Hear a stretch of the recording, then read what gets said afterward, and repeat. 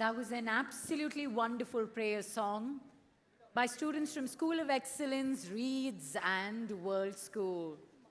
Can we please show them a little bit more appreciation and love for getting us off to a beautifully grounded and spiritual start this morning? And now I'd like to welcome to the stage the students from SSVM World School for the welcome dance.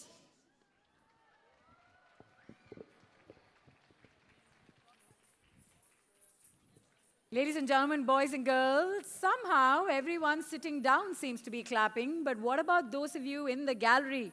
Let's hear you make some noise.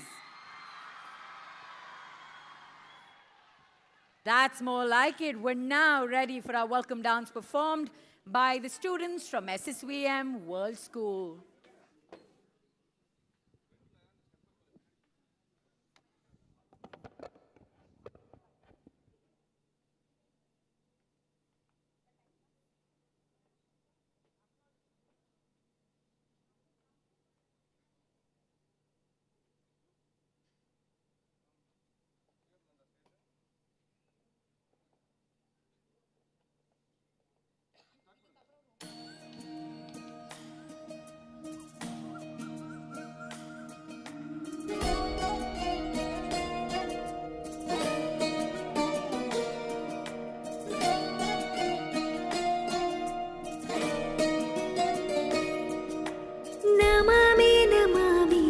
Shri शिवनामं पूजिदम्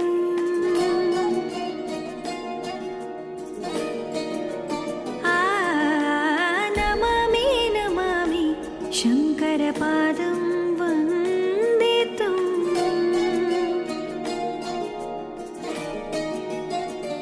शैलगिरिनाथा तों ध्यानलयनिधिये धीन्तनं सङ्गीतमानन्दं सायोज्यमालापनं तनधिरन तनदे रागं ताळं नादं नडराजं सुन्दरं नामं वेदं काव्यं नडराजं सुन्दरम्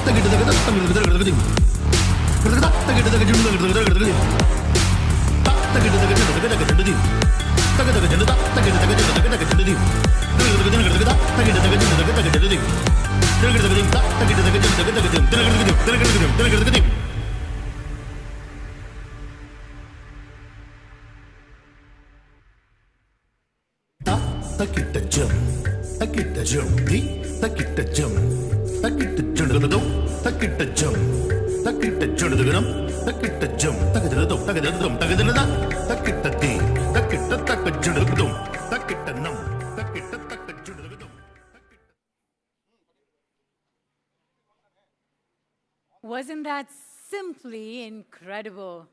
Our theme for this year is humanity and AI co-creating our world. We've got a surprise for you. Enjoy this one.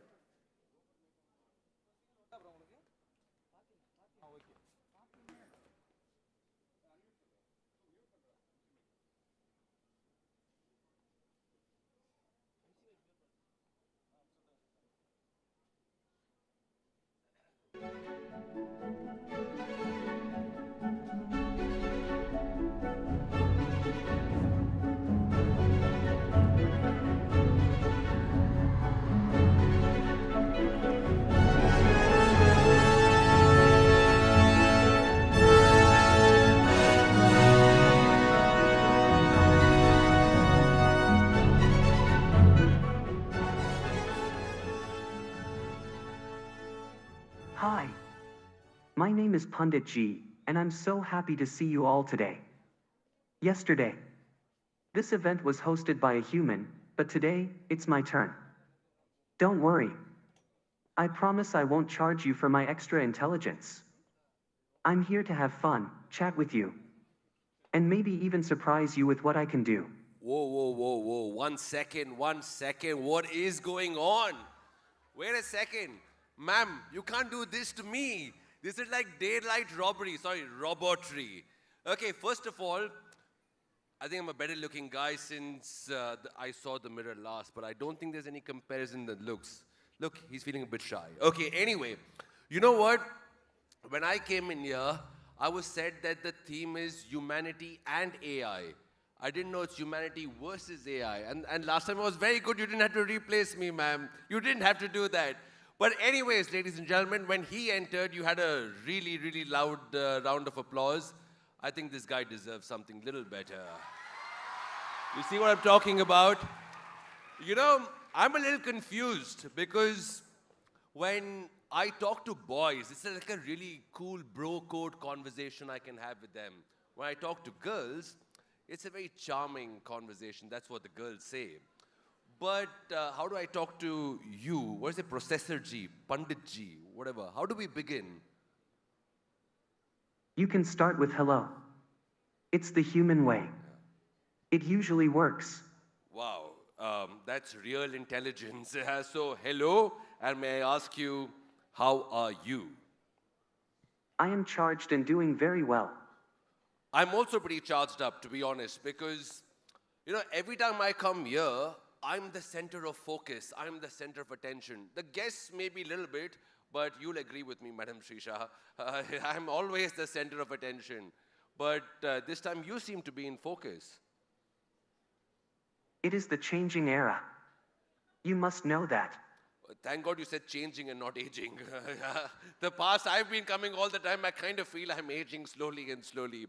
But you know, what are you doing in a place like this, Pandit G? It's a weird name, but okay. For you, it suits you. What are you doing in an area like this? Are you trying to replace humans? What are you thinking? Sorry, what are you buffering? My buffering is a lot clearer and faster than you're thinking. I may replace you as the host of SSVM. What? I will kill you. I will switch you off. But okay, I'll probably do that some other time. You broke my heart with that one. But do robos like you have like heartbreak, love, stress, depression? Do you have all of that? That's emotional intelligence. I have updates and reboots. You know, I really think, Pandit Ji, that you look very happy, you look very calm. You must be single because married men have a problem and it's called wife. Like, Nitin is agreeing. What about you? Me too. I also have Wi-Fi problems. Okay, Wi-Fi and Wi-Fi, believe me, you can connect much easier with Wi-Fi than anything else. But, Robo, you know, I think I should start my show because just like a lot of androids, humanoids, and robos like you, we've taken a lot of jobs of the humans. So I think if I may start my show now, it'd be perfect. Always available for assistance. Call me when you need me. But I don't need you. I have a co-host, and I think she's okay. Like, her name is Sahitya. She looks a little better than you. Slightly better. She didn't deserve that, yeah? For what? Rajiv, I don't remember you getting a welcome like this. I didn't. Really, I didn't.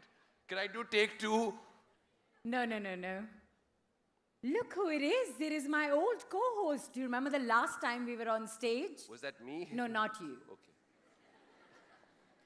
Yes. I don't actually laugh, but you triggered a positive response in my system. He's That flirting. was enjoyable. Don't encourage him, yeah? Rajiv, thank you. I believe I found a new co-host. Then I'm out of here. You will miss me, and when you miss me, you call me. I'm leaving. But Sahitya, Rajiv said I might replace him. Yeah. And maybe I could replace you too. See, I can understand you possibly replacing Rajiv, but me, you're still a few years away from that. But you think you can match me? Shall we check? Shall we make sure the robot can actually do that? Do you speak fluent sarcasm? But I can analyze sarcasm in 37 languages. I can also analyze millions of fashion trends in seconds. Well, I can wear these fashion trends much better than you. Debatable. You have been spending way too much time with Rajiv. Like, seriously, way too much time. But tell me about this. We have so many teachers here in the audience. Should they be worried about you too? I can teach any subject, in any language, 24/7. I can grade thousands of papers instantly. Look at you, already knows that the management's in the front row trying to get yourself hired here at SSVM. But tell me about this. I know for a fact when some of these teachers are sitting and grading a homework, they know for a fact that just from the mere handwriting, that maybe the student was sleep deprived. They wrote this in the middle of the night. Maybe they even wrote that while munching on some snacks on the side. Or maybe they took some help from ChatGPT. Can you do that? I can't detect snacks, but I can detect plagiarism. Speakers yesterday mentioned teaching methodology may have to change. True. Well, I'll tell you what. It was 2021, COVID hit us, the entire world didn't know what to do, but our teachers knew exactly how to adapt what the students needed, and they did that on the fly with no training. So I have a feeling our teachers are going to do just fine when it comes to AI and technology. But I'm thinking, you might make a good teacher's assistant. What say you? No. I want to be the boss. Well, don't we all? But if you want to be the boss, you should definitely check with the managing trustee right here, because Dr. Manimegla Mohan, isn't she like the original AI? Tell me this. Doesn't she remember every name, every detail, every person's backstory? Is that true or not? Exactly. Just like a robot. She may in fact be running on a better processor than mine. You know what? You talk about her, she knows exactly when to make an entry, especially with special guests like Mr. Sharan Hegde. Welcome, welcome. Thank you for joining us. But let me tell you something about our managing trustee and the processor that she works on. It's truly unbelievably efficient. Anytime somebody messes up, she never forgets. She remembers it for years to come. But along with giving them maybe a bit of a earful, I'll tell you what she does. She gives them the encouragement, the push, moving them in the right direction so they can find the solution for themselves so it's not spoon-fed. That's not artificial intelligence, Panditji. That is authentic intelligence. Always available for assistance. Especially with Wi-Fi problems. You know, Wi-Fi or Wi-Fi problems, I think Rajiv might need some assistance backstage. Bye, Panditji. Thank you for joining us. Let the professionals take over. What say you? Ladies and gentlemen, big round of applause for Panditji right here.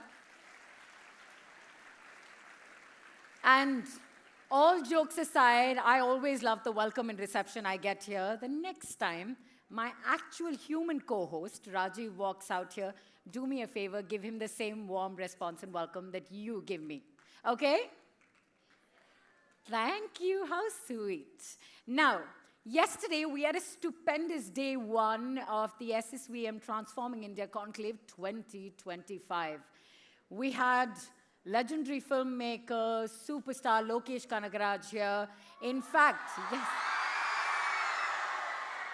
And just like you, our students' reaction has gone viral all across the internet. Everyone's talking about the SSVM Transforming India Conclave 2025. We also had Ankur Variku on stage, and I had an excellent conversation with him. But I promise you, the podcast he did after was even better. I got to take a look at it at breakfast, and it was incredible. So kudos to you students who are spending time interviewing all of our eminent speakers. It's amazing to see what the future of India is going to be like, because it's truly in safe hands if it's in all of your hands. So, would you like to take a look at what happened yesterday? Let's take a look.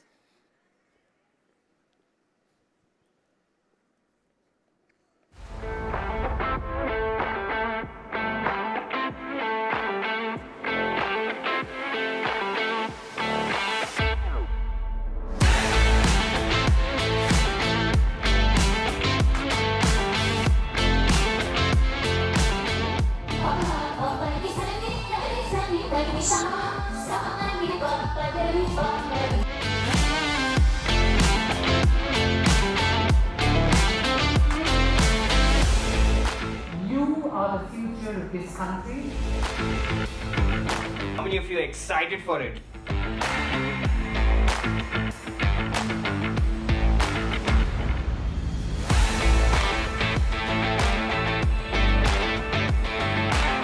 When I take a look at her, I think AI needs to be renamed as authentic intelligence.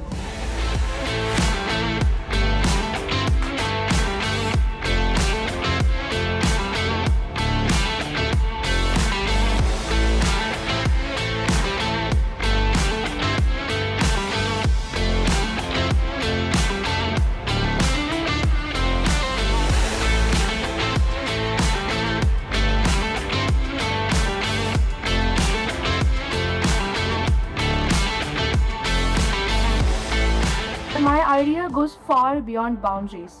Once again, I would like to extend my heartfelt thanks to SSVM institutions for organizing this platform, and thank you.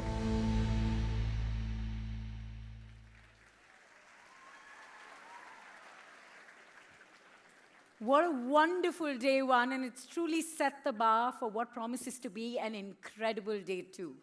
So to kick us off, I'd like to welcome to the stage someone who's always used her platform with great courage, purpose, and of course, for service. A young leader who carries forward a proud legacy while shaping her own with vision and intent. She's a true credit to her family and a champion of all the little minds she absolutely loves to nurture with a whole lot of heart. And of course, the SSVM brand of excellence. Ladies and gentlemen, her entire life has been dedicated to education, empowering young girls and women, telling stories that matter, and bringing together youth, educators, change makers to reimagine the way we go about learning in this world. She also serves as a Clean India Mission ambassador in Coimbatore, advocating for social responsibility and building positive outcomes for both people and the environment. Ladies and gentlemen, boys and girls, please put your hands together. Join me in giving the warmest of welcome to Ms. Shrisha Nitin right here. Your co-founder of RU Schools and, of course, the Director of Education right here at the SSVM institutions. You can do a little bit better than that. Come on now.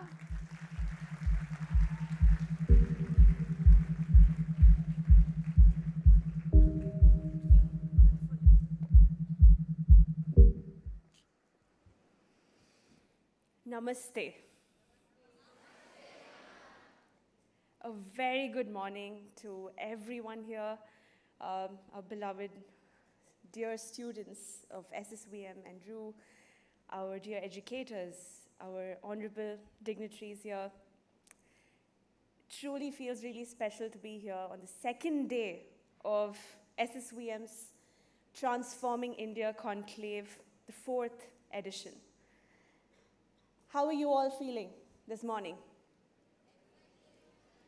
No, I did feel the energy in the room. I would like to hear that once more. Are you feeling energized? That's wonderful. I'm sure today is something that we're all looking forward to. Yesterday was incredible. We had a great lineup of speakers, remarkable minds like Mr. Jalaj Dani, Mr. Ankur Variku, Mr. Harshit Agarwal, Raul John, and Mr. Lokesh Kanagraj. And we truly witnessed some of the performances that were truly inspiring from our SSVM and RU students as well.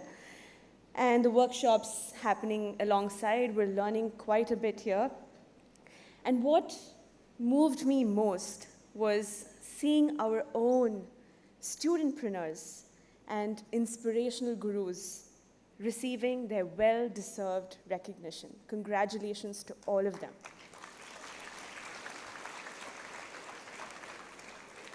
Now, here's what struck me from yesterday's conversations. Every single speaker across completely different disciplines and different industries like arts, sports, construction, film, social content, and education, they shared the same truth. And that is, AI isn't coming. It's already here. It's already shaping their work, their decisions, and their futures. But they also left us with the most important question of our time. How much should we collaborate with AI? And more importantly, in a world where machines are learning to think more like humans, how do we ensure that humans don't forget how to be human? And that brings us to our theme of this year, humanity and AI co-creating our world today. Now, why this theme, you all might wonder. AI, like every disruptive innovation in the history, has brought both fear and excitement at the same time. And when used wrongly, we know that AI can harm, and when used responsibly, it can definitely elevate humanity. I'll share a moment that should disturb you. Last week, I was reviewing some student assignments. Beautiful work, articulate, well-structured, but something felt off. And you know that feeling when something looks perfect but has no soul? That's when it hit me. This wasn't their thinking. This was AI thinking for them. Now, before you judge these students, let me ask you something. How many of you have used generative AI for your assignments, for your essays? I do see some honest souls here. Right, beautiful. So, exactly, almost everyone has, right? Used generative AI to completely outsource your effort. But that's not the problem. The problem is this. We're using AI like the training wheels in a bicycle. Have you used training wheels when you were small? So we're using AI like training wheels in a bicycle, but we're never taking them off. You know what happens when you never take those training wheels off? You never actually learn to balance. You never develop that core strength, and you never develop the thrill of riding freely, experiencing that thrill, the excitement of, and the confidence that you're able to ride the bicycle all by yourself, right? Here's what scares me the most. I see teachers creating lesson plans straight out of AI. No adaptation, no personal touch, no understanding of their specific students. And I see a great amount of students submitting work that could have been written by anyone, anywhere, about anything. But you know what gives me hope? I also see the other side. Teachers using AI for personalized student feedback and enhancing their lessons and the quality of interaction in their classrooms. And students using AI to brainstorm ideas and then adding their unique perspective. Now that's collaboration and not dependence. Knowing how much to use AI and when to use is very important. Now let me ask you something. What makes you, you? What makes your thinking unique? Your perspective different? Is it your efficiency? Is it your ability to process information really quick? Or is it your perfect grammar? No. Here's what no algorithm can replicate: your empathy, your emotional intelligence, your creativity, and your capacity for genuine human connection. And what I'm saying here, these aren't just nice qualities to have anymore. They're becoming the most valuable skills in an AI-driven world like today. And you know what gives you these qualities? Your very childhood experiences. Playing with your friends, having conflicts and knowing how to resolve them. Having deep conversations with your grandparents maybe, your parents, your friends. Feeling the full spectrum of human emotions. And these are the experiences that are going to help you work with AI smarter and also make you even smarter. So as one of our speakers yesterday said, as a human, you will always connect to the authenticity of the person you're meeting. And I came across an AI app where people create avatars to test their friendship compatibility before actually meeting in person. Sounds efficient, right? But here's the question. If your avatars can connect, but the real you doesn't connect, what does that say about authenticity? This is why I believe this. Authenticity, struggle, and even your imperfections are becoming way more valuable than ever. And these are what drive personal growth and meaningful conversations, relationships, and something AI's perfection can never replicate. So here's my challenge to you. Every day, do something that's harder than using AI, because it builds something in you that no machine can replicate, and it builds your character. And as we innovate with AI, we must ask not just, can we do this? But it should be, should we do this? We need technologies that serve humanity's progress, not just efficiency. And what happens to people's whose livelihoods AI might replace? How do we ensure they have pathways to new skills, new opportunities? And let's not forget, those massive data storage servers powering AI aren't great for our environment as well.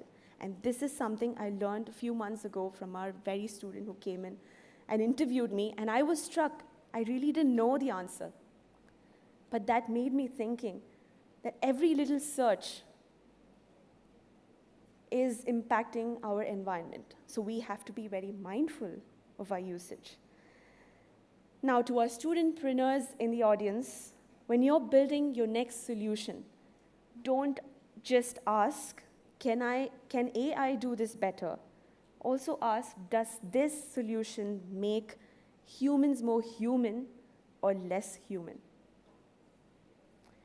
Ask yourself again, does this solution truly serve humanity's growth? Or does it just add to the digital noise? Now, that's my bit, and I would like to leave you with this thought today. And before that, I would also like you to know what we're going to explore today. Today, we'll be hearing from Mr. Sharan Hegde, who's here with us.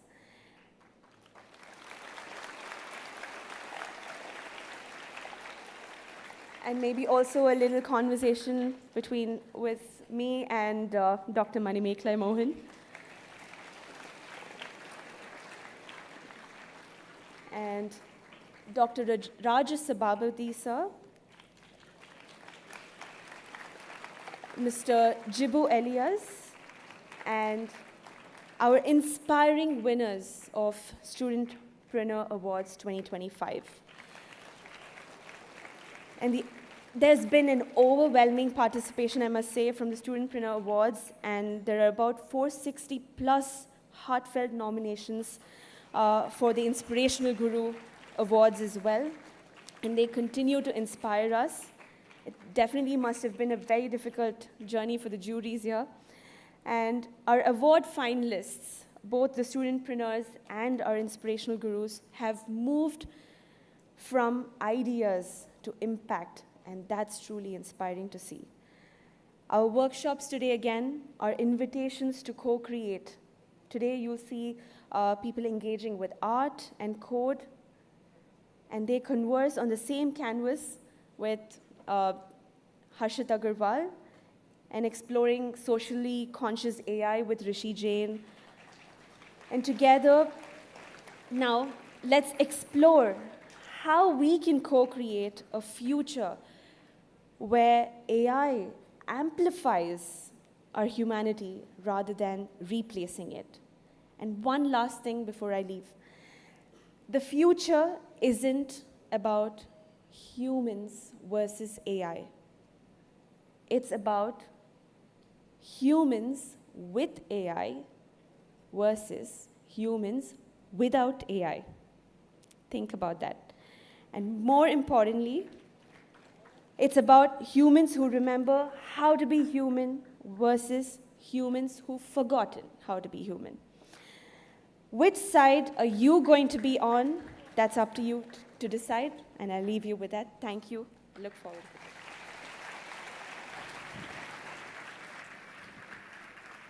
it. Which side will you be on? My, what an incredible question to leave everyone with. And I love how this entire speech came a full circle. She began with talking about how most of us use AI currently in 2025, where it's almost like we use AI with training wheels. I think that reference tells you how much and involved she is with the early years learning. I love the training wheels reference. But it's also the simplest way for us to understand how when we don't know much about something, it's easy for fear to develop and grow in our hearts. Like she mentioned, there is a lot of public discourse about should we be afraid of AI? Is AI going to take over the world? Are they going to develop emotional, social intelligence, become possibly a new species that we should be threatened about? I love how Srisha quoted a speaker from yesterday where it was all about not being threatened by AI, by understanding it and allowing it to elevate who you are as a human being. And that begs the question, in this world of AI where we all look to technology to boost ourselves, who are you deep within? Well, you're still in school. You've got a lifetime to figure that out. And we've also got plenty more years of the Transforming India Conclave for you to be inspired by all the speakers who take to the stage. So, now that we're set and ready for our very first session, we're proud to welcome to the stage a young man who saw a gap in a market, in an industry. You can clap, you know who I'm talking about. Decided to be brave, took a leap of faith, And as a South Indian, to leave a cushy job and go into the world of content creation where you don't know what's happening, I think many of us here can only imagine what his parents would have said to him. But my, if only they could see him here today, where he walks in to thunderous applause from an audience that is truly inspired by his work thus far. So, in SSVM tradition, it's now time for me to welcome Prajit from grade 11 SSVM Metupalayam to do the honors and introduce our next speaker. Can we all give Prajit a warm welcome, please?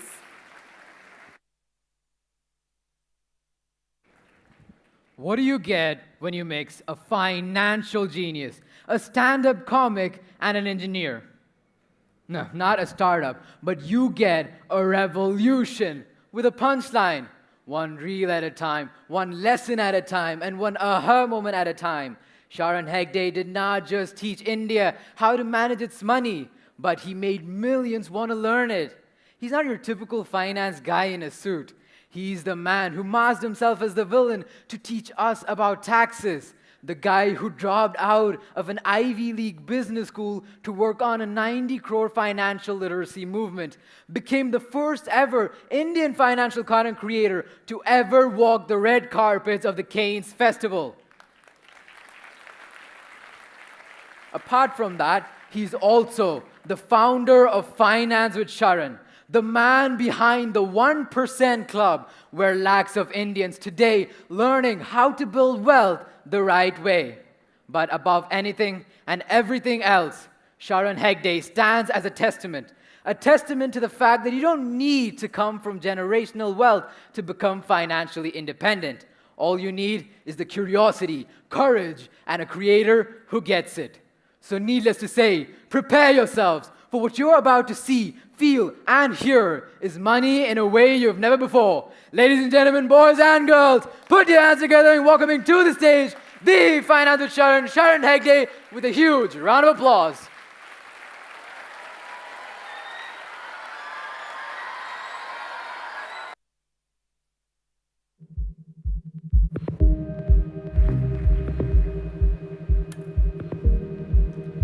Can we also give Prajit a huge round of applause? What a wonderful job he did introducing Sharan.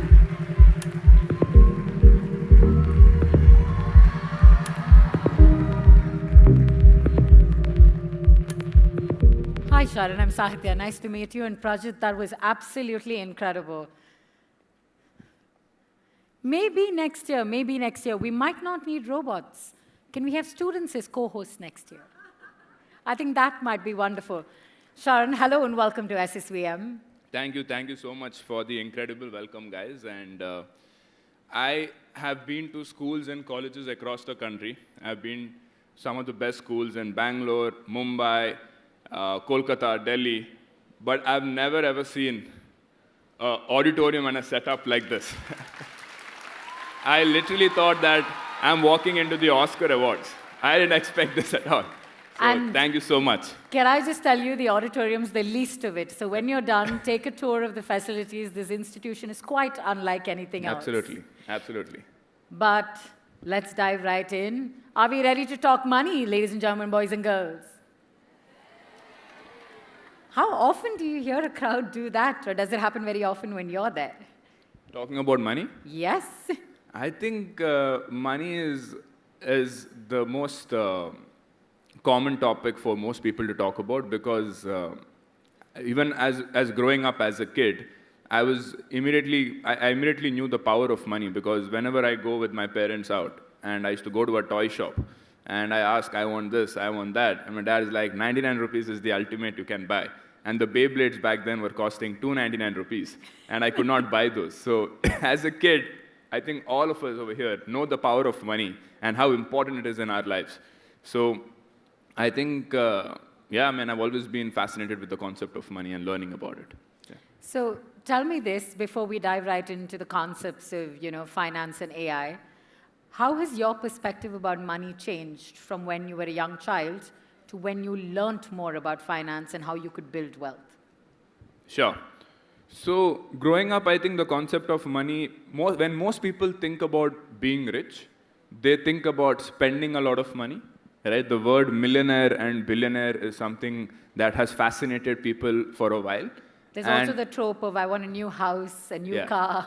Yeah, The so list when goes people on. think money, they're thinking about the luxury life. Of course. Right? They're not just thinking about, okay, I have a good amount of savings. Nobody thinks about savings. That's right? too boring. That's not fun. It's not very glamorous. boring. But yeah, so growing up, even I was like that, right? I was thinking, okay, if I have $1 billion, I will buy an island, I'll have my own plane, I'll have my own car, house, all of that. But then as you start learning about money and finances, then you realize that the goal is not to have a lot of money. The goal is to not let money control you, right? For the most people, money controls us. We are always running behind money, We're making chasing more and more money, money, yes. right?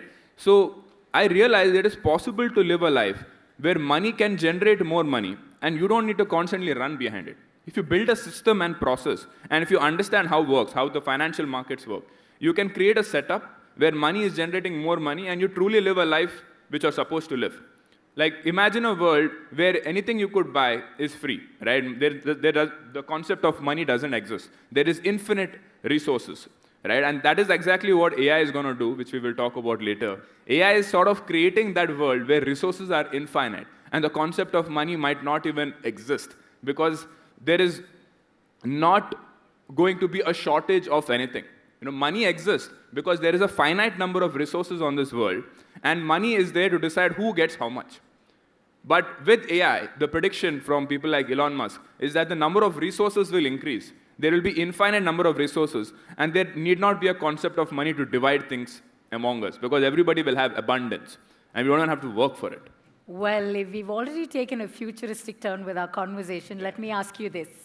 Right now, with Finance with Sharan, with 1% Club, you talk to people about how they can grow their money so they don't have to chase it. Money works for them. You're right. There are people who are predicting a future where currency is going to be water. Yeah. Do you think what you do is going to be relevant then? Or will you be teaching people how to trade with water? No, I think that's something known as a utopian world. Of course. Where everything is nice. Everybody is happy. Yeah. Right? And everybody can be happy only when there is abundance of resources. Right? So I don't know if we will get there anytime soon. Maybe not in my lifetime. Right? So I think whatever I do will be there for another 20, 30 years. But hopefully 50 years from now, 60 years from now, there will be a utopian world where money is not the most important thing in people's mind. I hope that happens also, because if you realize money at the end of the day is just a piece of paper, right? It doesn't really have intrinsic value. It has value that we assign to it. Exactly, right? It has value because other things are associated with money, right? And because, like, for example, everybody here wants a Mercedes, right? Like, what if like here, let's say there are 1,000 people in the room, and if there are 1,000 Mercedes available for everybody, then we don't really need money, right? There's abundance of everything. And imagine that to make those Mercedes cars, you didn't really need money to make those Mercedes cars, because the number of labor reduced, robots are doing everything, and nobody was even in charge of making those cars. Of course. Right? So that is the utopian world that everybody is thinking of in the future.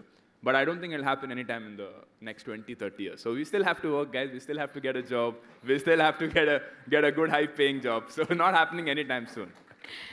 But speaking of what's happening soon, AI tools are getting smarter by the day. They're getting better by the day with each upgrade. Yeah. And essentially what you do, not to oversimplify it, is explain money to millions of people.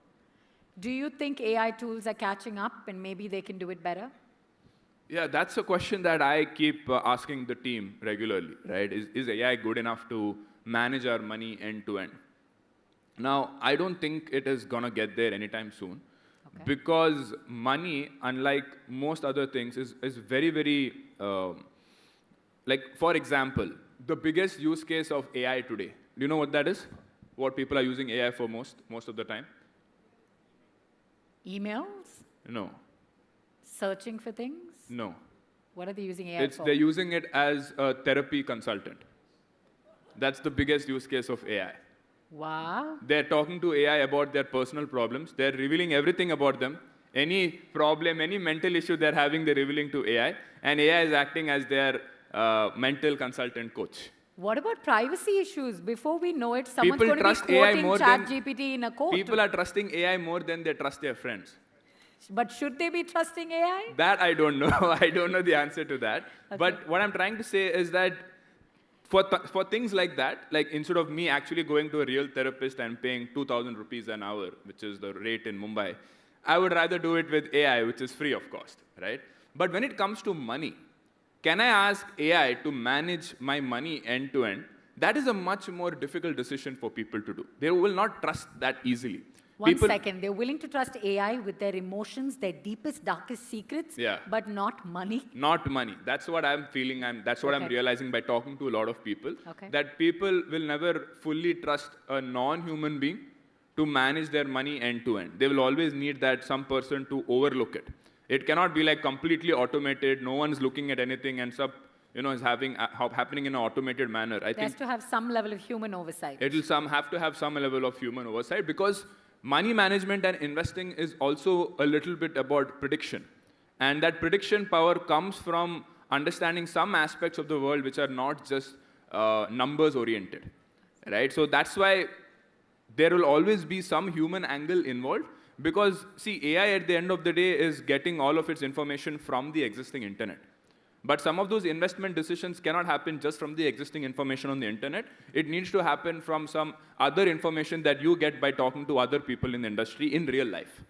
So that is why completely giving money management to an AI and automated AI end-to-end is not going to happen, in my opinion, in the next 10, 15 years also. Not even in 10, 15 years. Do you think that's because, do you think that's going to happen globally or just in India? Because Indians specifically have a very emotional connection to their money.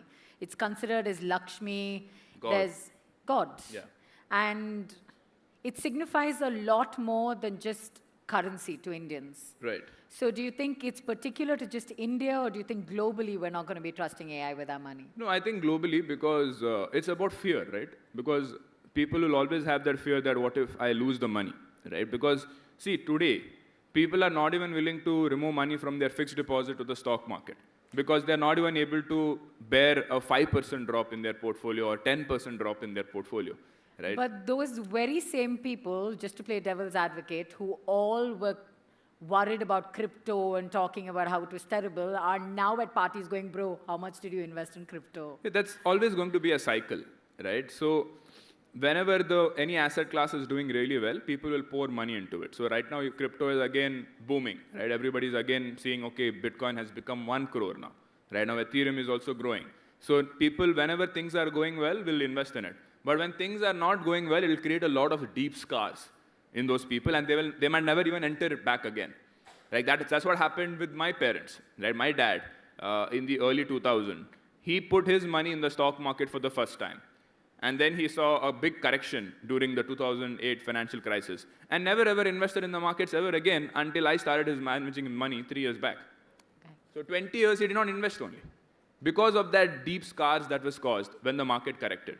So point I'm trying to make is, it is not just an India sentiment, it's a worldwide sentiment that the thought of losing money doesn't let people to take a lot of risk. So in India today, people are not even confident enough to put money in the stock market. Like the number of people who actually invest actively in the stock market, out of 140 crore people, there are about 16 crore demat accounts, right? But out of those 16 crore, I would say less than 2 or 3 crore people have actually active. So that's just 1% of the population. In comparison, there are a larger number of people who've opened an account on the company which has just shut down, Dream 11. Right? There were a larger number of people who put money in those kind of accounts. So the number of people actively investing in the market is so less. So I don't think anytime soon people will give management of their money to AI entirely. Because it needs to start with that 2 crore people becoming bigger. Of course. Right? Because only out of that, maybe like today, right now as we speak, maybe like 10,000 people might be doing what you're talking about. Yeah. So for that to increase, the number of people first investing in the market itself has to increase. And then out of that, a small segment of it will confident to give AI the power to manage their money.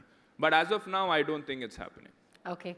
Can we have some lights on the audience so we can get the audience involved in this interaction as well?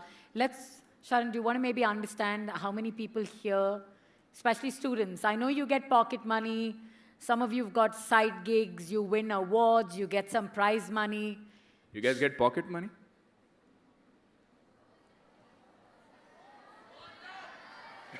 Okay. We will maybe pull the parents in next time and have a conversation with them about it. So you learn to start managing money from a young age. But how many of you here have a bank account to begin with? In your name? Wow, that's nice. That's good. Starts from there, yeah. Now, keep those hands up, those of you with bank account. Do any of you invest the money in your bank account? If you invest, keep the hand up. If not, put your hand down. That number changes drastically. So Sharan, thank you. You can put your hands down. Sharan, what do you tell them? At least the ones that have money in bank accounts, why should they start investing?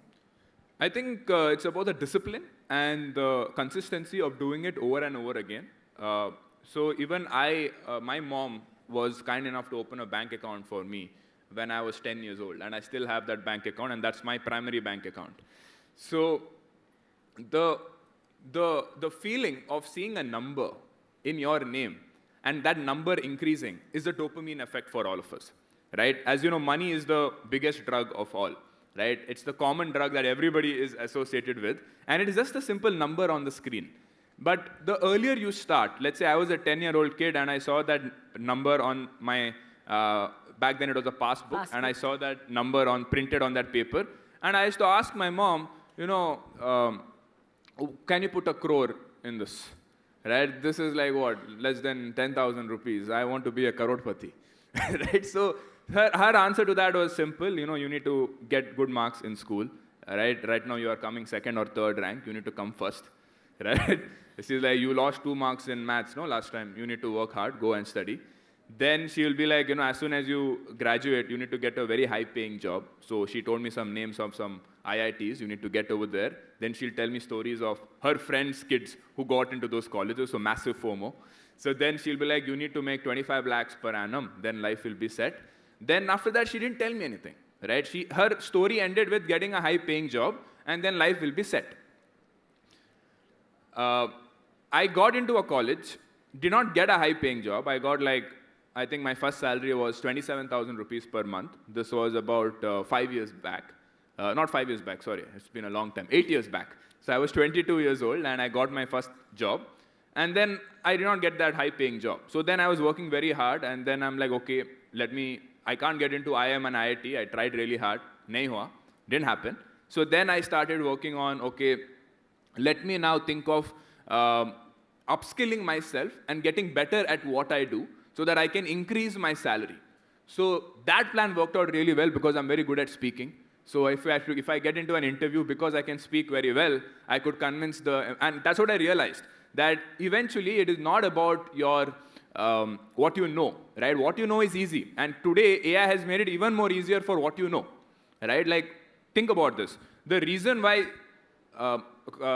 professionals like doctors and lawyers get paid a lot is because they have a knowledge gap, which you don't have. Their knowledge gap with you is really high. Just like that in every other industry, the reason why some people get paid more earlier was that they know something that you don't. But AI has bridged that gap. Now you know everything that everybody knows, if you know how to prompt it right? So knowledge is not going to get you a high-paying job anymore, because knowledge is easily available on AI. And AI will actually do those things for you as well. So now the skill became actually how can you talk to somebody, tell them your story, right? And tell them what you can do in that company, which their existing employees can't do. So I was really good at doing that. And I could like double my salary and then again triple my salary and end up with that magic number of 1 lakh rupees per month. And that is when my investing journey really took off, and then I could save a lot of money. So yeah, I mean, but that discipline started when I was 10, 12 years old, when my mom opened that bank account. And slowly seeing that number increase is what has been really important in being consistent. See, a lot of people wait till they make a high salary to start investing. But that is sort of like saying that, you know, I will start working out once I turn 40. You know, once I actually have some body aches and body problems, then I'll start going to the gym. It's sort of like that, right? It's actually very painful. when to start working out later on in your life, because it's not that easy to catch up, because it's a discipline that you build and a habit that you form very early on. So, Sharan, I know how passionate you are about people educating themselves about finance, because then it's a strength, it's a power. You know how to make money work for you. Yeah. But we also live in an age where we're maybe 3 years away from an AI bot giving people instant stock tips. Yeah. Why should teenagers learn about finance? Isn't that just easier? Yeah, so yes and no. So an AI bot can give you good stock recommendations, but this is what will happen. If everybody is relying on that same bot to give the stock recommendations, do you think everybody will make money? Not really. Right? If But everybody is won't it- following on the same information. But will the AI bot not factor that in and make recommendations accordingly? No, so let's say there are 2 crore people that we said are investing. If all 2 crore people are getting a stock recommendation at the same time, do you think all 2 crore people will make money? Because as soon as the first 1 lakh people put money into The that price stock, is gonna start the price is climbing. going to go up, right? So it's not that simple, right? So then it's about whose AI bot is better, Of course. right? Because then you will have to eventually create your own AI bots. Because if you are relying on somebody else's AI bot, everybody else is copying that, right? And if a large number of people are following that same AI bot, that AI bot will not work anymore, right? Because the financial markets is not that, this is some company which is automatically going to go up and everybody is going to make money. The world doesn't work that way. Everybody doesn't make money. Some people will make money, some people will lose money, right? So if that is the power law, right? That is the game theory. Not everybody can win in life. Some will win, some will lose. So are you the first one to know about something before everybody else? That is what makes you the winner and somebody else the loser, right? It's not like it's a zero-sum game. So then it comes down to, okay, can I make an AI bot better than others? Now, to make the AI bot for you to invest, you need to know about finance. Because how will the AI bot do otherwise? So you need to customize it based on your requirements. Of course. You need to know something about the financial market. So it starts with you knowing how to invest and then translating that to the AI. Right? So Like, is for it- example, today we talked about students doing assignments with AI. I'm sure the first time you did it, the assignment was bad. The first time you asked AI to do something, it was bad. Right? Then it trained on you. You gave it feedback. You said, not like this, do like that. Then you're like, hey, you stop. I'll only write it. Then you copy this and say into this, see, this is how I wrote. This is an example of a good assignment. Now, next time I give you an assignment, please follow this structure. Have you done that or not? If you've not done that, please do that. Right? That's how your AI gets better. So now your AI, which you are doing, is personalized to you. It's going to write like you. And you have given it instructions. So basically what you have done, you have like hired a person and told that person that this is what I am. This is how I write. Please follow these instructions. And every time it makes a mistake, you're correcting it. So similarly, when it comes to investing, let's say I make an AI bot. I need to train it. I need to correct it whenever it's making a mistake. So that happens only if I know finance. So the AI is only as good as you. And in any area of life, not just finance. Anything that you're doing, writing emails, completing assignments, it is only as good as you and how good you code it. Or how good you give the instructions. So if you're making a custom GPT on ChatGPT, right, you need to customize it and give it instructions and constantly make it better and better. So Sharan, tell me this, is it safe to assume that if an AI bot went viral on finance, it's not ending up on your podcast, you might be collaborating with one? Would you ever consider that? I think a lot of companies have already reached out, claiming that they've built something which is going to, completely change the world of investing. But it's a little risky to, bring on a podcast because people easily get influenced and lose their money. So you need to be really careful with these sort of things, right? Because they will say, I did backtesting of data and have made so much money. But comparing it to the past data and saying that I've made money is not the same as making money in the future. So I think it'll take some time for these AI bots to see exactly are they making money over the long-term period. And more importantly, it's not about are they making money. It's important to know when things are not good, how much are they losing, Fair right? enough. But let us say an AI bot has made 20% returns, whereas I have made 15% returns. You're like, AI bot is better. 3 years goes by, and suddenly that AI bot makes a big mistake, and there is a 50% drop in the portfolio, whereas I have lost 10% in my portfolio. So now who is better, right? Year 1, year 2, you said AI was better. Year 3, the human was better. So it'll take time for us to make that decision and for mass adoption to happen. So we need more time and data before we can... Absolutely, absolutely. And that is one thing. Second thing is, SEBI won't let it, right? It's not that, okay, I built some AI thing and it's going to change the world. SEBI, who is the regulator of our country for the financial markets, they need to agree that, okay, this you can do, right? Right now, you might be like, okay, Sharan, you're a good investor. I'll just copy what you're doing. Now, that's something known as copy trading. Yeah. Right? That is a concept which exists in the West, where I You can even copy have somebody. apps where you can choose an investor of your liking Correct. and then copy trade for trade. Correct. So whatever they do, mine will copy. But that is such a simple concept. Existed, everybody would have had this idea since the last 100 years. Yes. If But all of even us now, could trade like Warren Buffett, hasn't everyone correct. thought of that? Yes. But even now, SEBI has not approved it. So even if AI is going to create some next level strategy, without SEBI's approval, it will never come into the picture. So speaking of SEBI, recently there was a lot more regulation around finfluencers in the country, their effect, their impact. Do you think we need better regulation with regards to AIs and bots in finance? I think it's difficult to regulate something like this because if you start regulating AI, and Europe is regulating AI a lot, when you start regulating AI a lot, the country's progress will slow down. Okay. Right? Because if you restrict people from using AI tools, saying that it's too dangerous for you, another country's citizens who is using AI will progress much faster. Okay. Like for example, when the internet came out, if India said, you know, internet is too risky, our citizens are not going to use internet, today where would we be? Fair enough. Exactly. So AI is that, right? The current generation who is sitting over here, they are born in this era of AI. So they need to use AI. Obviously, there are some risks and challenges, but you cannot put regulation on top of it to control it, because then the bigger risk is that the progress of the country will slow down. Okay. Interesting. I want to ask you this. How do you use AI with regard to your finances? Yeah, so with respect to my finances, not a lot, to be Okay. honest. I don't use AI to tell me where to invest because I still trust a human being over that, right? It's not more so about skills, but that emotional thing I was telling you about, trust. Trust cannot be bought with AI, right? AI cannot give you the trust of managing your money. For that, as a human being, I will still trust another human being who has a license and who has a track record of more than 10 years. Not 2 years of AI, right? Okay. So with my money, I do it myself and with other experts. But I use AI in a lot of other things, right? Because I'm a content creator first. Now, as a content creator, you need to research, you need to write scripts, you need to shoot, and you need to edit. It's a 4-step process. Earlier, which was a 2-day job, is now a 1-hour job. Okay. Right? Because the research can be done automated, scripts are automated, and even video shooting is automated. I'm not even required to be in front of the camera because an AI avatar who speaks like me, looks like me, is going out on the internet. So then how do you keep your brand authentic in all of this? Because this is the debate we were having yesterday, wherein with AI, it's easy to automate. It's wonderful for research, data analysis, pattern recognition, script writing.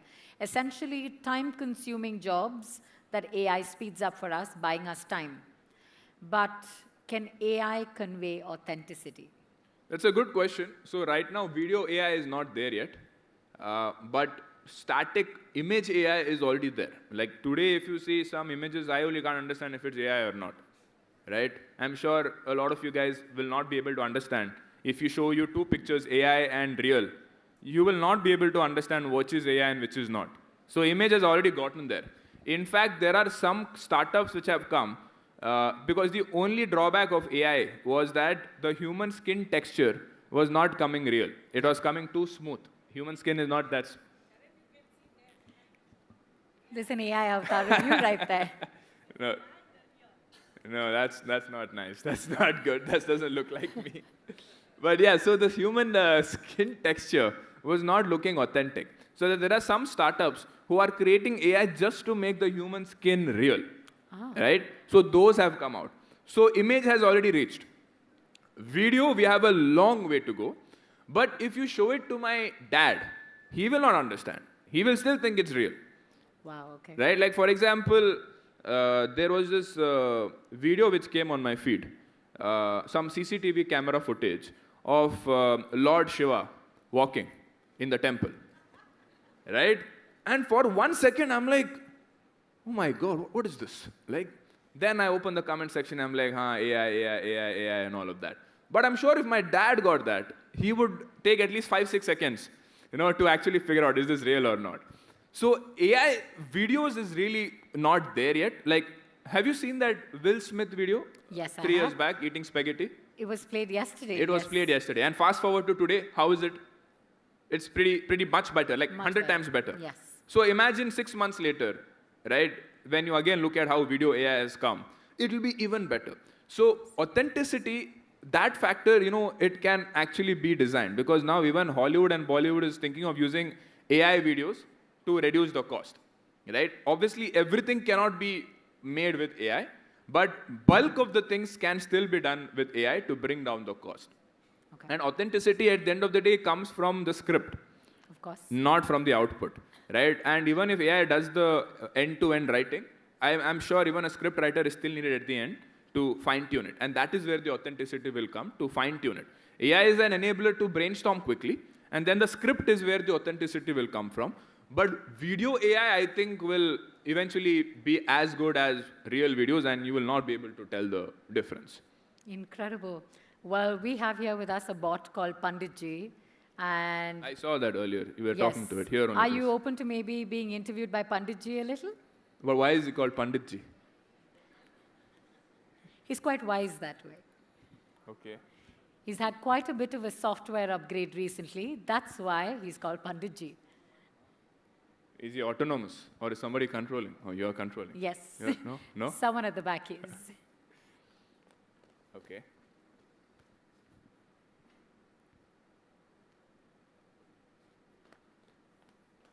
Panditji, do you have questions for Sharan here? At least I know I'm going to be called back next year and Panditji is not taking over. At least hosting my job is safe for another year, I think, Sharan. We're going to let Panditji find his voice, but in the meantime, I want to ask you something else. Okay. In a world where you're saying how close we are to having realistic AI avatars of human beings giving advice on the internet, if we're not ready to trust a bot to give us tips about money, why should we trust an avatar of you giving us advice? Wow, so very, very good question. You came up with it right now because I don't think it was there. It's not there. It's not there. Impromptu question. So I think it comes down to trust, right? So if there is an intrinsic trust that has been built by somebody, then if that person has then been made into AI, then it's okay, because there is a certain amount of brand value associated with that person before that AI version of that person came. Day one, if you start with an AI version of you, then there won't be trust, because nobody knows that person, right? So you need to build that trust first with the real you. Then you can maybe create an AI avatar of yourself. But Sharan, that works with your existing audience. Right. Once your AI avatar takes over, any new audience coming in, their very first interaction is with that avatar. It's not with you. That's right. How do you build and earn trust with them? So it's not that you will completely stop your real version coming out, right? Your real version will still be coming out, maybe let's say on a YouTube video. A long form video is very difficult to make with AI, Yes. right? So that will always be there. Second is your appearances in events like this, right? So that also builds more trust, because, okay, this person is real. I've seen the AI version of him and he's real also in real life, Okay. right? So it's like you don't like go to a cave and live there and then your AI version is out there forever, right? You always need to interact with the real world from time to time. So it'll be a mix of both. You can't just, AI will not completely replace you 100%. I think that's the answer you wanted to hear. Will AI replace me 100%? No. You'll always need to bring the real version of you as well, because in that world, people will value that a lot more, because that is a real human being. And I think in the near future, on Instagram Reels, there will be more AI videos than real videos, right? Like if it is, I think right now, Instagram is tagging videos as AI, Yes. right? Eventually, I think it'll be ulta. Flip, yes. Yeah, it'll be real. Yeah. And then whenever it's a real video, people will pause. They'll go like, this is real. Let me see. Oh, this is what real looks like. Okay, okay. So I think that is the world that we will get into. So real will be more valuable. Like, for example, diamonds. You must have heard of natural diamonds and lab-grown diamonds, right? Chemically, they are the same, right? Very, very same. But what has happened is the lab-grown diamond's value has dropped by more than 50-60% from the time it was bought 4 or 5 years back. Real diamonds also have lost its value, but around 15-20%. Yeah.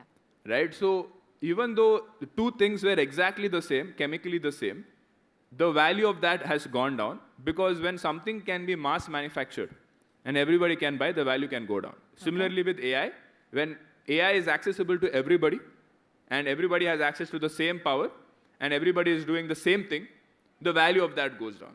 So you still need to bring the authentic version of you, the real version of you, from time to time to differentiate yourself from the rest of the people who are also using the same AI that you're using. Fair enough. I'm going to invite our students to start lining up. We will begin the Q&A after the next question that Sharan answers. So there's a mic right there. You know where to come. Please line up with your questions. Sharan, my final question to you. In a world of AI, do you think Indians will still value and invest in gold as much as we do? Yeah, I mean, of course, because I think AI and gold, it has nothing to do with each other because gold is like a safe haven for us, right? Because, like, let's say, for example, now everybody is saying that AI is a bubble, right?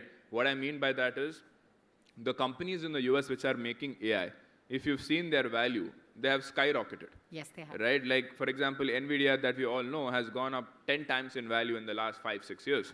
So some people are saying that the reason why these companies' valuation is going so fast is not in line with the development speed of AI. What I mean by that is, for the current valuations to hold, the number of those data centers that need to keep increasing, that needs to go up very fast. But that is a friction point, right? Because that's a physical infrastructure that needs to be built, and that speed is not there yet. So if that happens, let's say the companies, the US market corrects for some time. So that time, where will people want to put their money? They'll want to put their money in gold. Of course. So gold will always hold value. No matter what is happening in the world, gold will always hold its value because you cannot make more gold, right? And if you could make more gold, it will be a separate category called lab-grown gold, which is also there now. Yes. Right. So that's a separate category. So the real gold which is there will always hold its value. Like, I think it's very important to have at least 10 to 15% of your money in gold at any given point of time. Okay, fair enough. Do we have students lined up for their questions?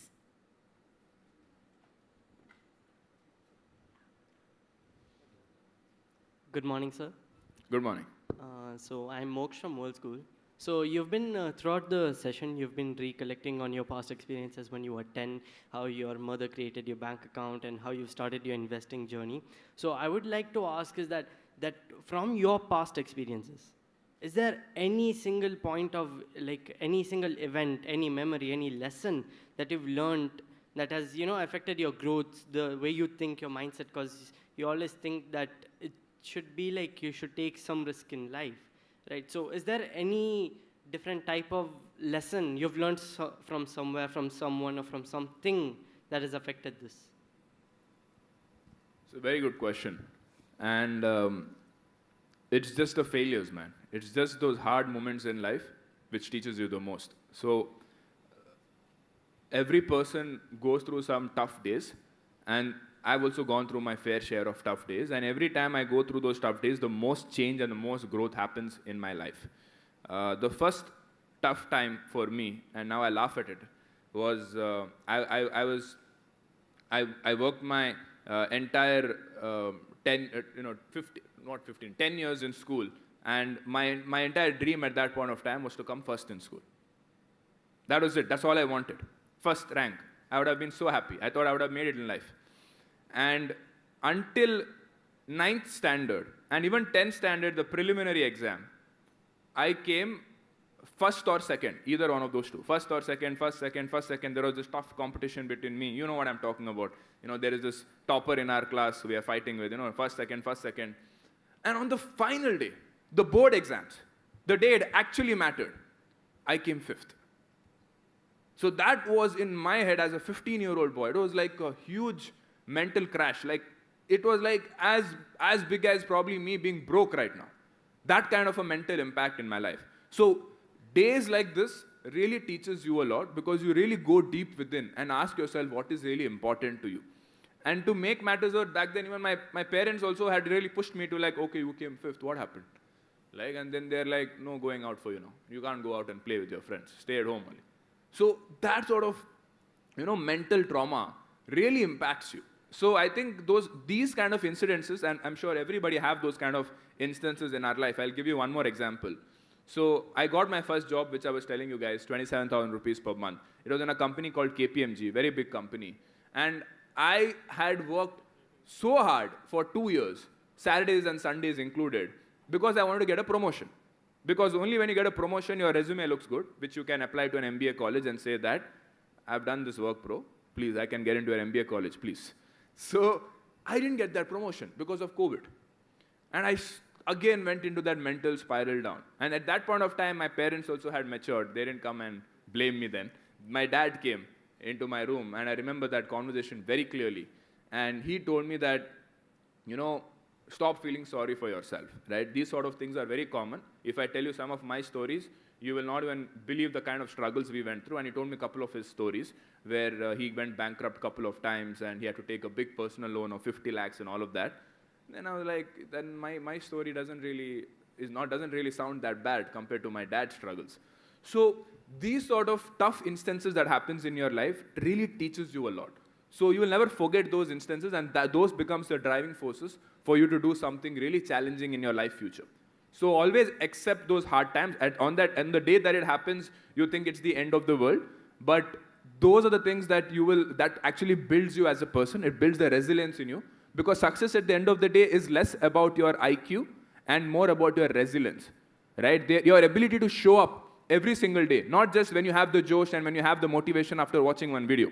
It's about the ability to show up every single day, whether you like it or not. And not a lot of people can do it. It's not about who is more intelligent and who is more smart. It's about that resilience. And that resilience comes from the hardships that you had in life.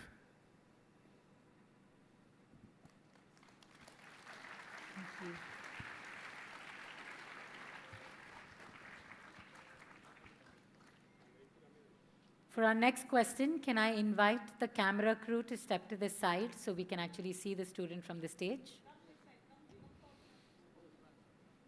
Thank you. Good morning, sir. My name is Linesha Gupta.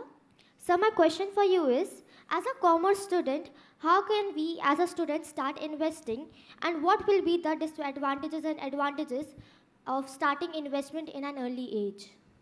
Perfect. So investing at an early age, I would say, is twofold.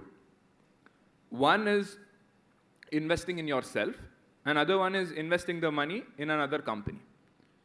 At a young age, when you don't have a lot of money, the higher ROI comes from investing in yourself, right? So ask yourself, what are your skill set gaps which you have? I'll give you one example of a 14-year-old a girl who I recently met in my office. So one of my best friends is starting a business, and she wanted to create a logo for her brand. So she was looking on Instagram, and she came across this reel of this 14-year-old girl, and she invited her to our office. So she came to the office with an older man, and then we were talking to this girl about what and all she's been doing. So she's into building AI agents, and that older man was her dad, who also has his own business, which was making 10 lakhs a month. So he's the one who makes the logos, right? And he was making 10 lakhs a month as a business. His 14-year-old daughter, after learning how to build AI agents, automated the processes in his business. And now, her dad is making 40 lakhs a month in a span of 3 months. The business could scale really quickly because of AI agents optimizing processes. So now, what does this 14-year-old girl do? Did she go and invest in the stock market? Or did she invest in her own education by upskilling herself on how to build these AI agents? So I think at an early age, it is less about where you want to put your money and more about where you want to put your free time, right? Everybody is working hard, no doubt about that. Everybody is doing, waking up at 8 in the morning and studying till 6 o'clock, 7 o'clock, whatever. But what are you doing with your free time, right? Yes, it's important to go out, play sports, do that. But then after that, what are you doing in your room, right? Are you watching Netflix, watching some YouTube videos? It's good to have a good balance, but but that is where the differentiator is, right? That is that small window of time which differentiates you from the rest. Because everything else, everybody is doing the same. Waking up at 7, 8 in the morning, go to school, come back, go play some sports with your friends, watch a little TV, and in that 1 or 2 hours, just before bed, where most of us waste time, that is where the difference is. What are you doing in that time? Right? So I say in that time, you learn things which you feel is the future, where there are less number of people and there is a lot of money to be made, because there are problems to be solved, and if I can learn how to solve those problems with AI, I can be that person who can charge some money, point number 1. Point number 2 is, once you start making money, then you think about investing. What I mean by making money, if you can start saving at least 20,000, 30,000 rupees per month, then think about investing in other startups, other companies, not startups, other companies. And that is when you start learning about the financial markets, because to invest in a company, you need to know what that company does. And to know what that company does, you need to know what that industry looks like. And to know how that industry works, you know how the country is looking like. And to know how the country is going to work, you need to know how the world is working. So then you go into that journey, where you learn about the world and learn how to manage money and invest in other companies. So this is the 2-step process I would follow at your age. Thank you, sir. In fact, many of the students here have been learning how to build their own AI agents from yesterday in workshops that have been conducted by the institution here. We have our next question. Good morning, sir. I am Rudraksh from RU Continuum. My question is, what was your inspiration to start this financial literacy movement throughout India through the usage of internet? Right. So my inspiration is not a very famous old man, which most of us have. My inspiration was a person who was my same age in a different country. So during the lockdown, I was 25 years old. And like most of us, I was watching a lot of YouTube videos, right? And I came across this YouTuber based out of UK, who was a medical student and was creating videos on YouTube about productivity, time management, self-improvement, and I was in that mode that time. I'm like, okay, the answer that I just gave the previous student was after work. I was working from 8 a.m. to 8 p.m., 9 p.m. Just before sleeping, I wanted to upskill myself. I want to become a better version of myself. So YouTube algorithm understood that and was recommending those kind of videos to me. So I came across this person called Ali Abdal, right? He was also a 25-year-old medical student in the UK, and he had 1 million subscribers on YouTube. I was sitting there all the way, halfway across the world in Mangalore, which is where I'm from, in my mom's house. And I was like, I'm also 25 years old, and I'm making 27,000 rupees per month.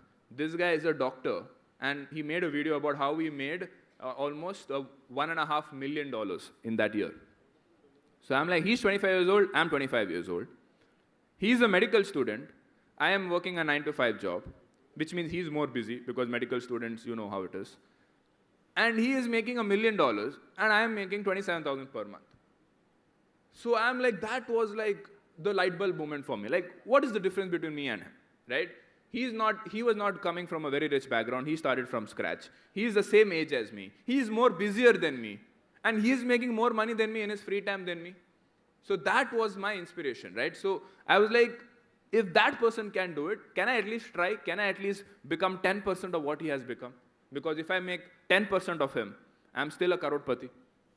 So that is when that journey began, with zero knowledge in talking in front of a camera. In fact, one of the first YouTube videos I watched before I started creating content was how to talk to a camera. Because after going back, if you use your phone, put on the camera, you see how you will talk. It's not very good compared to how you talk in real life. It's a very different person because we're very conscious. So I had to build that skill of how to talk in front of a camera. I shot the camera and then I Googled how to edit a video. So step by step, I learned. I did it first. I'm like, okay, let me take one step. Second step, I will learn how to take the second step and then take the second step. What most people do, we're like, I want to first learn how to take those 10 steps and then I'll take the first step. Most people will never begin if they think like that. Because to learn how to take 10 steps, by the time you learn how to take the 5th step, you're like, yeah, this is so tough.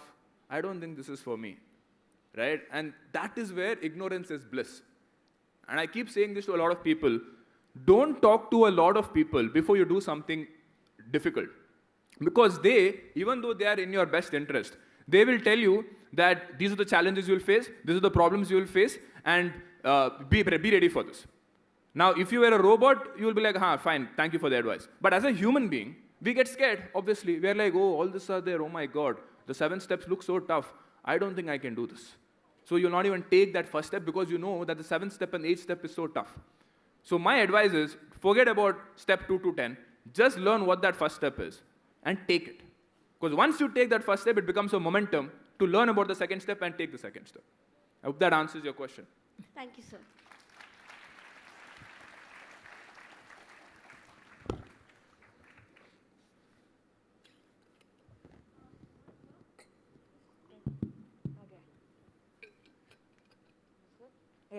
Good morning, sir. Akshit from Rio.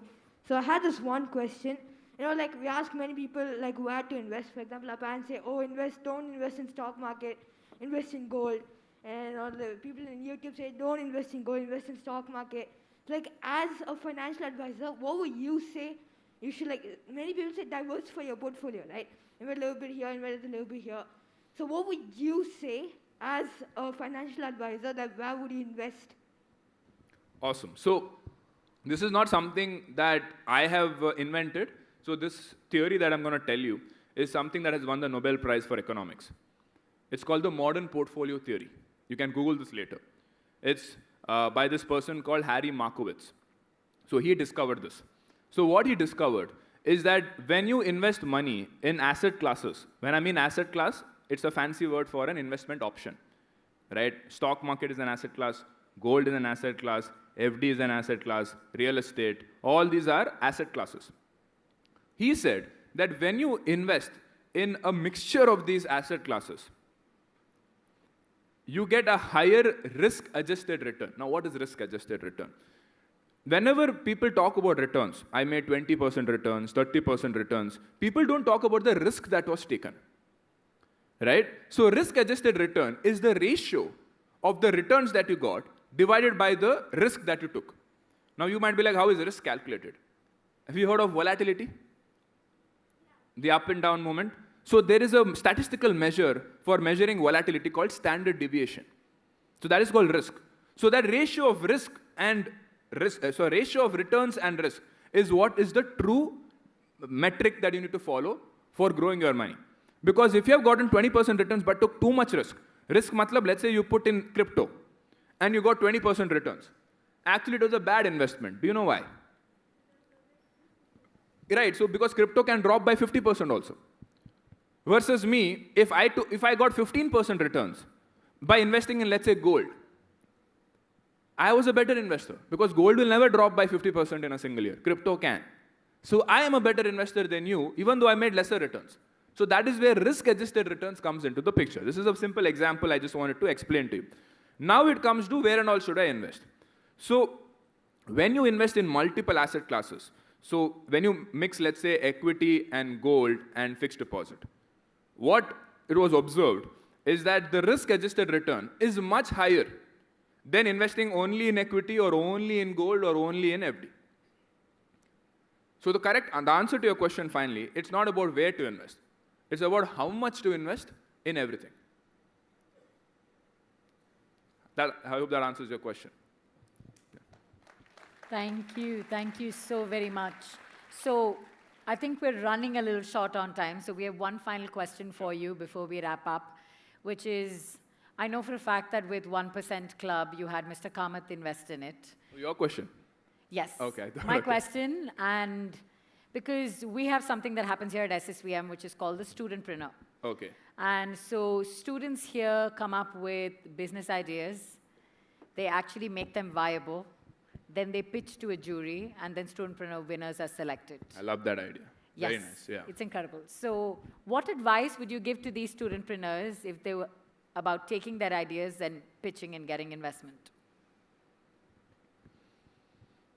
I think the objective should not be about getting an investment. The objective should be proving the business model. Fair enough. And how do you prove a business model? First, understand what is the unit economics of the business. A lot of people start a business because they think it's a cool idea, because they think it's a problem that is very cool to solve. So that's why a lot of people start a clothing business or they launch a sneaker business because it's very cool, people will buy it.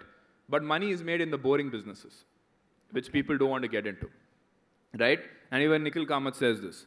Now, for the advice that I have for the studentpreneurs is, whatever business you're thinking of starting or whatever business you want to build and show, first, the question starts with, what is the problem that you're trying to solve? Question number one. Second question is the problem big enough? Now, big is relative, right? Some problems is a problem faced by crores of people. Like, for example, food delivery was a problem faced by crores of people in India. Nobody wants to go to the restaurant, give the order, and pick it up, right? Nobody wants to do that. They want it to come to their house.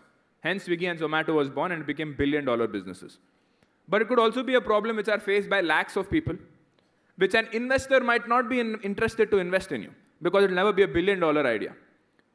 But if you are solving problems for 1 lakh people, 2 lakh people, you will still become a millionaire, right? So you don't need an investor, necessarily need an investor, if you are solving a problem which doesn't solve problems for crores of people, but solves it for lakhs of people, right? So first question is, what is the problem you are trying to solve and how big is that problem? If the problem is less than 1,000, 10,000 people, don't get into that business, because that business problem is too small, you will not make a lot of money. So at least 1 lakh, 2 lakh people should be facing that problem. So then it becomes, okay, is it a problem that I want to solve in my city? Or then is it a problem that I solve in my country? The third thing is, what is the unit economics? Matlab, what I mean by that is, will you make profits in that business? Is that business viable? So let's say you identified a problem, but people are not willing to pay enough to solve that problem. Because, let's say, for example, you identified a problem, and people are willing to pay 100 rupees to solve that problem. But if it costs you 90 rupees to solve that problem, you make 10 rupees profit. And that doesn't end over there, because then you have to pay rent, electricity, salaries, and all of that. So then you go into loss. So then the question is, what is the unit economics of the business? How do you do this? You write down, okay, what is the money that people are willing to pay, multiplied by the market size, meaning how many people are willing to buy my product in a given month or in a given year. Subtract what is the cost of doing that business. What is the cost I'll spend on marketing?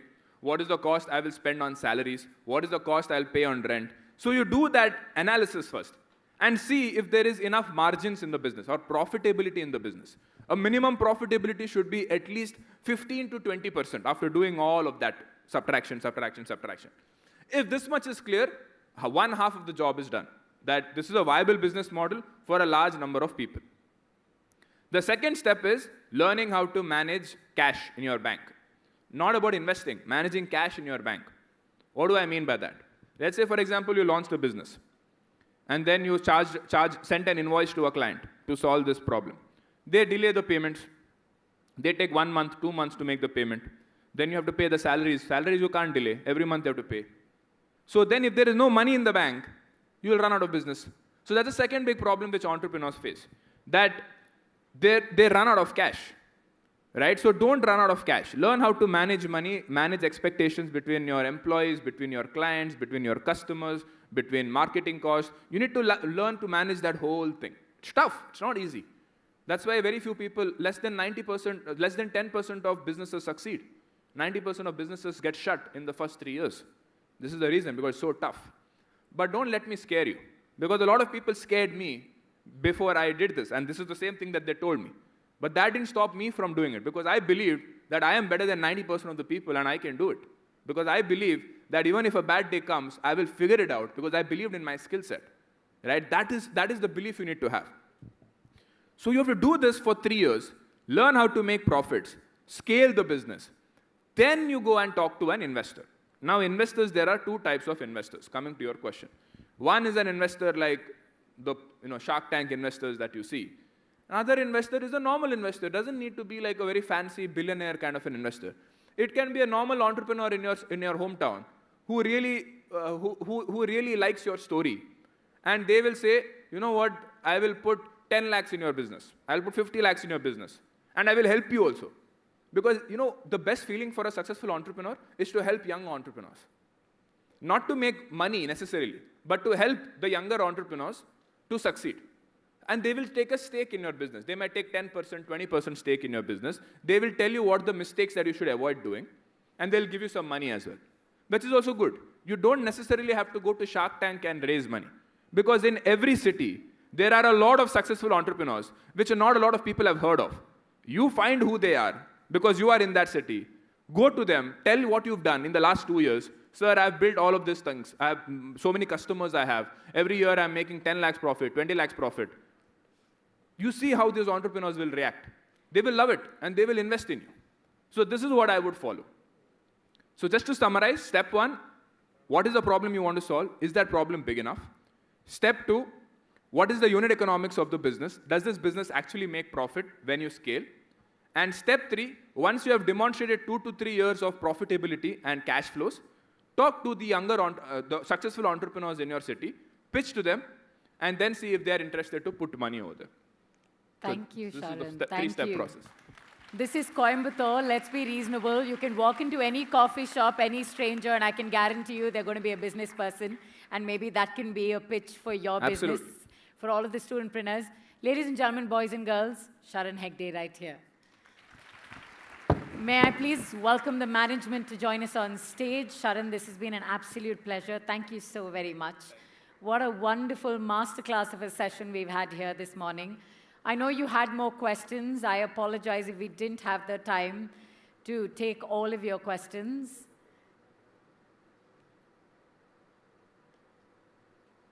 Welcome, sir. Welcome, ma'am. Thank you so very much for joining us here.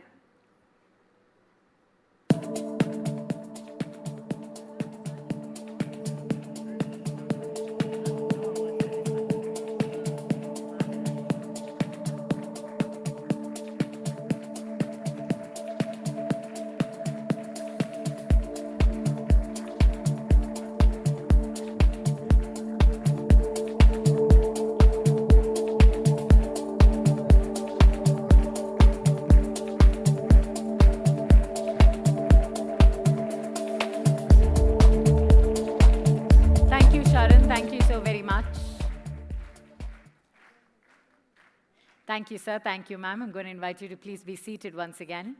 Thank you.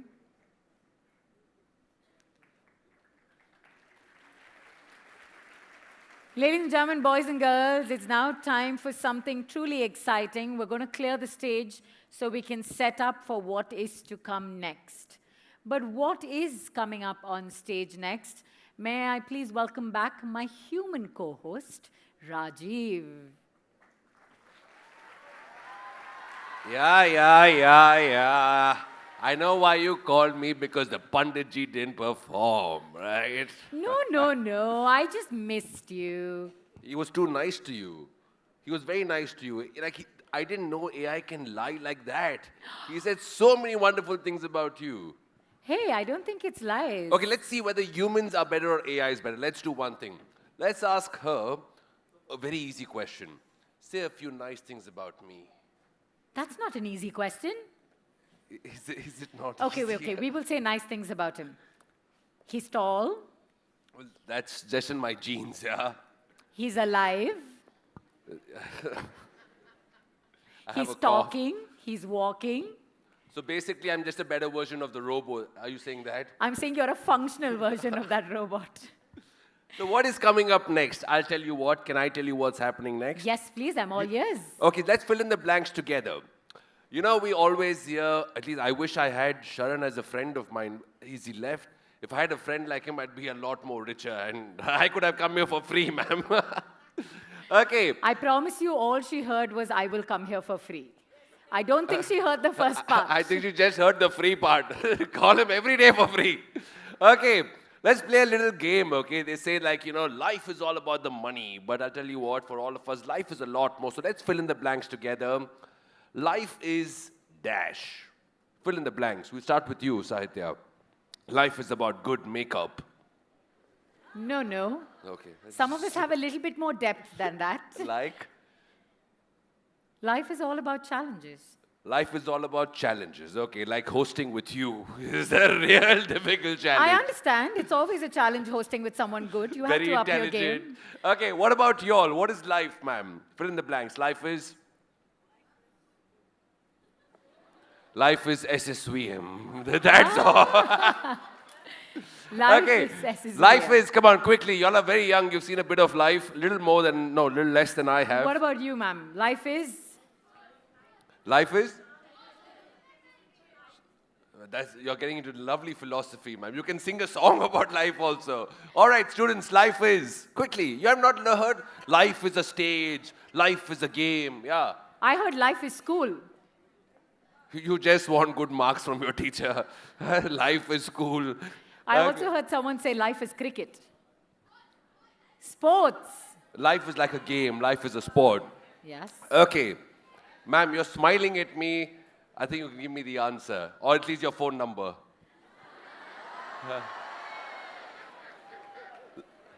Life is about me and you. No. What is life? Wow, wow, wow. I love the things Rajiv hears when people speak to him. I'm just going to say, students, only the boys talk to Rajiv now.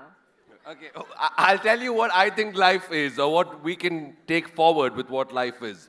Life is a canvas. You are the artist, so let's create a masterpiece. Do you agree with that? No, it's not mine, it's copied. It's from AI.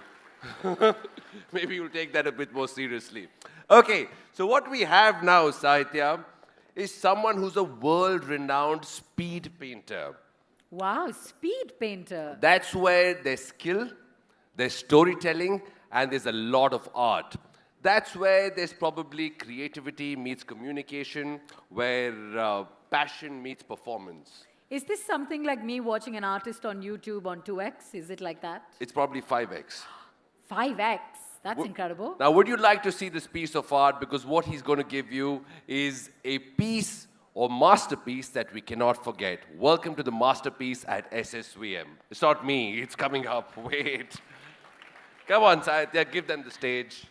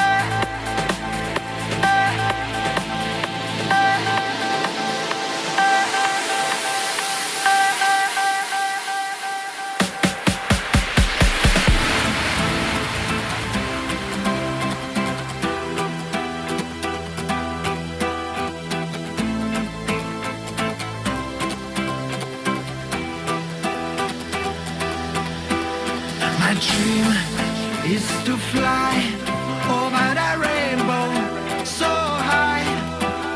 My dream is to fly over the rainbow so high.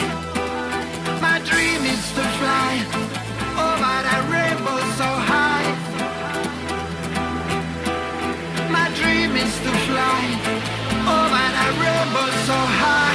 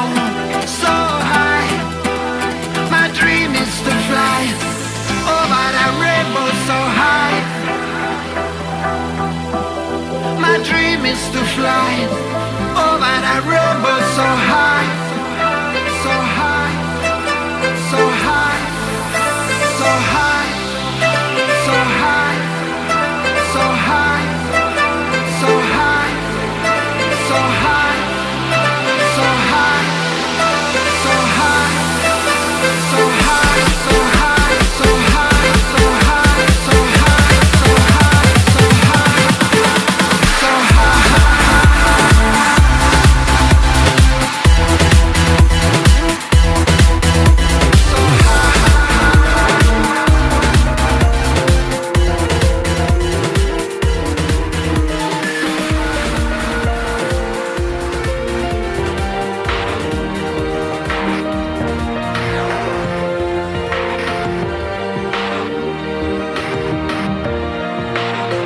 Yeah, you can be the greatest, you can be the best, you can be the King Kong banging on your chest. You can beat the world, you can beat the war. You can talk to God, go banging on his door. You can throw your hands up, you can beat the clock. You can move a mountain, you can break rocks. You can be a master, don't wait for luck. Dedicate yourself and you gon' find yourself Standing in the Hall of Fame. Yeah. And the world's gonna know your name. Yeah. Cause you burn with the burst flame. Yeah. And the world's gonna know your name. Yeah. And you'll be on the walls of the Hall of Fame. You can go the distance, you can run the mile. You can walk straight through hell with a smile. You could be the hero, you can get the gold. Breaking all the records they thought never could be broke. Yeah, do it for your people, do it for your pride. And you're never gonna know if you never even try. Do it for your country, do it for your name. Cause there's gonna be a day when you're standing in the Hall of Fame. Yeah. And the world's gonna know your name. Yeah. Cause you burn with the burst flame. Yeah.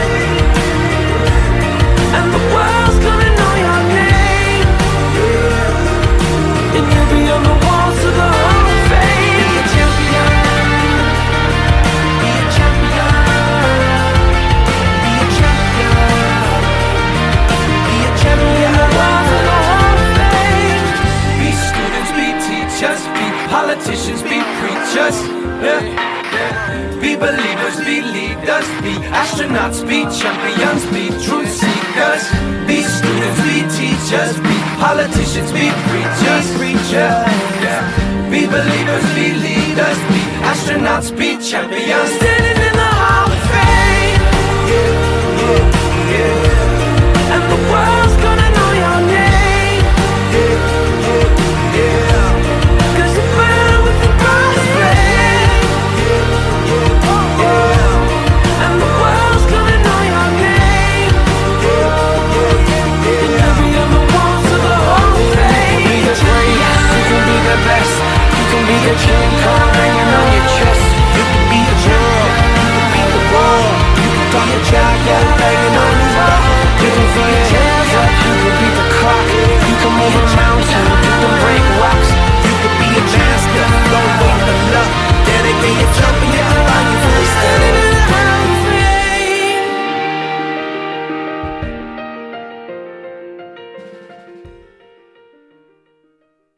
Wow, wow, wow. Round of applause for my student, please. I really feel so proud. You know, I just think the hair, are you okay with the hair, ma'am? I think you have even more beautiful hair. Well done. On a serious note, what an amazing masterpiece in a few seconds. This was magic at its very, very best. And that's why I think, you know, so when we speak about painting, AI, all of that, I realize that this man is a lot more than AI because it's P-A-I-N-T-I-N-G. And this was much, much better.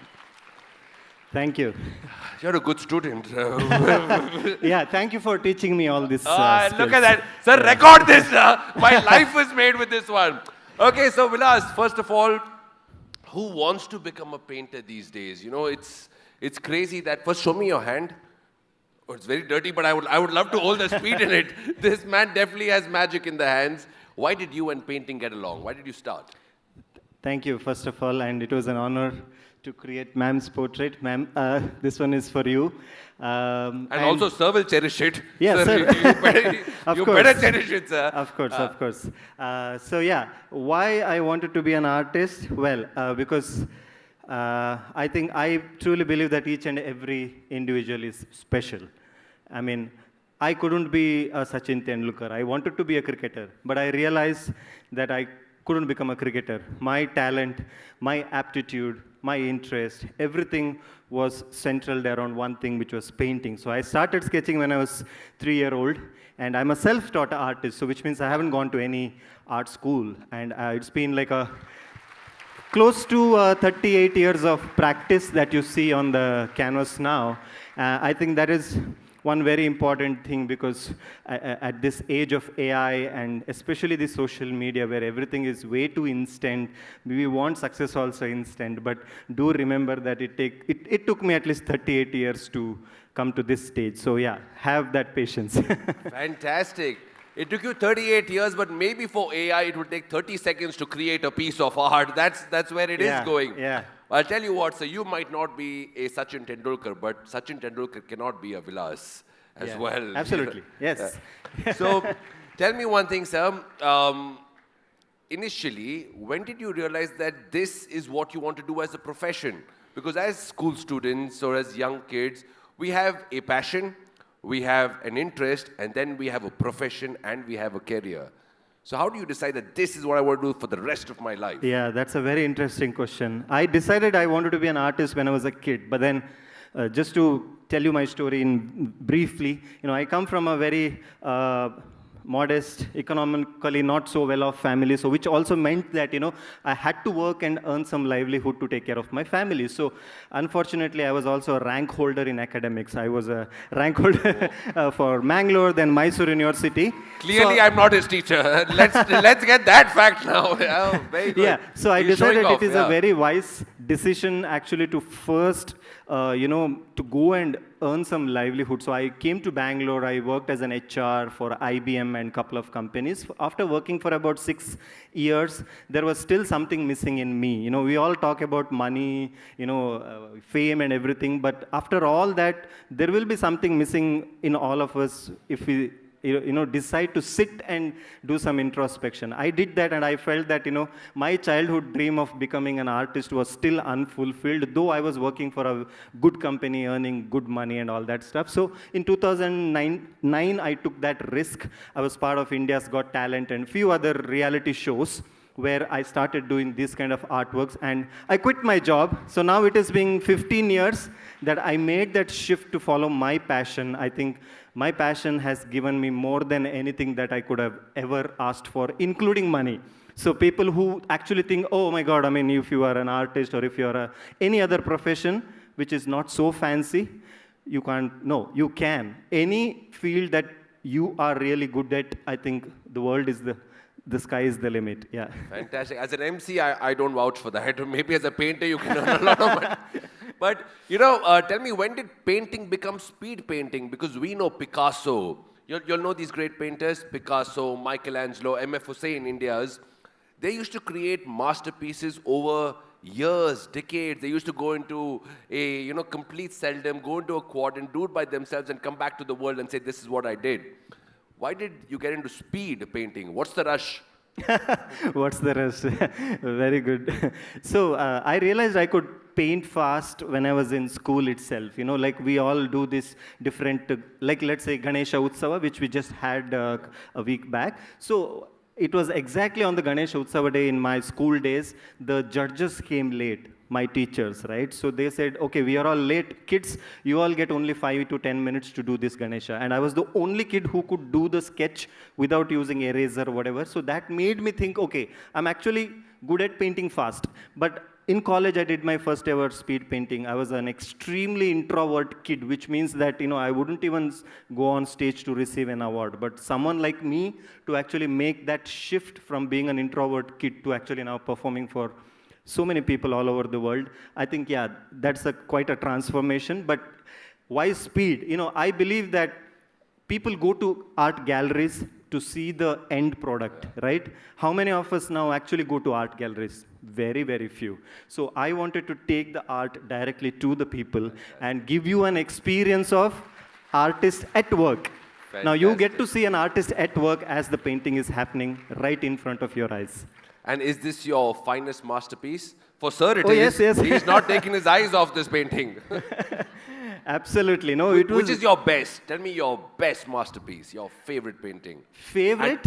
Yeah. Yeah, I think a couple of favorite paintings. One, the Gabbar Singh that I did on India's Got Talent, and then the Joker painting that I did on Asia's Got Talent, which actually went viral all over the world.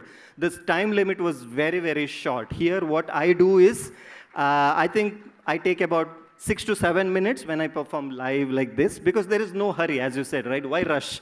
But when you're on a television show, there is rush. They will not give you more than 2.5 to 3 minutes of time all over the world. I did Spain's Got Talent 2 months ago. Same thing. They say, we can't give you more than 3 minutes of time. So which means you have to practice so many times to be able to finish the painting in a matter of under 3 minutes. So the Joker painting was just 2.3 minutes of time. Yeah. Wow, fantastic. Finally, Vilas, you know, there are so many youngsters here who have their own passion. Yeah. They find joy, they find interest, they find their talent in something else. What is your advice to them to tell them that do your studies, but follow your passion? That will never die. What is your advice to them? Yeah, I think it is about the mindset, right? You know, the mindset that, okay, whatever I do in my life, I want to do it at the best of my capabilities. I used to sit in my father had a very small shop. When I was a kid, I would go every day to work in the shop.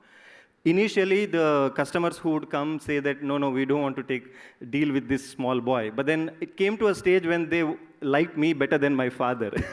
So for me, it is not just about painting or studies. It's about have a mindset that whatever you do in your life, whether it is doing household chores also, whatever, keeping your room clean in your own house, do it in the best way possible. That mindset will take you to the next level as you go forward in life.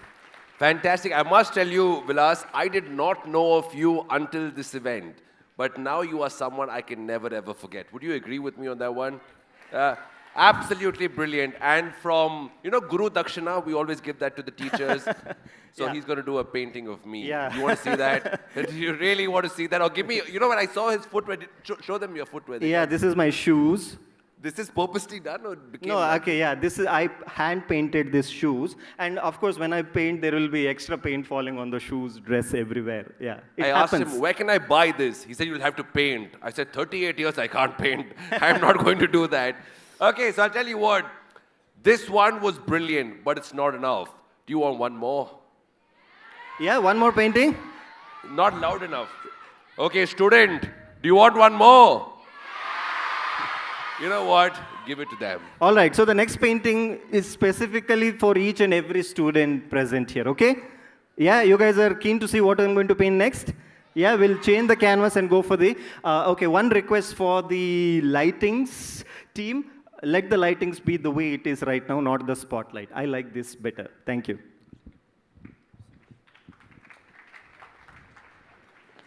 Hi.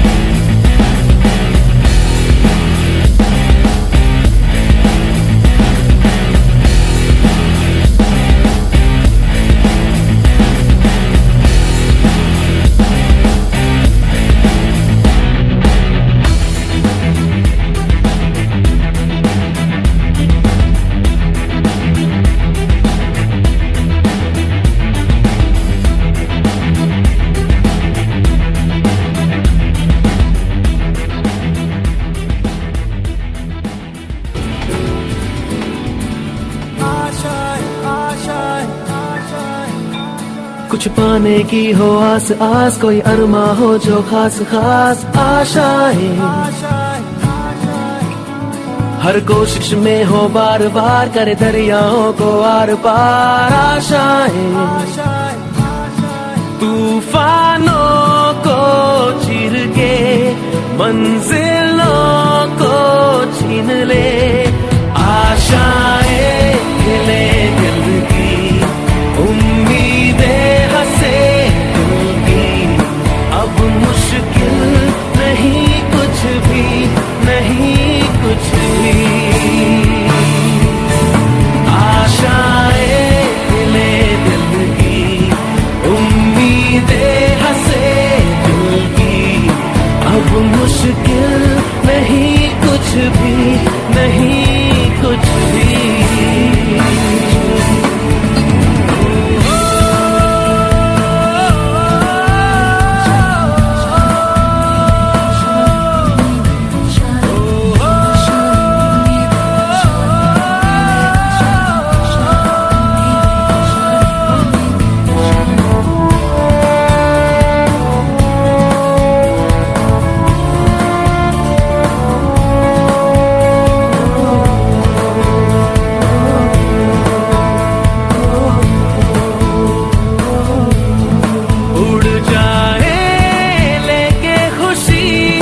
अपने संग तुझको वहाँ जन्नत से मुलाकात हो, पूरी हो तेरी हर दुआ, आशाएं मिले दिल की, उम्मीदें हंसे दिल की, अब मुश्किल नहीं कुछ भी, नहीं कुछ भी, आशाएं खिले दिल की, उम्मीदें हंसे दिल की, अब मुश्किल नहीं कुछ भी, नहीं कुछ भी।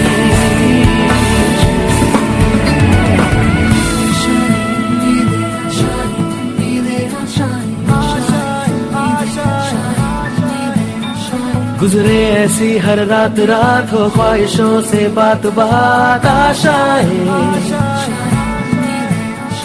लेकर सूरज से आग आग, गाए जा अपना राग राग, आशाएं कुछ ऐसा करके दिखा, खुद खुश हो जाए खुदा, आशाएं खिले दिल की, उम्मीदें हंसे दिल की, अब मुश्किल नहीं कुछ भी, नहीं कुछ भी, आशाएं खिले दिल की, उम्मीदें हंसे दिल की, अब मुश्किल नहीं कुछ भी, नहीं कुछ भी।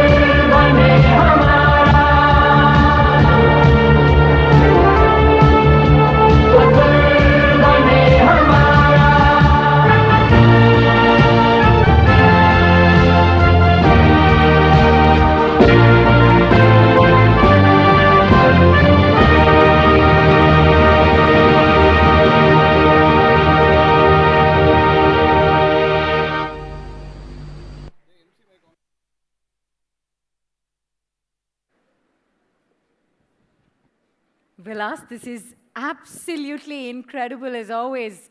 SSVM, what do we think? How do we like this painting? Incredible as always. Just give me 1 second. I'm sure we'll get a mic out to you.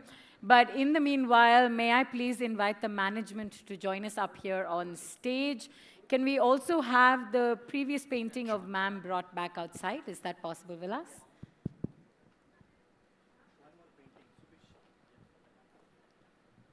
Bring one more. Rajiv, here I thought you were waiting for ma'am's painting inside.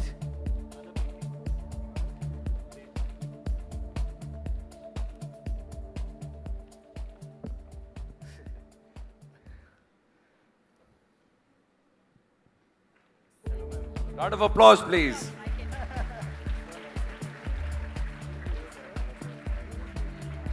Please bring out Sir's favorite masterpiece. Yes, it's coming. Here it is. Ma'am, we've been discussing a lot of AI avatars, but we want one picture of you right next to your... Sir, who looks better, this or that?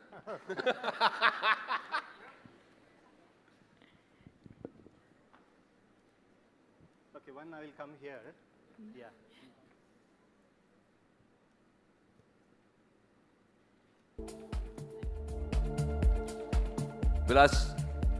Vilas, she's a bit upset. Oh, yeah. She's like, 3 would be a great number. He can paint you immediately. Yeah, so once again, it was amazing creating the both the paintings, one for ma'am. I think the ma'am painting was more difficult. Yeah, it's always tough to create. Yeah, people say that about her. Yeah, They do. yeah. She's a very difficult lady, you don't know. It was tough, but I'm glad she liked it. And the second painting, I dedicate this to, as I said, to each and every student of the SSVM institutions. I'm sure. I mean, I have to say this. I'm doing shows for the last 15 years all over India and world, but at an education institute, getting so many amazing speakers and doing this kind of event year on year, I think, I just imagine what kind of exposure all of you are actually getting here at this institute. So all of you have to be very thankful to ma'am and to the institute. And here, I'm sure you can see this is the institute, right? The main entrance facade of the building. And then here is a boy and a girl representing each and every one of you, lifting our India's flag higher. Thank you, and thank you once again, ma'am. Thank you. Thank you very much, because actually, when he started doing the painting, I was saying to Srisha, I think an outline of me hereafter everybody will start doing. It was amazing, and I didn't expect such a perfection, because that's what I have to do. And again, as I was discussing, I spoke to my senior CEO stating that hereafter in our school, we are going to have speed painting. Ah. Yeah, so this is such an inspiration where students, now they would have put themselves in your place and they would have imagined how I can also do it. Here comes a competition for you all. The next episode for the month November is speed competition. So children start practicing. It's not me. Let me say, you're not going to paint me. There'll be some nice things that you can do it. Thank you very much. Vilas, maybe we can have you back to be a guest lecturer at some point to share your tips, tricks, and techniques. Thank you. Thank you so very much. Can I invite you all to just step together for a group One photograph? Rajiv, can I have you step next to me, please? Step aside, you mean? Huh?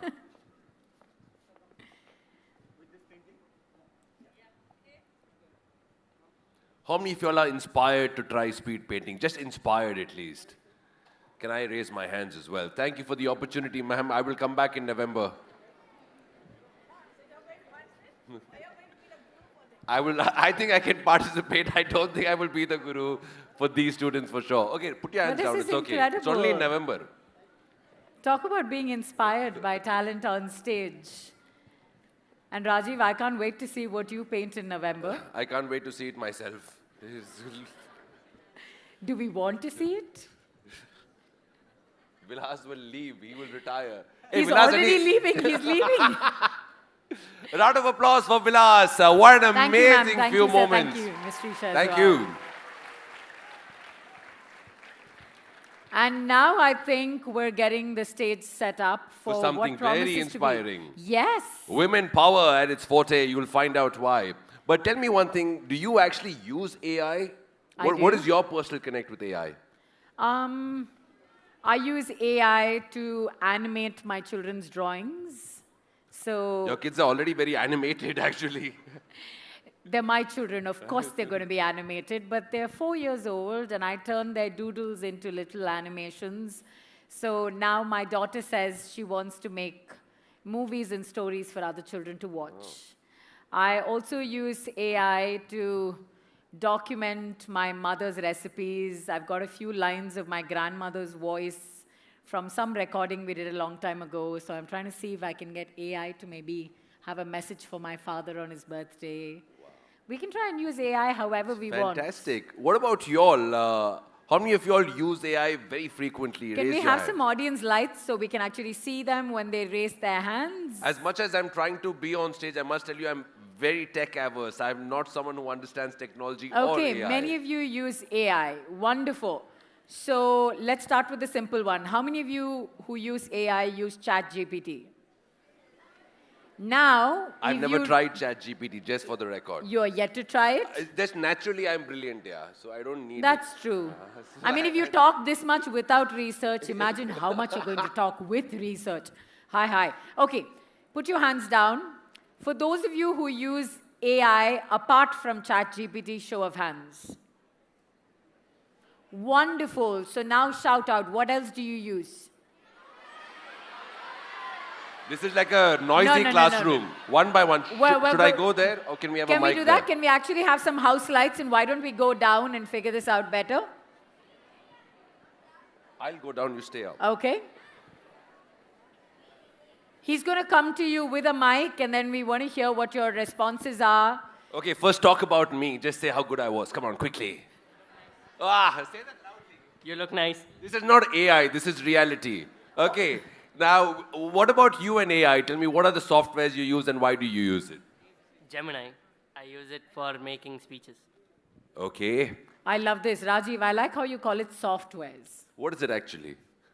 Apps and interfaces. Okay. And tools. You understand why I may lose my job next time, okay? What about you? Meta AI for homework, I guess. So you don't do the homework?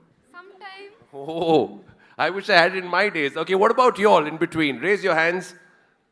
Yeah. Let's pass the mic, please. In video AI, I will be generating AI videos for some of my project or presentations. That's wonderful. I think we saw a video yesterday for the theme AV.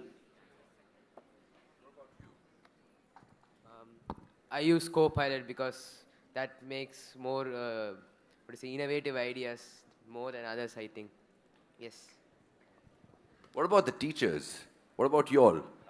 Perplexity. What does that do? It's similar to ChatGPT, but better than ChatGPT. I heard that as complexity. Perplexity. Okay.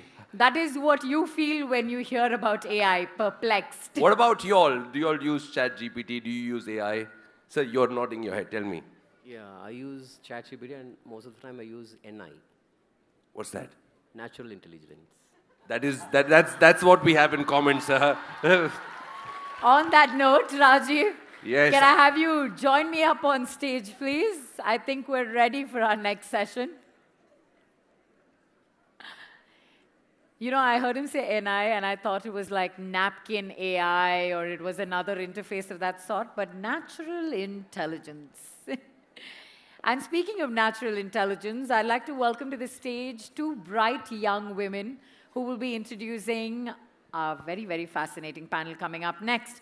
Please put your hands together. Join me in welcoming to the stage Sabapathy from School of Excellence and Dia from SSVM Kids Casa. Can we have a ladder, please? I'll tell you why. Where are they?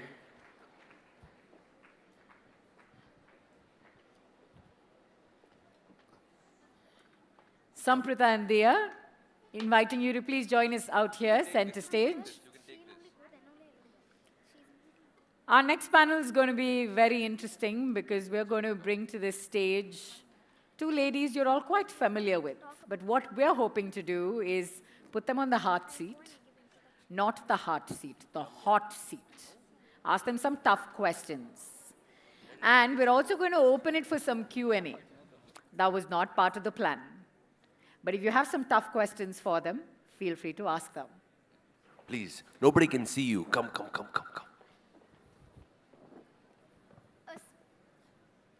sparkling welcome. It's okay, I'll hold it for you. A sparkling welcome to this incredible gathering. First, a big thank you to a wonderful anchor for that warm intro. I almost feel like I should make a grand Bollywood-style entrance right now. Every so often, you meet someone who doesn't just enter a room. They change its entire vibe. A visionary with a horizon-wide view, unshakable determination, and a heart devoted to shaping a brighter tomorrow.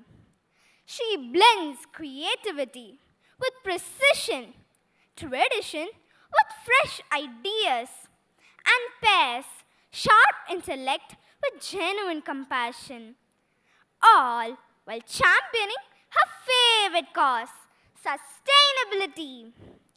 Thanks to her, the RU campuses now shine across not one, not two, but 3 remarkable institutions. An innovator, a cultural trendsetter, a dream builder, and a living proof of beauty with brains.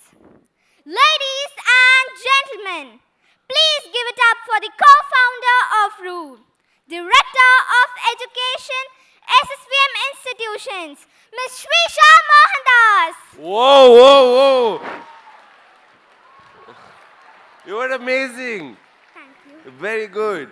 Rajiv, she might be half your size, but she's got you beat. Double in the terms talent of for voice. sure. My back went with this one. Yeah. Namaste everyone. She's the heart, the soul, and let's be honest, the Wi-Fi signal of SSVM. Because without her, we would all be buffering. What does it take to be a visionary, a change maker, and an inspiration all at once? The answer is right here with us today. Dr. Manimeklai Mohan, the dynamic founder of SSVM Institutions. She turns ideas into milestones and believes in shaping not only brilliant minds but also happy hearts. With her vision, energy, and passion, she has transformed education into a joyful journey. Truly, she's a ray of sunshine who leaves her mark wherever she goes. Ladies and gentlemen, please join me with a thundering applause in welcoming our guiding star, the one and only Dr. Manimeklai Mohan. We welcome you, ma'am.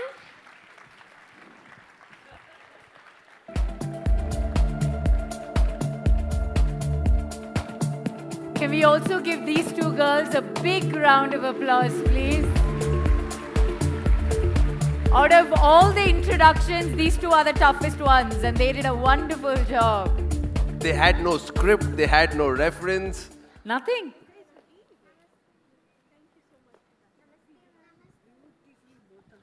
Namaste, ma'am. You never tell me that. You never say beautifully, Nano Panna. You never say that. Okay, thank you. Thank you, Yes. girls. Thank you so very much. Sit down, ma'am. Sit down.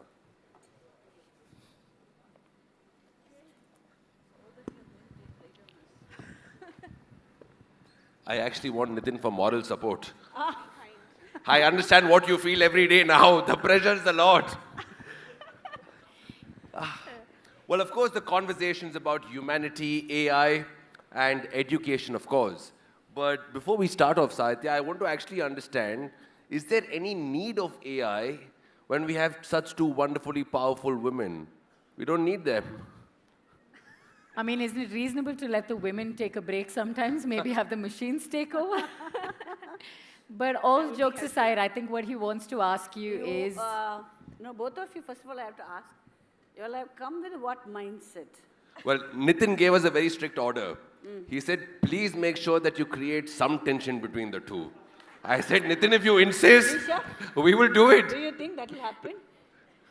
Nitin has been trying for a long time, he said, but it's not happening. I don't think we can save ourselves from it. Okay. Listen, let's be reasonable. You're the one on the stage making jokes about wifey problems. That's He's reality, sitting right there actually. supporting his wife the entire day. So if anyone's getting them in trouble, it's you and me and not him. But I think the first question we want to ask the two of you. You somehow seem to function through a day with 24 hours with the energy of a robot. Okay. How do you do as much as you do and still be motivated to do more the next day? Do you want her to go first? I love how you're already saying, do you want her to go first? Do you want her to go first? Well, I can take it as Okay. well. I think first thing is, you need to have this purpose in life where, you have this moment and you know that when you wake up in the morning, you do your work with all the love and the heart and the passion. And that automatically gives you the energy for the day. And that's something I've also been inspired by looking at her. And I think that's a great quality to, take in. And I think that's the only way we get energy and interacting with children, being in the space with children, that in itself gives us the energy and the charge that we need for the day, I think. Ma'am, what about Ma'am. you? So Where do you find that spark? When you ask my energy is my husband first. Srisha, you could have chosen the same answer, Srisha. Do you want to add? Okay. The thing is, Suddenly, like sir got energy. He came front. He's like, yeah, it's about me. Wait. Okay, how I have to I say know the is- insides. See? Because, see, even if I want to get up today, okay, it's a holiday. I want to get up by 6. He is there by 4. His routine starts by 4, even it's a working day or it's a holiday. And even on a holiday, when I think, okay, I have to go to bed by 8:30, his day ends only by 10, 10:30 or 11, even on a holiday. So whenever I see him, I keep motivating myself. It's the books what he read. And at the same time, every time when he communicates to a student and how he puts it in a very positive way, even if that situation would have been a tension-giving situation, but he'll put it in a very subtle way that things have gone very fine. So I learn a lot from him because I know my team who is with me for past 28 years, they have seen a big transformation in me. So the energy giver is always with me, and at the same time, that energy takes me on a move, so where I'm able to give the best. And at the same time, one thing he has understood about me is, this lady, you can't make her sit even 1 minute. If I make her sit simply idle for 1 minute, it's going to cause tension for many. For him, especially. For Mainly many. for him. Ma'am, we understood that. You even sped up the painting process also. Okay, that's what. So even if I think, okay, my project is going on fine and I'm fine, my team is working fine, he says, okay, there's one more on the pipeline. So this is how my energy has been taken care by him. So this round of applause is not for you, but it's for sir, actually, and right? at the same time, I have to say my team of teachers, the students, the employees who are inside, they say that you are an inspiration for me or for us to work round the clock. But whenever I think of them, they are my inspiration. Fantastic. So that's how our day is so energetic. Nitin, you have big shoes to fill, man. I also love how sir is like, she said one nice thing about me. Let me take my leave before she talks more about me. No, because she says it only on SSVM Transforming India Conclave. Balance 364 days, I don't think it's coming. But you know, ma'am, as young, once upon a time, young children, when we went to school today, when people ask us about school, we don't remember the classroom. We don't remember the subject. We say that, you know, that teacher left a great inspiration. Was a great mark in my life. Taught me so much besides the subject. Do you fear with this inclusion of AI and sheer dominance of AI, the equation, which is like a mother and a child, a guru and a shishya, that's the equation we always had. Is that in danger? Is that a red light that may go the way it's going? I don't think so. Because I will always say AI can be a tool of support. Still, the human, that is the teacher's connect, cannot be replaced. Because whenever a teacher would have climbed the stage, you would have seen the loud noise and the claps and the way the children started loving the feel of that teacher. Okay, it's my teacher who's getting this award. That cannot be. If a robot comes, okay, this is already a machine. The machine does what we generate into it. So I don't think that cannot replace. Maybe later, but not now. Okay, later, but not now. And Srisha, I want to come to you. Let's talk about the future of education, maybe 5 years, 10 years, 15 years down the line. Do you think RU is going to continue to be the school the way it is, or do you think it's going to become a place where children come to practice social skills and they get their education somewhere else? Well, I honestly think at this point in itself, we've tried to become innovative, make spaces that encourage collaboration within children, build social skills, communicate, know how to partner with each other. And these are human skills that you need to have in life, regardless of age and time and generation that we're, in the era that you're living in. So I would say even 10, 20 years down the line, we would continue doing hands-on learning, and probably the content being delivered in the learning spaces would definitely probably be assisted with an AI, definitely an AI tool. But the way we take in that information, the way we interact with it, the way we have discussions within our spaces, network, communicate, and see how you can critically engage with that information you have. Question what more possibilities can be there. Research and find out, be curious on how in depth can you go with that information you have, is something that can be built only through practice, through communication. So that one being communication, the other being practical real life skills. Whether it is knowing to stitch your buttons, or knowing to, let's say, know how to relax with, probably journaling, painting, engage in pottery. These are aspects that you, definitely would need human interaction and know how to, connect with nature and your life, and that's something that will continue. Fantastic. It's a blend between the human interaction and the technology inclusion of all of this. This year's theme, ma'am, is humanity and AI. Very different. These two words normally don't come in together. So AI, I know, is the future, is the present and the future. Why humanity? Is that extinct? Is that lost? Is that missing? So how did you come up with the theme, and what is it actually referring to, humanity and AI and the combination of both?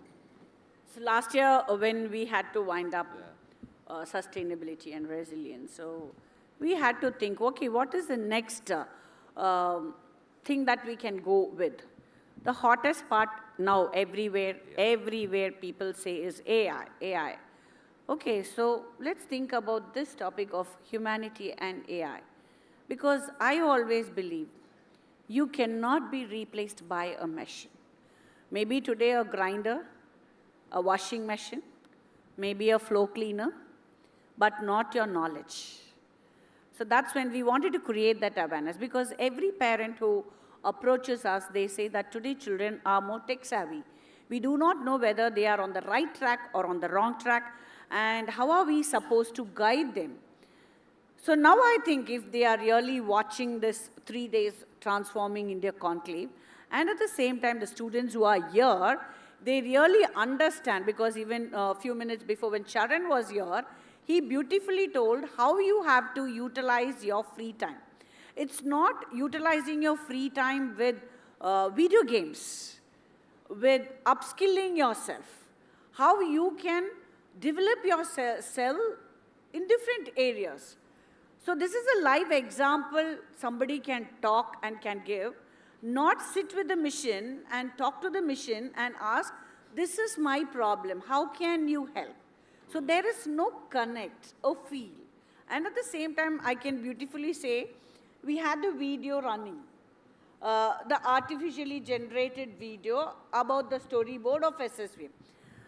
Last year, the same reality when it went on, every child had that wow, and the noise that was created in the auditorium was a different level. But today, the same, when the same, it had to go through an AI model, children just watched. There's a difference in the reaction. So that is the reason why we had to think about this human and AI. I can very clearly say, human cannot be replaced by an AI. It's an awareness that we wanted to give, not only for the students of SSVM, but also to the world. Fantastic. Round of applause. So, Srisha, I want to come to you because there have been a lot of workshops from yesterday, today, and tomorrow as well about ways in which they can use AI positively, build something, construct something to contribute to society. But AI comes with its own set of perils. So do you have a message for the students as to how they should approach AI? Well, what I would like to say is, when we use AI, for example, there are a lot of algorithms that we have.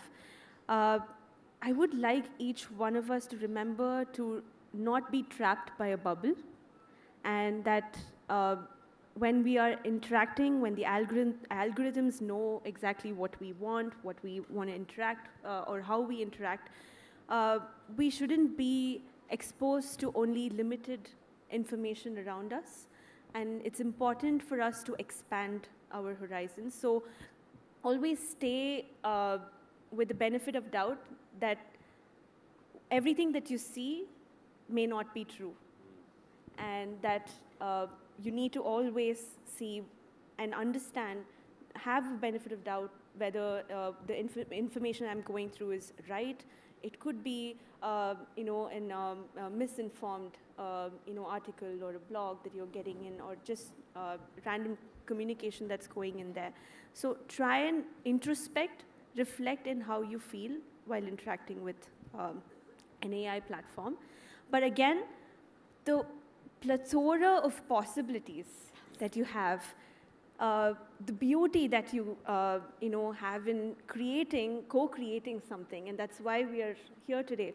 When you co-create, know your own abilities and know what a machine can do, and collaborate. Things get faster.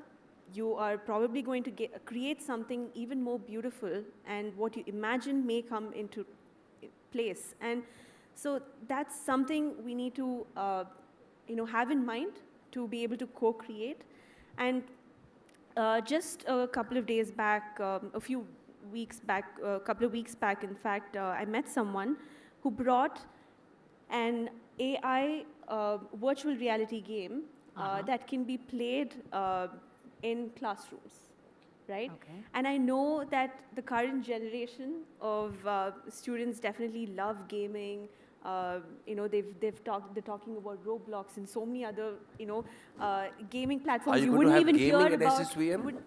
Yes, and you wouldn't have even heard of, right?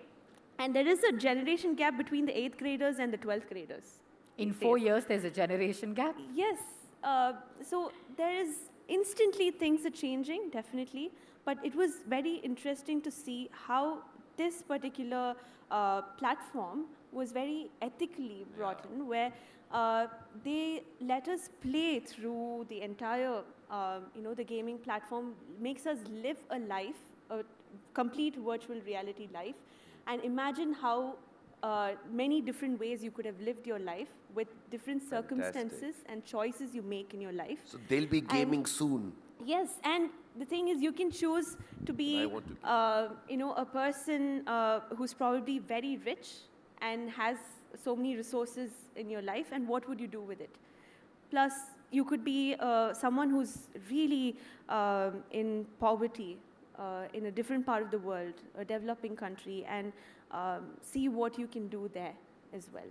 So different possibilities, and you learn geographically what are, what is there in our world, and the facts and finances, the economy of each country, and the politics of the country, and in a very beautiful and interesting way. So if there is such possibility that you can have learning very interesting, and you can co-create and imagine and make things so much more beautiful, we should make it, make the best use of it in a meaningful way. Definitely, and Absolutely, we talk about, wonderfully explained.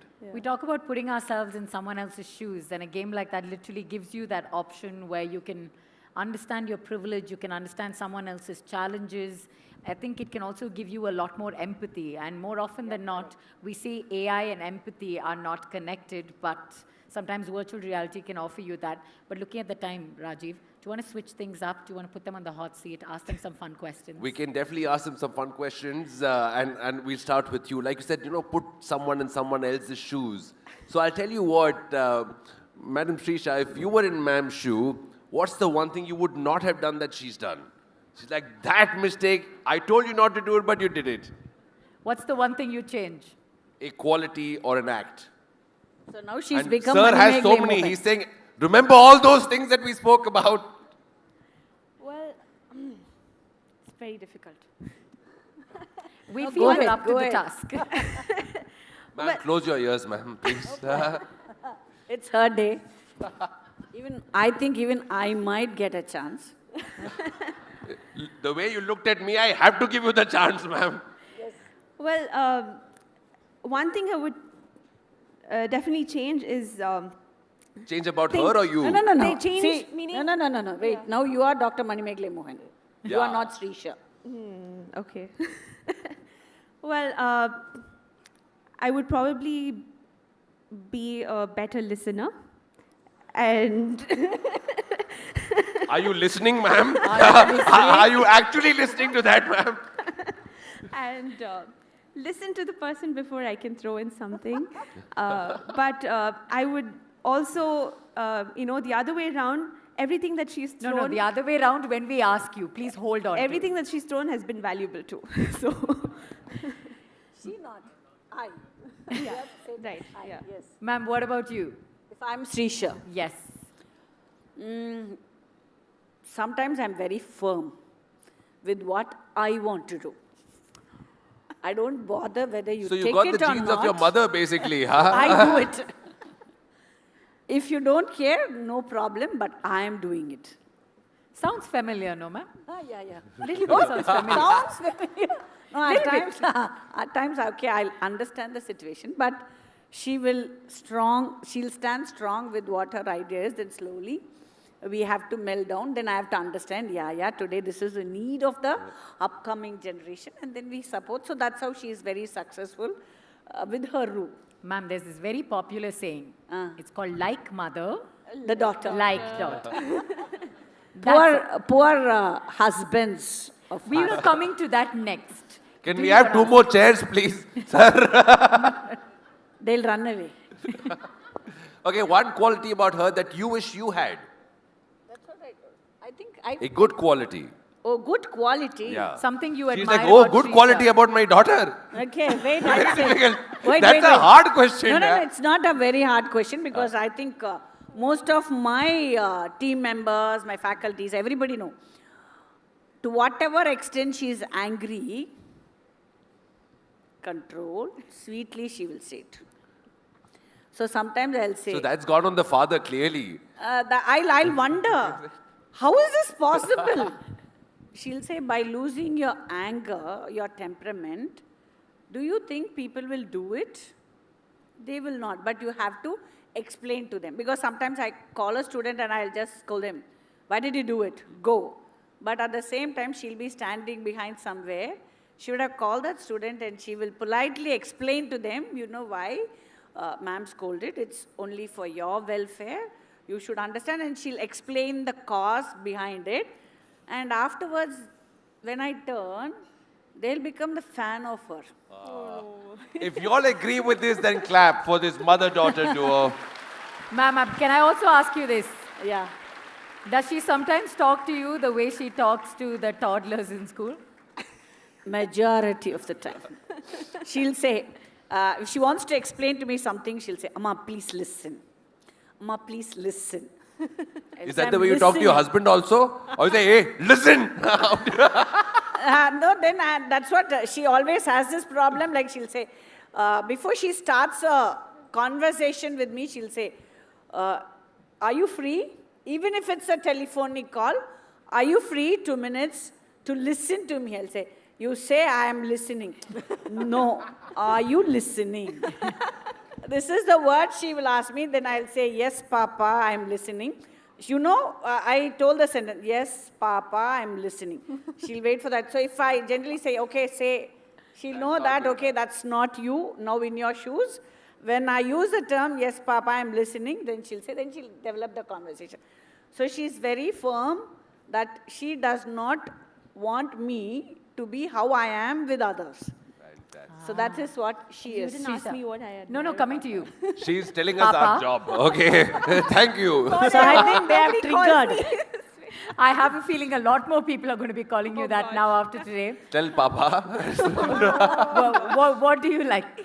What is a quality you admire and you wish you could If she stops at one, she will get really, really fired because she cannot stop at one. Her sheer grit and this personality, that she has, that, a very confident woman that she is, I think is very infectious when you're always with her.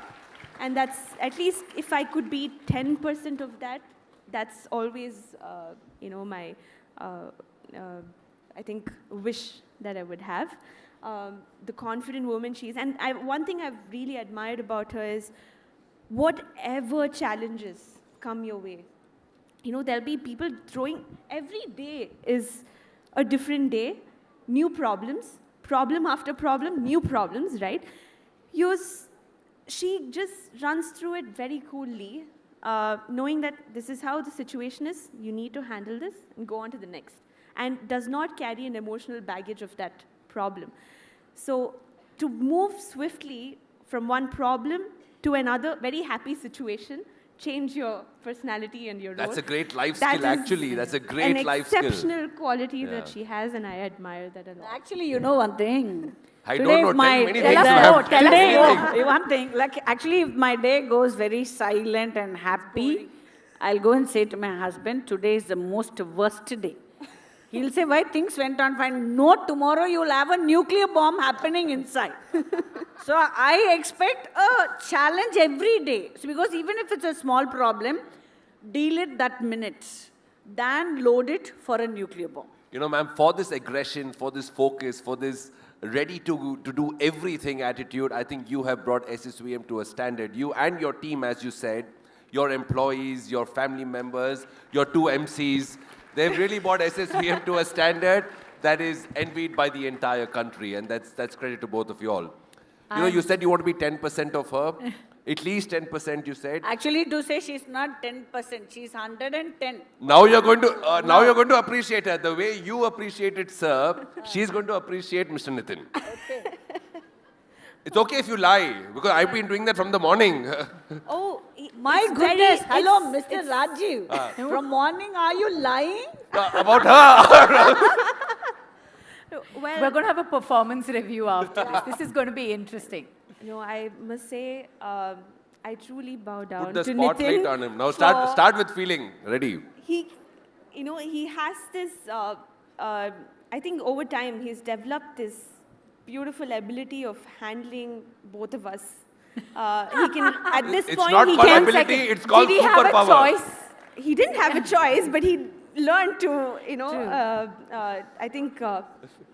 Okay, 1 minute. He learned to thrive through it. Shisha, 1 minute. This year I want to pause, then you can continue. Okay. When they had to come back from US, the first movie he told is, please, the entire family sit and watch Shailaja Reddy Alludu. It's a Telugu movie. It's a Telugu movie, how that son-in-law is managing the daughter and the mother. Based on a I true didn't story. know what is that. I said, okay, it's a movie. And I didn't get time to watch. But lockdown came. He made us watch. I said, oh, this is what is happening. No, at this point, he's very well prepared to handle 2 political parties at the same time. You think he's been getting a lot of advice from Appa, who seems to be the expert on the matter? I think more than receiving advice, he has observed him and learned from him.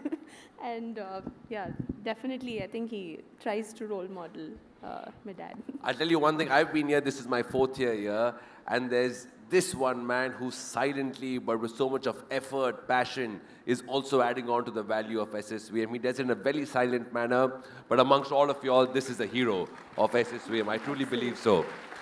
You can buy me coffee. I told you what you said, okay? All right. And you all know that this is not just an institution. It gives you life skills. It's a life support, life growth system. And we've done so much of talking, but how many of you all have heard Madam sing? Me? No. No, not you, Srisha. No, I didn't take that chance. I can't dare to do that much, ma'am. Ma'am. I've had a flu, and my throat is still off. What your mother is saying, dude, you have to do it. In fact, Nitin is requesting. Well, Siragadi நான் சிறகடிப்பேன் பறவைகள் போல் நான் சிறகடிப்பேன் மலைகளின் மேல் நான் சிறகடிப்பேன் திசைகளெல்லாம் தினம் தினம் தினம் இனி நான் சிறகடிப்பேன் நான் சிறகடிப்பேன். Fantastic. How wonderful Absolutely was that? brilliant. I'll tell you what, that was for all of applause, you. that applause would be a little better, a little louder. Stand up and applaud 2 people who've given you way too much to remember, cherish, learn and grow. Thank you, ma'am. Absolute pleasure. And can I also say, apart from all the wonderful opportunities that you give them this institution, you give them this voice, but they also get to see how the 2 of you and your entire family live their lives. They have wonderful, positive role models of how men ought to be in this country and how women ought to be in this country. And for that, on behalf of all the students, thank you. Thank you so very much. Sahitya, our job is confirmed next year. Don't worry. Thank you. It's been a pleasure. Round of applause. you. Finally. Ladies and gentlemen, boys and girls, with that, we're going to wrap up our morning session. For all of our students, I'm going to request that you remain seated, wait for instructions from teachers and your prefects. So students remain seated. You will be guided out to lunch, group by group, so we can avoid crowding. Look to your teachers and your prefects for instruction. To all of our teachers, our guests, thank you so very much for joining us here this morning. Head on over for lunch. We'll see you after the short break.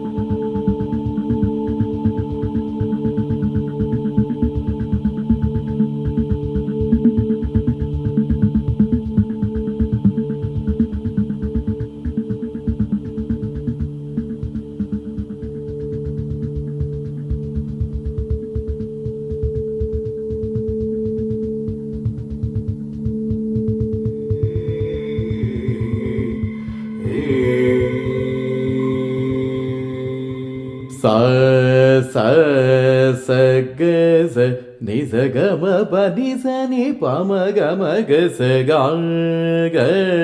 ga ga ma pa ni sa ni pa ma ga sa sa sa ga sa ni sa ga ma ga sa ga ma pa ni sa ni pa ma pa ni sa ni ma pa ni sa ga sa ma ga sa ni pa ma ga sa ni sa ga ma sa ga ma pa ga ma pa ni sa ga ma pa ni sa ni sa ga sa ma ga sa ni sa ma ga ma pa ni pa ni da pa sa ni pa ni pa ma ga ni pa ma ga sa ni sa ma sa pa ga ni pa sa ni sa ga ni sa pa ni ga sa ma ga sa ni pa ma ga sa ni sa ma ga pa ma ni pa sa ni ga sa ma ga sa ni sa ga ni sa pa ni ma pa ga ma pa ni sa pa ni ma pa ga pa sa ga ni sa ga ma pa ni sa ga sa ni sa ga ma pa ni sa ga sa ga ma pa ni sa ga ma pa ni sa ga ma pa ni sa ni sa ga sa ga ni sa ga sa ga ni ga sa ga ni pa ni ma pa sa ni pa ma ga sa pa ni sa pa ni sa pa ni sa pa ni sa pa ni sa ni sa ga ni sa ga ni sa ga ni sa ga ni sa ga sa ga ma sa ga ma sa ga ma sa ga ma sa ga ma ga sa ma ga sa ma ga sa ma ga sa ma ga sa ni sa ga ma pa ni sa ni pa ma ga ma pa ni sa ma ga ma pa ni sa ma ga ma pa ni sa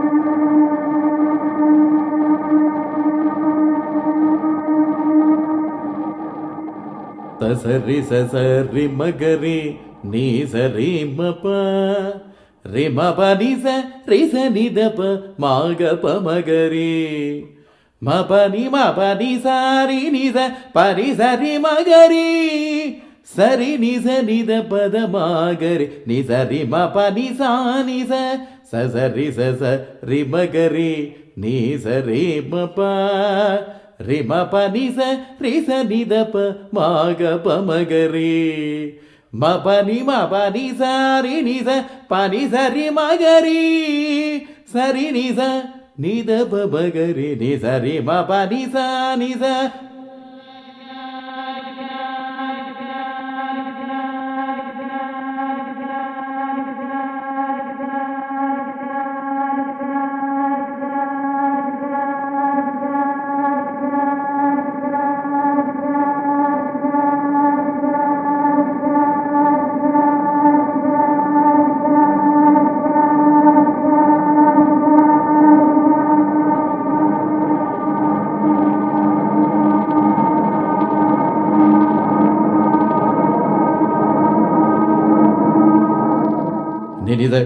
ni sa re ma pa ma pa ni da pa ma pa ni sa ri ma ga ri ga sa ri ni sa ni da pa ba ba ni sa ri ma pa ni sa ri sa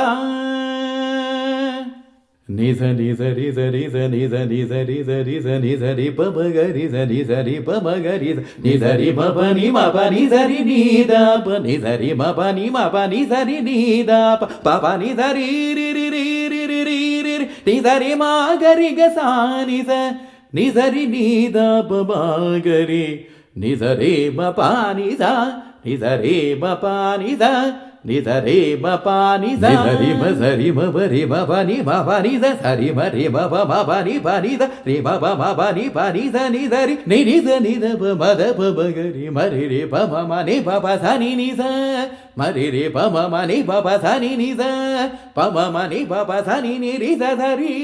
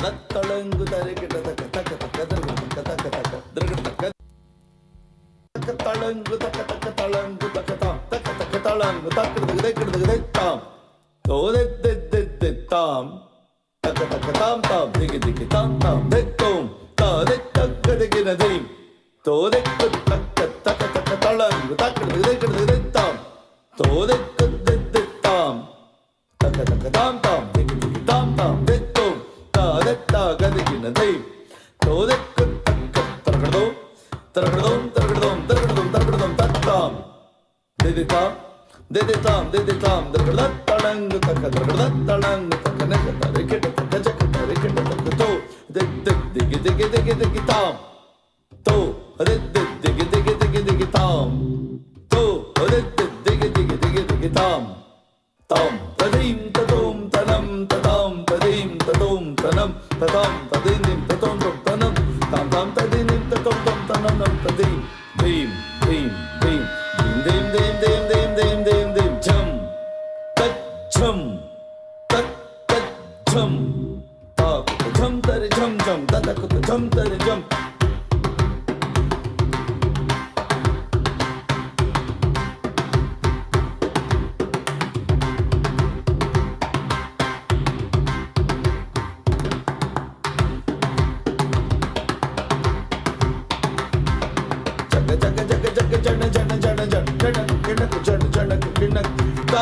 jam tari tadim tataka jana deha tajam tadim tataka jana jam tap tajam tari tadim tataka jana deha tajam tari tadim tataka jana jam tap tajam tadim tataka jana deha tajam tadim tataka jana jam tat taka dina taka dina taka dina tam todakku taka tam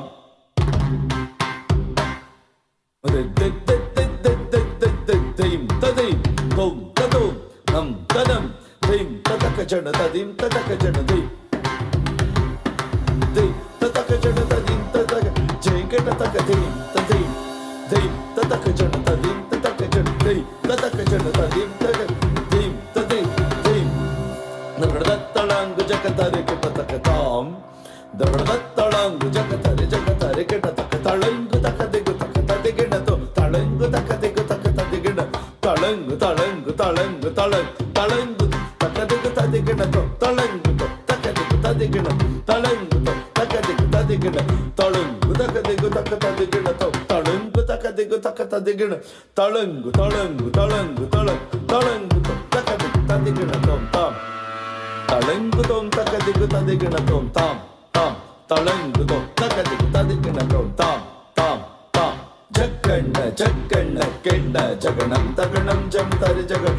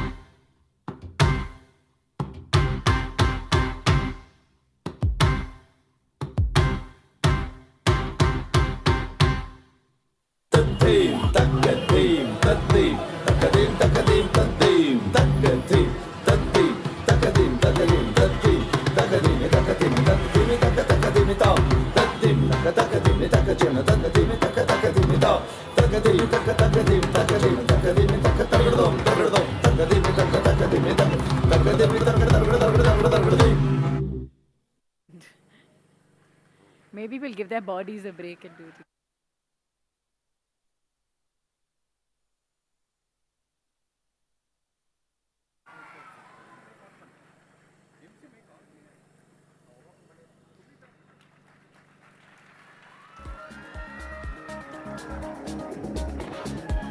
To all of you, to any artist in this world, applause is the best form of appreciation. You can do a little bit better than that. Put your hands together.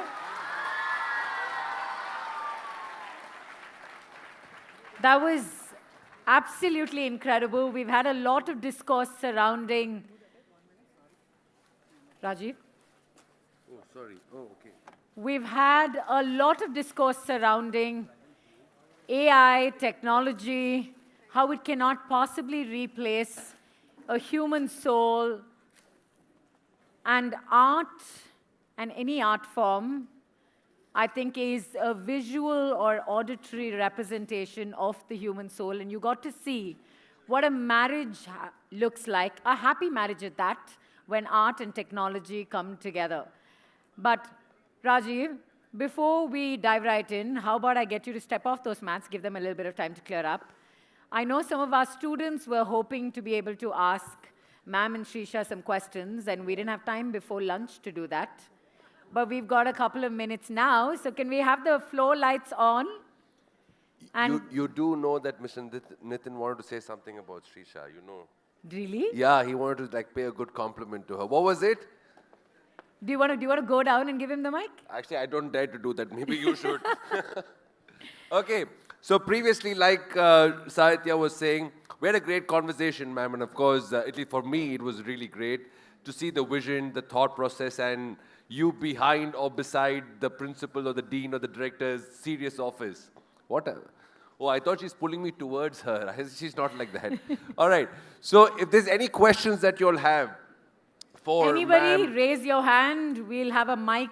Or step forward, you know where the mic is, ask the question. Like, I want to know when is gaming starting. If you all want to know which, say something about the campus, say something about SSVM. Like you want to tell her you've been really inspired by Transforming India Conclave this year, and you want her to allow you to not just use calculators in the classroom and tests, but also ChatGPT.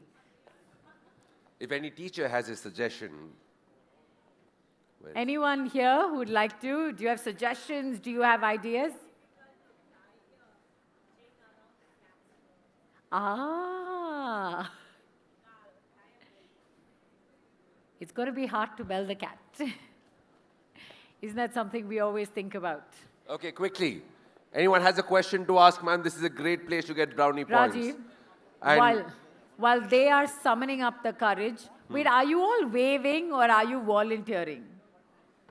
Oh, they can see themselves. How nice. Tell me this. Do you have suggestions? Because you're always full of suggestions. You're putting me on the dock. Do I have suggestions? I think already it's set a benchmark. So I really think every year, ma'am, I do believe, you know, when I go to school, or when I was in school, I had a lot of areas in college as well. So when people ask me, what are you, before they used to ask me, are you educated? Now they ask me, what are you educated? I tell them in college I had a couple of areas, but I've graduated 3 times and this is my 4th time. I've graduated at SSVM. I really believe so. Because at Transforming India Conclave, every single year, I go back a lot more wiser. I go back with life skills. And for that, I'd really like to thank you, ma'am, all of you all. Really, it's been a great pleasure. And I think you have also learned so much. I have. And I've also learned that our boys and girls here have a lot of opinions. You've seen him for 4 years now. Do you think he's gotten any wiser? I've gotten a bit younger. Hey, someone said yes. I'll pay you, yeah. Who said yes? You are not allowed to ask for that person's number. Come back here. Okay. What about your experience in 4 years? It has been absolutely incredible. I think, Rajiv, you can relate to this. We're on many different stages. We meet a lot of different speakers, eminent speakers such as this. But it's not as often we have an audience like this. Absolutely. And can I just say, not all of us are so fortunate to have a Mr. Mohandas in our life to energize us to get through the rest of the day. But I promise you, for the 2 of us, having all of you as audience, it's like we function and not at 100% battery level. It feels like being supercharged. So thank you for bringing what you bring to the table. That is each and every one of you. Your presence, your energy, your light, your inquisitiveness, how you want to explore, and also those lovely smiles and those wonderful namastes when we walk in. Thank you. Today when I came and I was like, namaste, namaste. I started doing that because I really like the vibe that it brings out. But now what else is lined up for the second half? Now what else do we have? We've got another wonderful session, and let's find out which student is going to be joining us to introduce this session. Ladies and gentlemen, please welcome to the stage Calden Prem from Reed's World School. He's very popular. From the era of Sushrata, the father of surgery, to our times, India has been blessed with healers who see medicine not just as science, but as service. In that divine lineage stands a modern master whose hands are miracles, whose heart is compassion, and whose life is a testimony of healing and hope. What defines a true healer? Is it the skill of the hands, the strength of the mind, or the compassion of the heart? Some people heal wounds, some heal hearts, and a rare few heal lives. He is one such soul who turns despair into dignity, pain into possibility, and brokenness into wholeness. One of the most special and unique qualities is his ability to combine world-class surgical brilliance with profound human compassion. Today, as we welcome him, we are not just honoring a surgeon, but a custodian of India's healing heritage. With utmost reverence and admiration, let us now welcome the miracle hands of India, the maestro of healing, the architect of hope, the wizard of reconstructive surgery, the healer beyond boundaries, the one and only Dr. Raja Sabapathy, Chairman, Ganga Hospital, Coimbatore.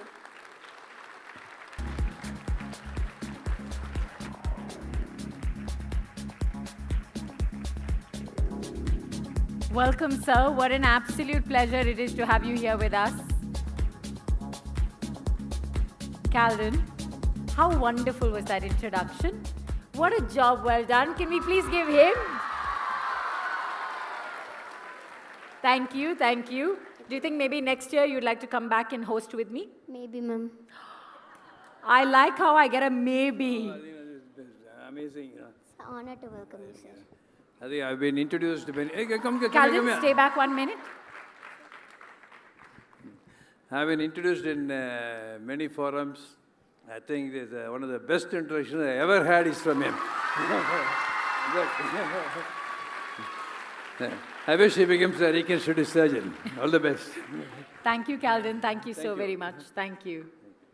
Welcome, sir. Please. How gentlemanly.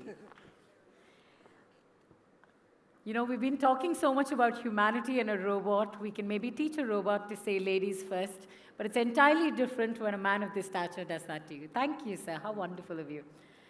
So, we've been having 2 days of incredible discussion where we've been talking about humanity, AI, tech, robotics, and the intersection of all of those things. You are in the service of humanity because you show up when people need you the most. You're a doctor. Can you tell me, after a lifetime spent healing people, do you now think AI has come in to elevate what you do, or AI, tech, robotics has come in to replace what you do? I think when we studied medicine, they said technology was coming up, and then they said it will be a big revolution. And then every few years, every decade passes, they said some more things come, but every time they say it might replace surgeon, but then it never happens. It never happens. And I was looking up the other day, and then speaking to a top AI engineer, and do you know what he said? They said, because of AI, a lot of people lose jobs, right? But then do you know the last job which the AI people think the people who will lose are surgeons? I think the AI people feel that one of the last of the jobs to be lost. And then the doctors will always, they'll be the last of the team to go. But then they will be tremendously be helped. I think that is the point. In making a clinical diagnosis, they'll be helped. But then to make the final decision as to what to do, there I think a human being comes in. I'll tell you two things like this. See, AI will tell you if you have a particular problem or somebody comes with a major injury, the AI may tell you that they got a 80% chance of becoming good, 80% chance of survival. But then it can't tell you whether that particular patient will fall into that 80 or into the 20. I think that's Given enough data, you don't think AI will be able to predict that? Yeah, AI will tell you that they got 80%. But then whether you fall into the 20 or something, I think that's where the doctor comes in. And what does the doctor bring to the table to be able to say this patient falls in the 20% or the 80%? Yeah. So what happens is now we know that the problems of getting them into the 20 is much more. So now you know where are the problems. Then you need to put in a little bit of extra effort. I think that's where the decisions that you make, I think that make the big difference. Okay. So that's where I think AI will really help us. It's almost like choosing a school. They may tell that that particular school, 95% of the people get first class. So that's for the father to choose a school which they have to choose. But then it's only, finally it matters whether our child is in the 5% or in the 95%. Yes. I think that's Very where true. that goes. So that part of the decision making, I think that's I think the AI cannot make it, and then the surgeon has to make it. Fair enough. So more and more in surgery, we're seeing robotics being involved in surgery. And people in general seem to have embraced that because at the end of the day, you still have a surgeon calling the shots there. But do you think we as a society were ready to embrace autonomous robotic surgeries? Yes, robots have really done a great job. See, what happens is, in our body there are certain cavities where it is extremely difficult for you to go and put your Maneuver, hand in. yes. Put your hand in. No, so there what would happen is, I think a robot will be a great advantage. So there you can make a lot of precision that you have to make. Getting into the places where it's very difficult to access, I think a robot does a great job. So similarly, I think I'm a microsurgeon, so where we reattached fingers, amputated fingers. So that means now we're repairing small blood vessels which are as small as 1 millimeter in diameter. So that the vessel itself is 1 millimeter in diameter. So you put in that 1 millimeter, we have to put in about 4 or 5 sutures we have to put. So we have to put in so many, the needle is also very small. So you use such fine needles and then put it. So the one thing that you need or shouldn't have is a tremor. Yes. That means that one thing that you have to. So now we are trying very, very hard to use robots to see whether that tremor will go. So in such sort of situations, we'll try to robot. But still, we have not gone to that level. It does not really replace that human being. So we reach out to robots for precision, but not for decisions. Yeah, it can add for access. I think for access, robot is very good. For precision, robot is very, very good. But ultimately, for decision making, human being is the best. I think what to do, I think human being is the best for making the decision. But for robot, will we help us to do those things? Will really help us to do. Okay. And since you brought up humans in decision making, you've had a long, storied career. Yeah. And I'm sure there have been many standout moments in them. Can you maybe share with us a moment where your humanity and your empathy led to decision making that was in favor for the patient who came in? Yeah. I think for this, I think maybe I should start off with a story during my training period in the US. You see, I was telling that we reattach amputated fingers and all that. So when I was in the US, of course we came back from India, and then there is a small fingertip amputation. I think there was only just below the nail, a lady had her finger amputated. But you feel it's not too much of a problem for function, I think. So I went to the emergency room and then picked up, and then it showed an alternative. If you have to reattach the finger, it takes about 4 to 5 hours. Okay, it will take that much time it will take because small vessels you have to join. So I thought of the simpler alternative. When you're about to begin, my boss client, he came over and said, what are you doing? So my colleague said, this lady has been flown we are in Kentucky. So he said, the lady has been flown all the way from Virginia to put this finger back. Then he immediately asked, why did you not try? He did not try. So he said, but you're a good fellow. So we did try and then put it back. It was very successful. In the end, he walked back and said, you just see that she has come all the way from Virginia to thinking that Harold will put it back. But then you didn't choose to try. But then, you have to try. So I think that's an amazing lesson. So what really happens is, if you ask statistics, if you think that there is a small little finger, and then if a small bit, if it loses, it will happen, function, AI will say you will get along, okay, you'll go along. Yes. But then if you ask that particular lady, whether that makes a difference, it will make a difference. It makes a world of a difference. It makes a world of difference. So I think where this thing is, that's where the individual surgeon's ideas come in. Wonderful. So thank you for sharing that moment of empathy, of human understanding and connection. And our theme for this year is humanity and AI, and it's about co-creating our world. You already gave us example about how AI is being used in remote areas, whether it's to identify maybe TB in an X-ray, or lots of applications are already underway. But what does co-creating our world mean to you with technology and AI? Yeah, one thing what technology will do is it will make more equity. I think, it will make access more possible. I think that's very, definitely it will possible. Now you don't have to have a radiologist everywhere. Okay. I think it can be done by a technician. See, for example, if you take in India, there are so many people who require screening. Yes. Okay, screening for breast cancer, screening for throat cancer, mouth cancer. But then if you really ask, can we put a doctor everywhere, every village you have to do, that's not possible. Yes.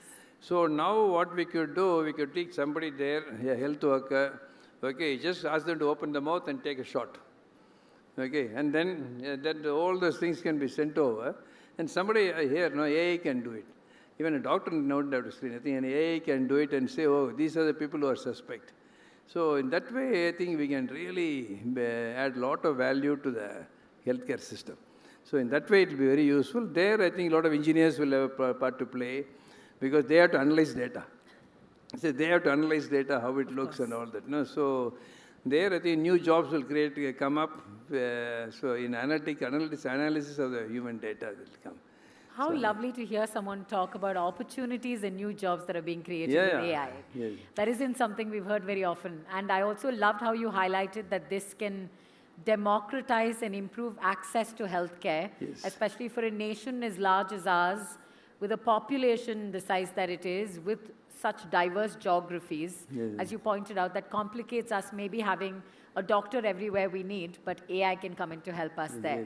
So I'm sure you are teaching many students as well. Yes. And I know you've heard that technology is coming, it's changing, technology is coming, it's changing. Yes. But AI is here, robotics is here, and it has changed the way medicine is being practiced. Yes. So has that changed the way in which you teach your students? Yes, not that it has not changed the way we teach students, but I think I should say that it has changed the way students learn medicine. That is, in what way, sir? Can I get you to elaborate? Yeah, in what way is, previously it was all books, like a real standard textbook we used to read. Now, everybody has got every book in their pocket. I think the whole telephone itself has got all the books in there. So, access to knowledge has been overcome.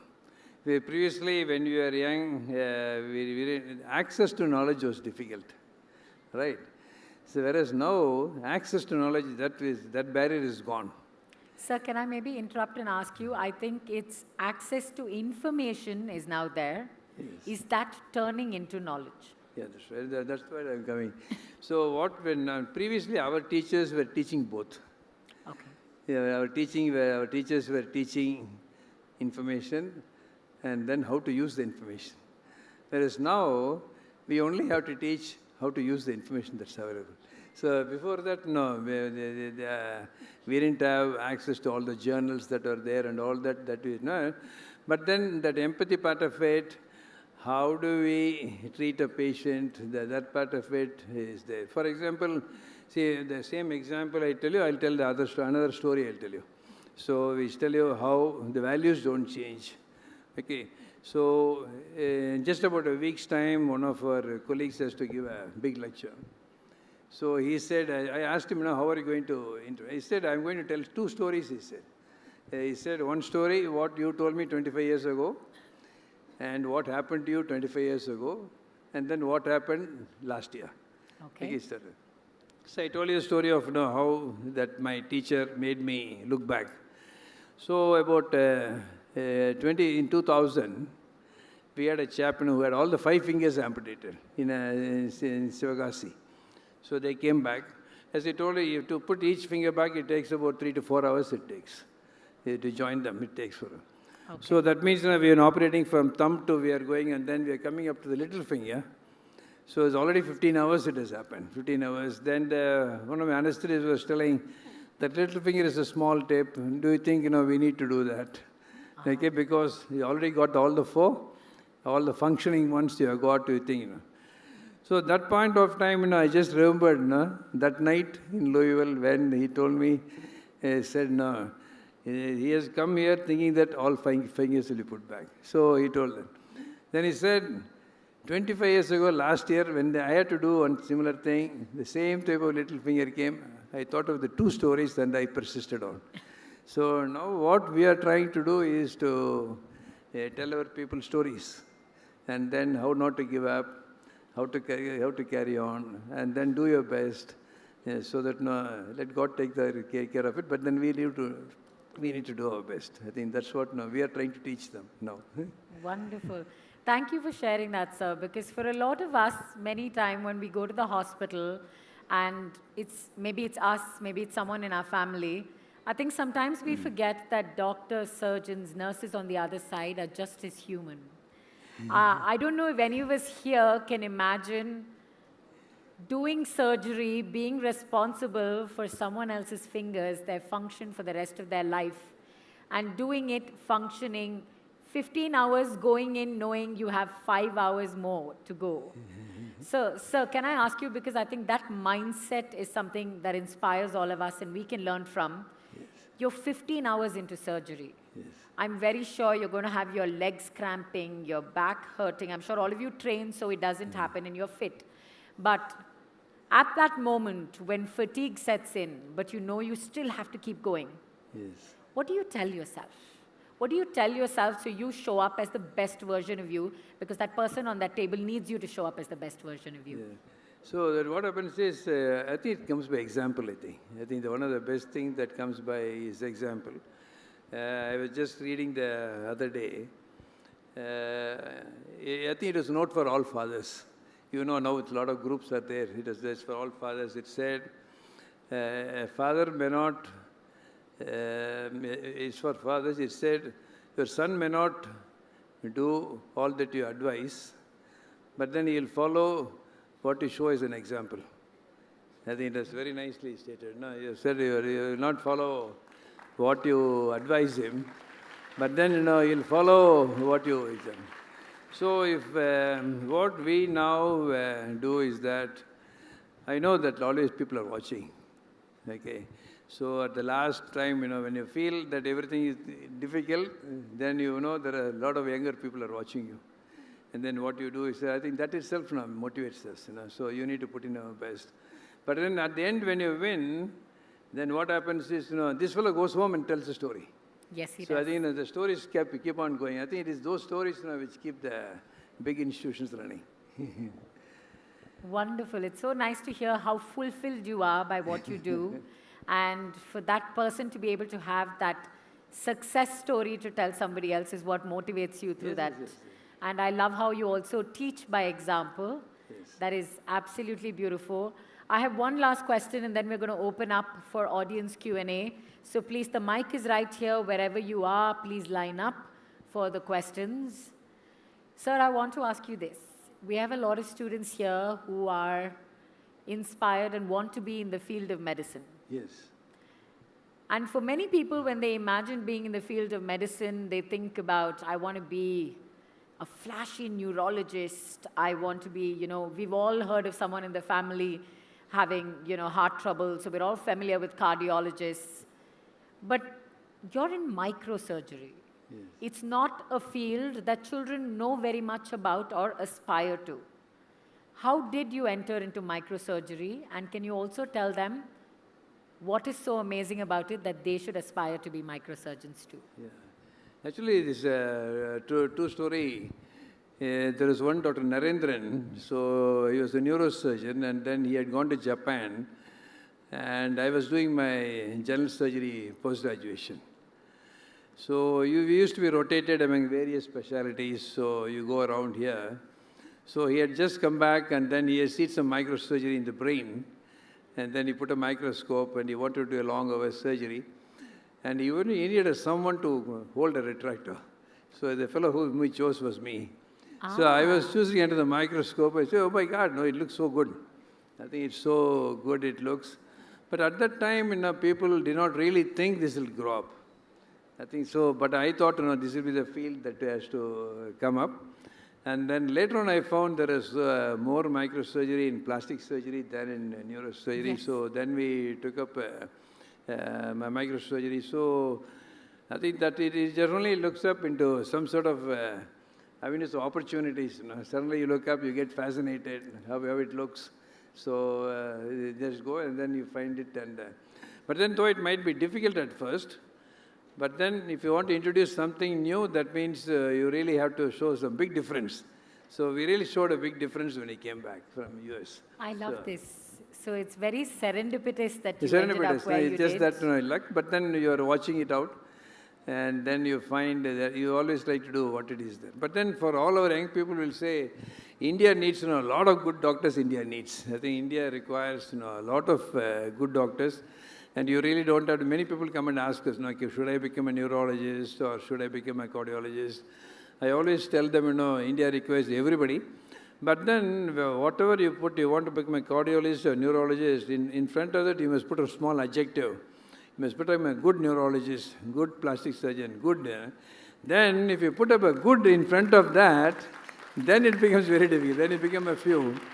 Then you don't have any competition at all. I think you don't have any competition. So I think that's always say, I tell in our hospital, there are a lot of good schools, people say, good colleges. How many times do we spontaneously say great college? I think how many times do we spontaneously people say it's a great hospital? So I think it is jumping from hospital to good hospital to great hospital. So like that, doctor, good doctor, great doctor. So I think that jumping is what really makes it. I think I urge all of you, whether you want to become an engineer, a rocket scientist, or anybody, I think you need to put yourself two adjectives. You have to put good first, and then great next, and then you'll be fine. Good. I love that. Doesn't matter what profession you choose, you should aspire to be not just good, but great at it. Sir, we have a student right there with a question. Good afternoon, sir. I am Arfa from Reed's World School. My question for you is, how can the youth-driven initiatives support the healthcare system in India today? How can youth-driven initiatives support the healthcare system in India today? Yeah, support initiatives. Yeah. No, I think it's very, very easy for it will become the norm. I would say it will become the norm in future. AI-supported initiatives means what we now require is data. I think if we have some complex situation that we have, and then you really find as to what has been done before. So now what will happen is with AI, it is extremely easy. It is extremely easy for AI-driven initiatives and also become very easy. And previously, if we used to have a difficult problem, my teacher used to tell, you will not be the first fellow in this world to have this problem. So many fellows would have had this. Some would have done it nicely, and at least one fellow would have written about it. So that means to search that one person who's written about it used to take very difficult. But now with the AI initiative, it's so easy. Now we find the solutions that are there, so we are able to get them easily. I think that way, I think it will extremely be useful. Yeah. Thank you. Thank you, sir. Namaste, sir. I'm Anushri of grade 10. So do you think that the doctors in this AI age are anyway better than the previous generations of doctors, or are they losing something in the process? Yeah. I think doctor has always been the same, I think, So in my father's age time also, the doctors were good. So whether AI, I don't know whether AI can produce better doctors. But I think it is easy for a doctor to become a better doctor with AI. Okay. I think that's the way we really have to take it. Because you see, we deal with a lot of accidents, okay? We deal with a lot of accident people. So I find when anybody comes to the hospital, the one thing, whether they are a teacher, a doctor, engineer, a minister, or anybody, the first thing is that they are looking for hope. Okay, we have found there are only 3 questions when anybody comes to hospital. Okay, the first question, irrespective of anybody, the first question is, will I become all right? I think that's the only first question is, will I become all right? So to answer that first question, I think what you really need is someone who could smile, someone who could touch, then someone will say, you will become all right. But then at that stage, they don't need AI to say there are 75% chance of you becoming all right, 25% of you becoming limp. Okay, that they don't need somebody to that. But you need someone to say, yes, you'll become all right. Okay, I think so. But then inside your mind, doctor will know what happens, and then he'll turn his voice, all this, to tell that. No? So I think that's why I think AI will help a doctor to become a better doctor easily. I think there we have to struggle more, but now it became easy for us to become a better doctor. Thank you. I love how AI can help with data and knowledge and prediction, yes. But you still need a human for the reassurance. Yes, you need a human being to tell, exactly how to that empathy part of it. No, I think even the previous time when both the madams were talking, you were talking about empathy. Yes. You did talk about empathy, no? So I think that part of it, I think it's extremely difficult for AI to give. I think that's what Our next question. Namaste, sir. My name is Ananya and I'm from 10th grade. Ananya, pardon the interruption. Could you hold the mic closer so we can hear you better? Yes. Thank you. So my question is, in which field of medicine do you think will be the least affected by AI and why? In which? Which part of medicine will be least impacted by AI? Least impacted. The least impacted, as per AI experts, is surgery. Because the reason is, in surgery, as you proceed, there are so many variables are there. I think that there are a lot of decision makings have to be taken into account, one. And secondly, right now, what AI lacks is what is called the haptics, So the consistency feel, I think that's what AI is lacking. You see a different lot of tissues are there in the body. So each of them have got a different consistency, they feel, and the flow, I think they're all different. So they find AI has got difficulty in identifying the different consistencies of the tissues and all that.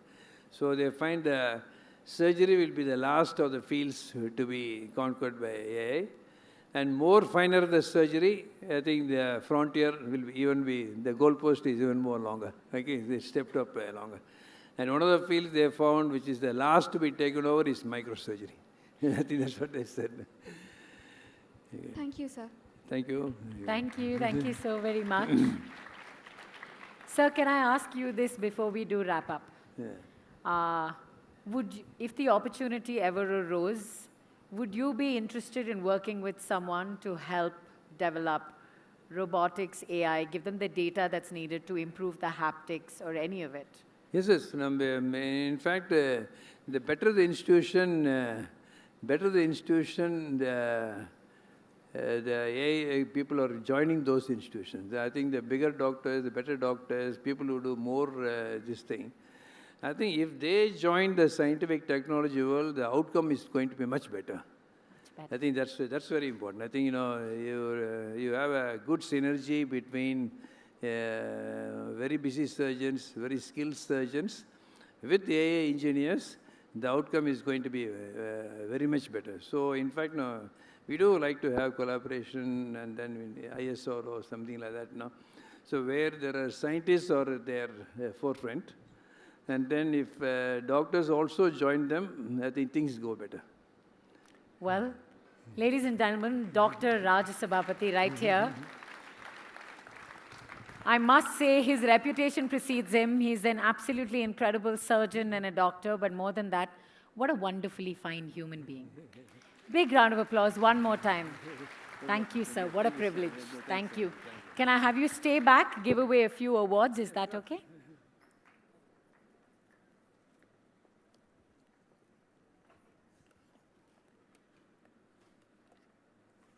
Sir, every year here at the SSVM Transforming India Conclave, we have something called the Studentpreneur Award, where students are encouraged to become entrepreneurs, come up with ideas. This time it was in the field of AI. Some of it was in the intersection of AI and medicine as well. So we're going to begin with our felicitation of the Studentpreneur jury. These jury members comprise of parents, so we really want to thank them for volunteering their time for this. When I call out your name, I'm going to invite you to please join us center stage. We begin with Mr. Vijay Gupta.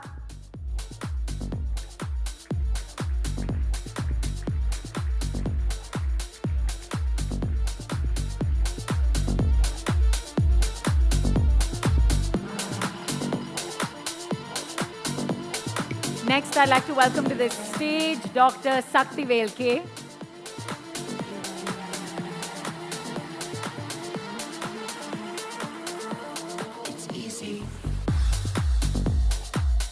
Can we please give all of our parent jury members a big round of applause, show them love, respect and appreciation as they come up here. Next, I'd like to welcome Mrs. Gayatri Chidambaram.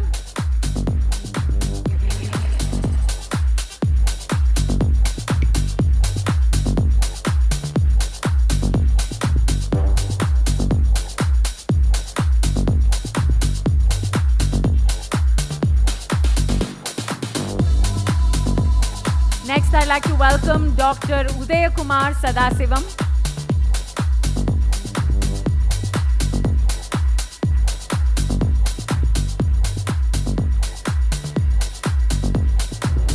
It's easy to disappear. Miss Sandhya Mutappan. To be far, even though you're near. It's really easy to feel.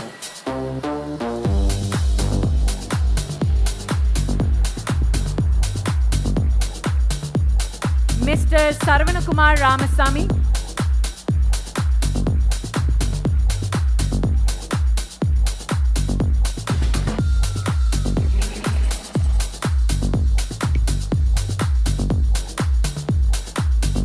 Next, I'd like to welcome to center stage Mr. Bhupati Saktivel.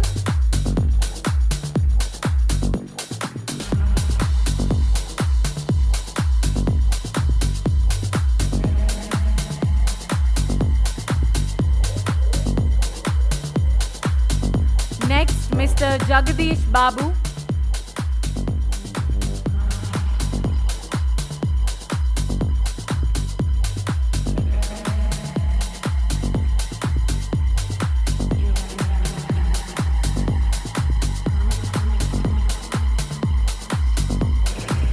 Can we give a big round of applause for all of the parent jury members?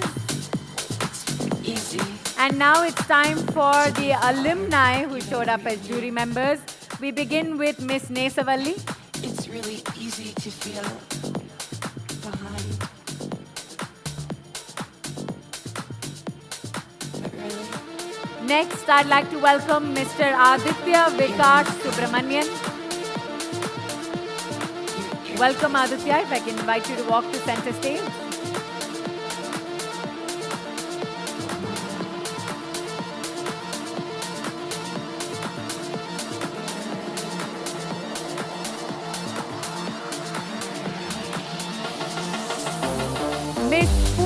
Kalyani M.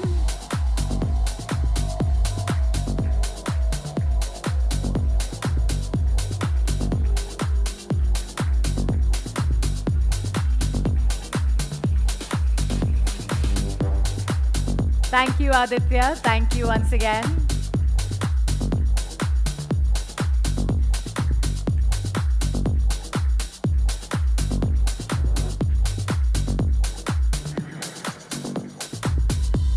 And finally, Bharatraj M. Big round of applause for all of our SSVM alumni who've returned as jury members.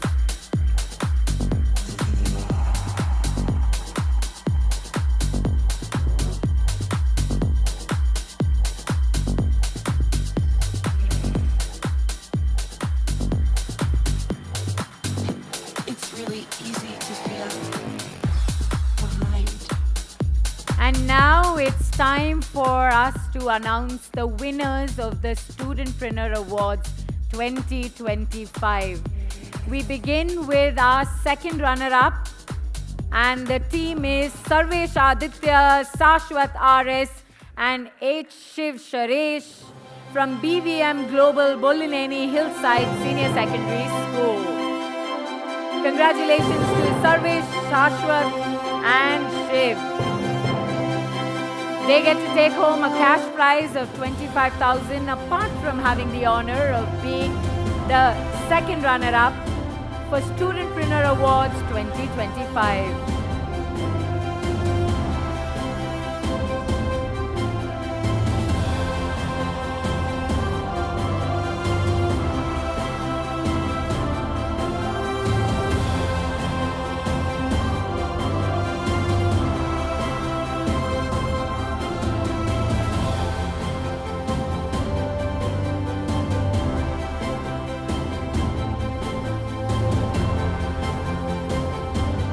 Congratulations to our winners. Can I invite you to step to the podium?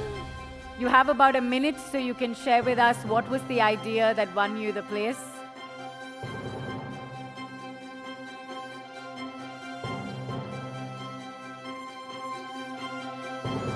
Big round of applause. Give them a huge round of applause. Well-deserved, hard-fought win.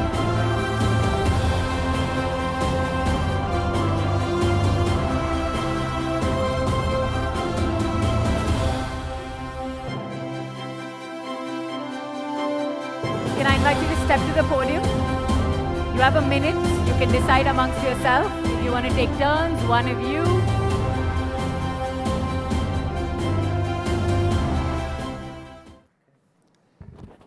A very good afternoon to everyone here. So first, I'd like to thank SSVM for making this entire thing possible. And then I'd like to thank our principal. Then I'd like to thank the juries. And finally, I'd like to thank all the teachers and everyone who made this possible, who gave us the opportunity to present ourselves and our product. Now I'll be handing it over to Shiv, who's going to explain the vision of our project. A very good afternoon to everyone. So the aim of our product is to make a very revolutionary product that is AI integrated effluent treatment plant. So in the conventional ETPs, there are many manual errors that are being done, and due to that, many lives are lost because of contaminated water and polluted water, which are disease-borne. So by integrating AI, we tend to reduce the human errors and mistakes and reducing the disease-borne water into a disease-free one, rather than, the contaminants which are being reduced from the factories. Over to Sarvesh, who will be explaining the technological architecture of our product. Good morning to one and all present here, and I'm Sarvesh. So, first of all, thanks to SSVM institutions for giving us a wonderful platform to present our idea, and my respected teachers who encouraged me to do this project. So, what is exactly a technology architecture of a product? It is simple. We have integrated AI into standard effluent treatment steps. So it increases accuracy in treatment and results in an effective effluent treatment. So yeah, this reduces the contaminations in water bodies. So this is a small step towards the sustainable future. And yeah, this is simultaneously the humanities also will increase. Thank you. Thank you. Congratulations. Can I have you just step backstage, collect your award, and please wait. We'd like a group photograph with all 3 teams.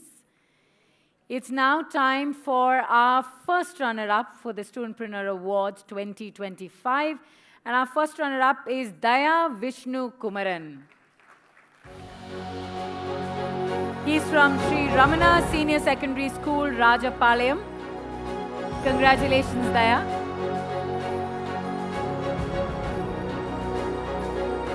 Along with the honor, the recognition, and the experience, he gets to take home a cash prize of 50,000.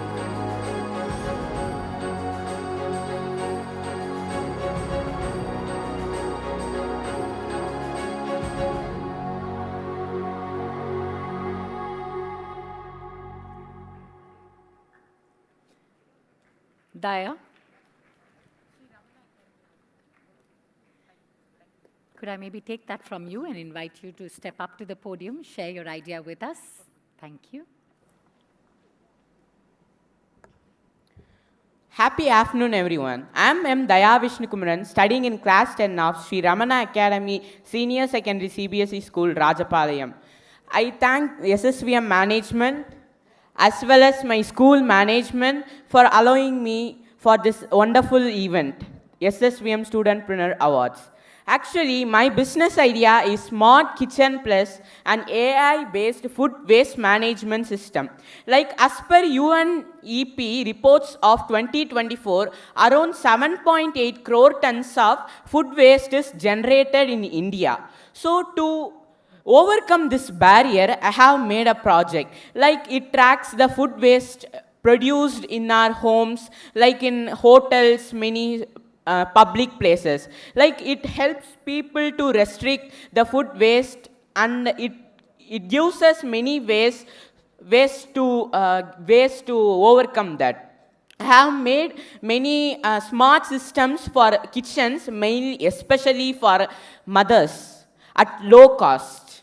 Actually, this project I have made it with the help of Atal Tinkering Labs of Niti Aayog from Atal Innovation Mission. So if government has its own components, then why can't it give it at low cost to poor people? So this is my idea. Thank you. Can I have you just please wait right here for the group photograph? And now, ladies and gentlemen, for our winners for the Studentpreneur Awards 2025, they're from Chinmaya International Residential School. Please put your hands together for Ronak Golcha, Arnav Saraf, and Naitik Agarwala. Apart from having the bragging rights of being the Studentpreneur Awards 2025 winners, they get to take home a cash prize of 75,000.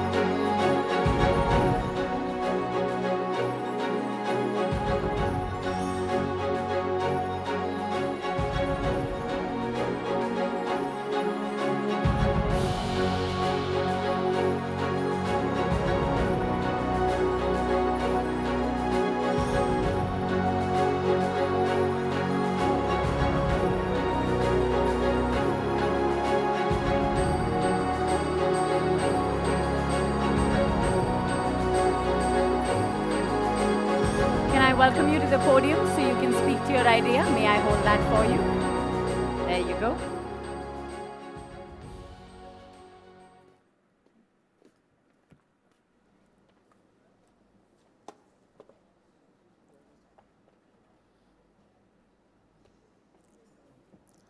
Om Shri Chinmaya Sadgurave Namaha. So, Hariam to everyone present here. I'm Ronak Golcha, the CEO of Adaptimotion, and I would like to say something that I truly believe in is that dream is not something that come in sleep. Dream is something that don't let you sleep. And this was quoted by APJ Abdul Kalam. So if talking about Adaptimotion, so it did not start in a bedroom. It started when I saw a person, an amputee, struggling to find a seat in a public place. struggling for his dignity, struggling for his independence, and struggling for his safety. And this isn't an isolated struggle. Approximately 1.3 billion people worldwide live with significant disabilities, and this comprises of 16% of the global population. These individuals face immense problems such as adapting to the prosthetics, irritations, allergies, burns, and most important, the basic need to sit. So, and I would like to give the mic to Arnav. So, thank you everyone. So as our CEO mentioned about the product, we'll flip the coin and we'll talk about the market. So when we started, we had no idea about the market, and then when we researched about the market, we realized that the market is very big. The total market size is of 72,000 crores, and that is very, very big. And according to data on the internet, it is expected to grow double, and it will become of value worth of 148,000 crores. I don't know how many zeros are there in that value, but then it's very, very big. So that is one thing. And then for adaptive motion, we have 4 different revenue streams. One is B2C, selling our product directly to customers. Second one being selling to hospitals, rehab centers. And third one being co-branding and white labeling for other companies. And fourth one being a subscription-based app where our users can access the app in many different ways. They have GPS location, they have doctor appointments, then they have emergency alerts that our crutch has, and a fall detection sensor, and many other things. So now for other factors, I'll hand over the mic to CFO. Hari Om, I am Naitik Agarwala, the CFO of Adaptive Motion. So now let's flip the coin to financials. In financials, our product comes at a mere price of 3,500 rupees. And then added 12% GST, with 5% GST, we come down to around 3,900 rupees. So that's our price of the product. So now what do we offer? We offer a seat in the product, we offer fall detection sensors, and we offer an all-in-one app subscription for free in the first year. Then from the second year, we'll be charging them 1,000 rupees for the app, which is the price of a mere OTT subscription. 20 rupees per week, that's the price of a cutting chai. And now, what are our future plans? Our future plans are in 3 phases. Phase 1, Phase 2, and Phase 3. Phase 1 will be asserting ourselves as a market competitor and redefining the user experience. Phase 2 will be expanding globally to other countries. And Phase 3 will be using our data to provide as a service to insurance companies. This data will be highly aggregated and highly anonymous. So one more thing that I would like to say is about our name, Adaptive Motion. So adaptive motion comes from 2 words, adapt and emotion. So as we all know, when we talk about amputees and all, it is very emotional for them to move in that way. But that is what we want to treat, and that's what our tagline also suggests. Adaptive motion, restoring motion, and reviving emotion. And in the end, I would like to thank a lot of people, starting with SSVM, for making it all happen. Then coming to our own school, CIRS, they supported us all from the very beginning. And then to our teachers, Dasrati sir, who is here with us now. Then Nagarajan sir and Arunis sir back at school. Also the jury members, because of them we are standing here maybe. And most importantly, our seniors, Team Vayu Nigra. Without them, we wouldn't have been here. They're our source of inspiration and guidance. We will like to thank them, and also to our parents for always supporting us. Thank you.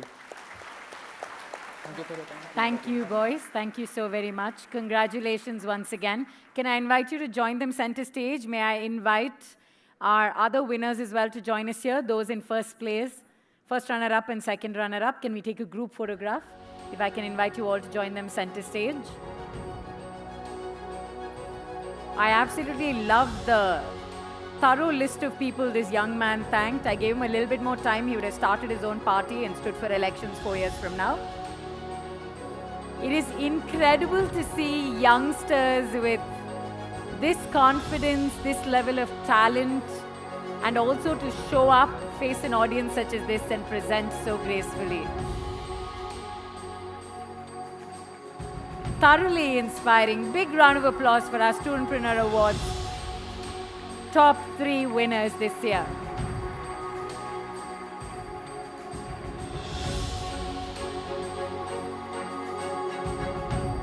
Thank you so very much.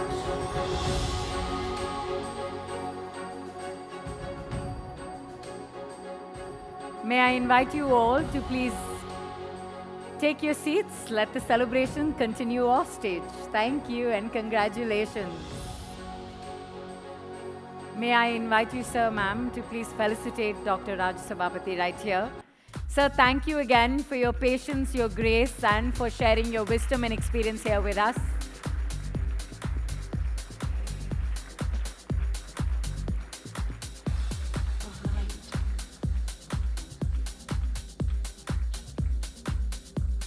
Thank you once again.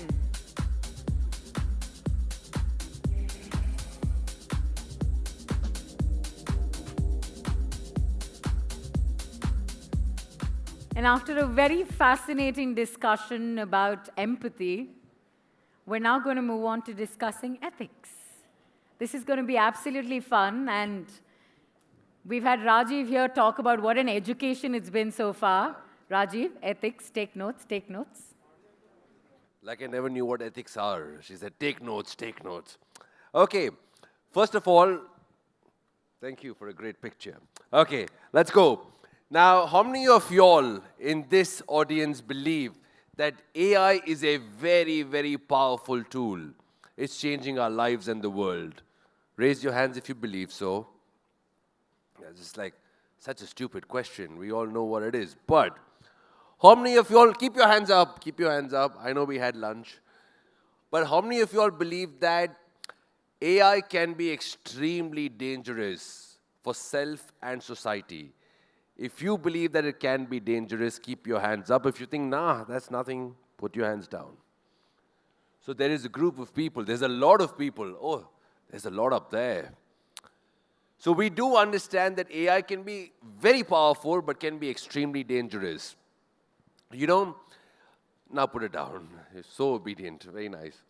You know, there was a time when the bug of AI came in, we all started believing that AI will take away human jobs. And there was a sense of insecurity. Right? What happens to our job as a teacher, as a creator, as an engineer, as a software designer? What happens to our job was insecurity. But today there's a bigger problem, and that is AI's insensitivity. We need to address that a bit with ethics, with an activist and a researcher. To speak about that person, we have someone very, very interesting who will introduce this interesting person. But today, every country is judged not on its GDP, but it's judged on its GPT. Exactly how dominating you are when it comes to a country in the field of AI. And I think India is flipping the game of AI. IND, not AI, but INDIA. To introduce the next speaker, I call Siddesh from class 11 from SSVM, Metupalayam.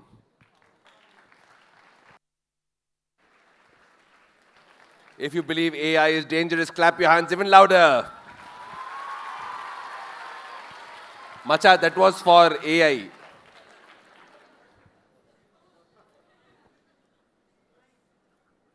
Check, check, check. Wow. I guess even the mic's a little nervous of who's coming next. And I can't blame it. Our next guest literally teaches technology how to behave. But what makes him special isn't just his intelligence of machines. It's the humanity he gives to them. For him, AI isn't just artificial intelligence. It's accountable and inclusive too. Mr. Jibu Elias is one of India's leading voices in AI ethics. From guiding India AI to working with global councils, he's been shaping India's journey with technology and reminding us that the future of AI must be fair, responsible, and most importantly, human. And here's the fun part. When he's not too busy with these grand ideas, he's a writer, a traveler, a vintage pen collector, and get this, rumor has it that he can even make you laugh in 7 different languages. My God, I might test it later, but for now, let's test the power of your applause. Please join me in welcoming and felicitating the visionary, the multi-talented, and the very face of human-AI relationship, Mr. Jibu Elias. Thank you.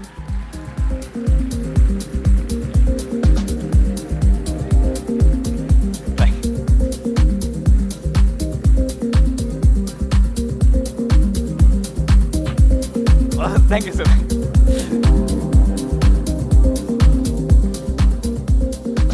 He almost called out to God. He was looking up there. But maybe only God can save us during this field of AI. But hello, sir. This is your mic.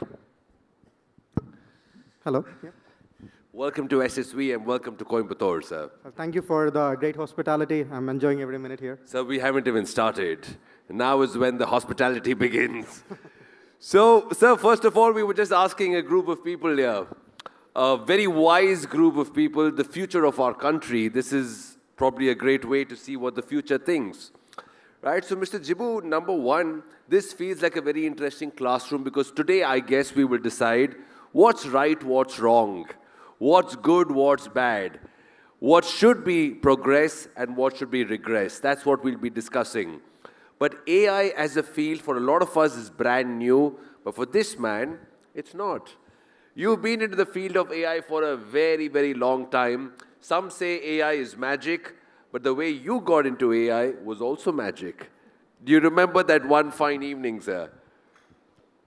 Well, I think I was speaking to Siddesh before. Destiny has its own way of playing into, right? I was inspired by some of the books I read 10, 12 years ago, like The Superintelligence by Nick Bostrom, Our Last Invention by James Barat. These books actually were the first to ask the question. It's not enough that we build AI, right? We are talking about AGIs. We are not there yet.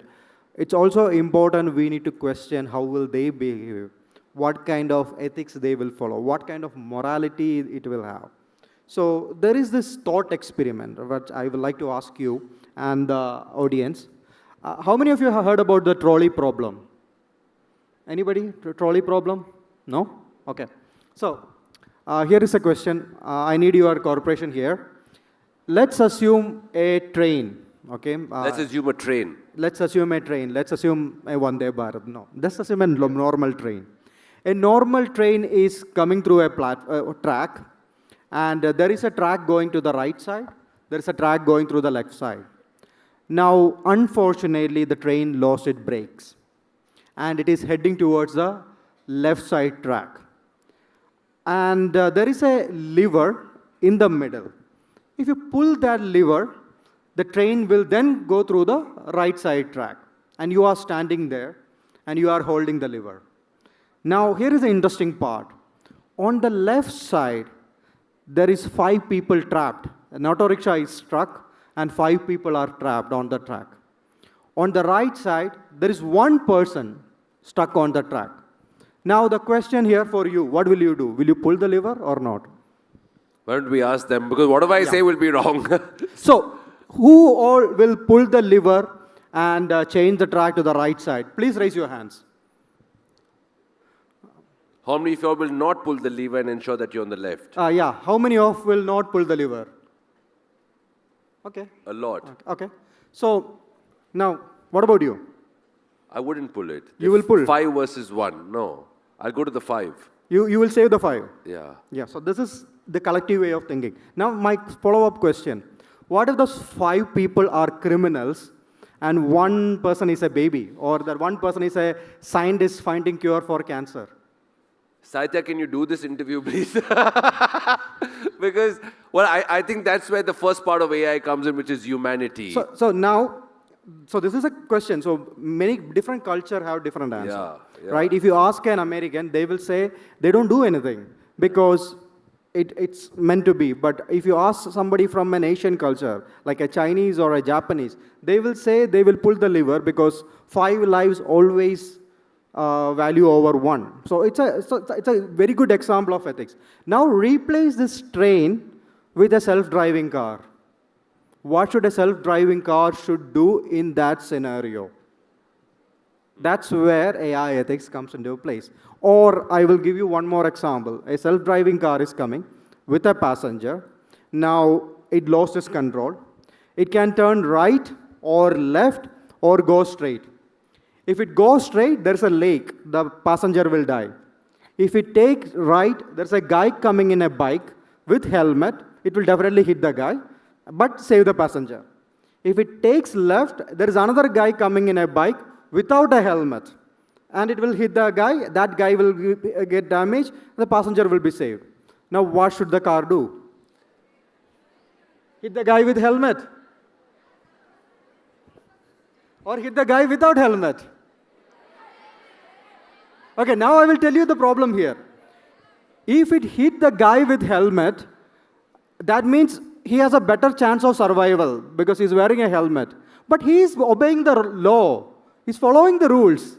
Because that guy is not following the rule, not wearing the helmet, he get a free pass. How is that logical? See, this is where the AI ethics comes into place. Sir, can't we have safer trains and better cars, sir, instead of all this? Just make sure there's no brake fail at all, sir. Well, that's the thing about mechanics, no? You know, things... So it is very decisive. What you're saying is everyone makes a choice. You have a choice to make. But which one you do it is what decides ethics. Some of the cases. This is a very watered down version of AI ethics. You make AI sound very simple, the way you have put it forward, but clearly it is a lot more. Youngsters, not so young, slightly older, all of us don't realize what we are doing in the world of AI and what risk we are sending out and taking upon when we use anything like an AI tool. Can you tell us what is it that we don't know? We've been educated about what this AI can do for you, how the AI benefits you, but how it is putting you at risk, because everything that you do has a negative. So we've been always told that, but we are looking at AI as only a positive. To reverse that is where you've come in and you've done a lot of research, sir. So what is it, the basic awareness that we do not know and we ought to know what we are doing? So first of all, there is a lot of dependencies now people have on these AI tools. Few days back, there was an article in New York Times where a young woman killed herself after having a conversation with ChatGPT, where she took a therapy kind of help with the AI. So there are many people who use AI models as a therapist. There are many people who tends to believe these models, whatever it gives you. But the reality is we have to understand the current generative AI. So the current boom is generative AI. The ChatGPT, the Llamas, the Gemini, they are all large language models. They are trained on whatever is in the internet, right? So I will give you an example. Are you a fan of Ilayaraja? Yes. I'm a big fan of Ilayaraja. And I don't know if you know, Ilayaraja has done over 1,000 movies. He has composed around 7,000 songs. Now, if you ask AI, who is the most prolific? Prolific means in terms of volume. Prolific music composer, for movie soundtrack composer, it will never say Ilayaraja. It will give you John Williams, Hans Zimmer. So that's the thing. There is an inherent bias within AI, right? If you ask for a health condition or a health advice, it will give you everything related to English medicine, which is fabulous. But there are certain things where alternative medicines like Ayurveda can do better.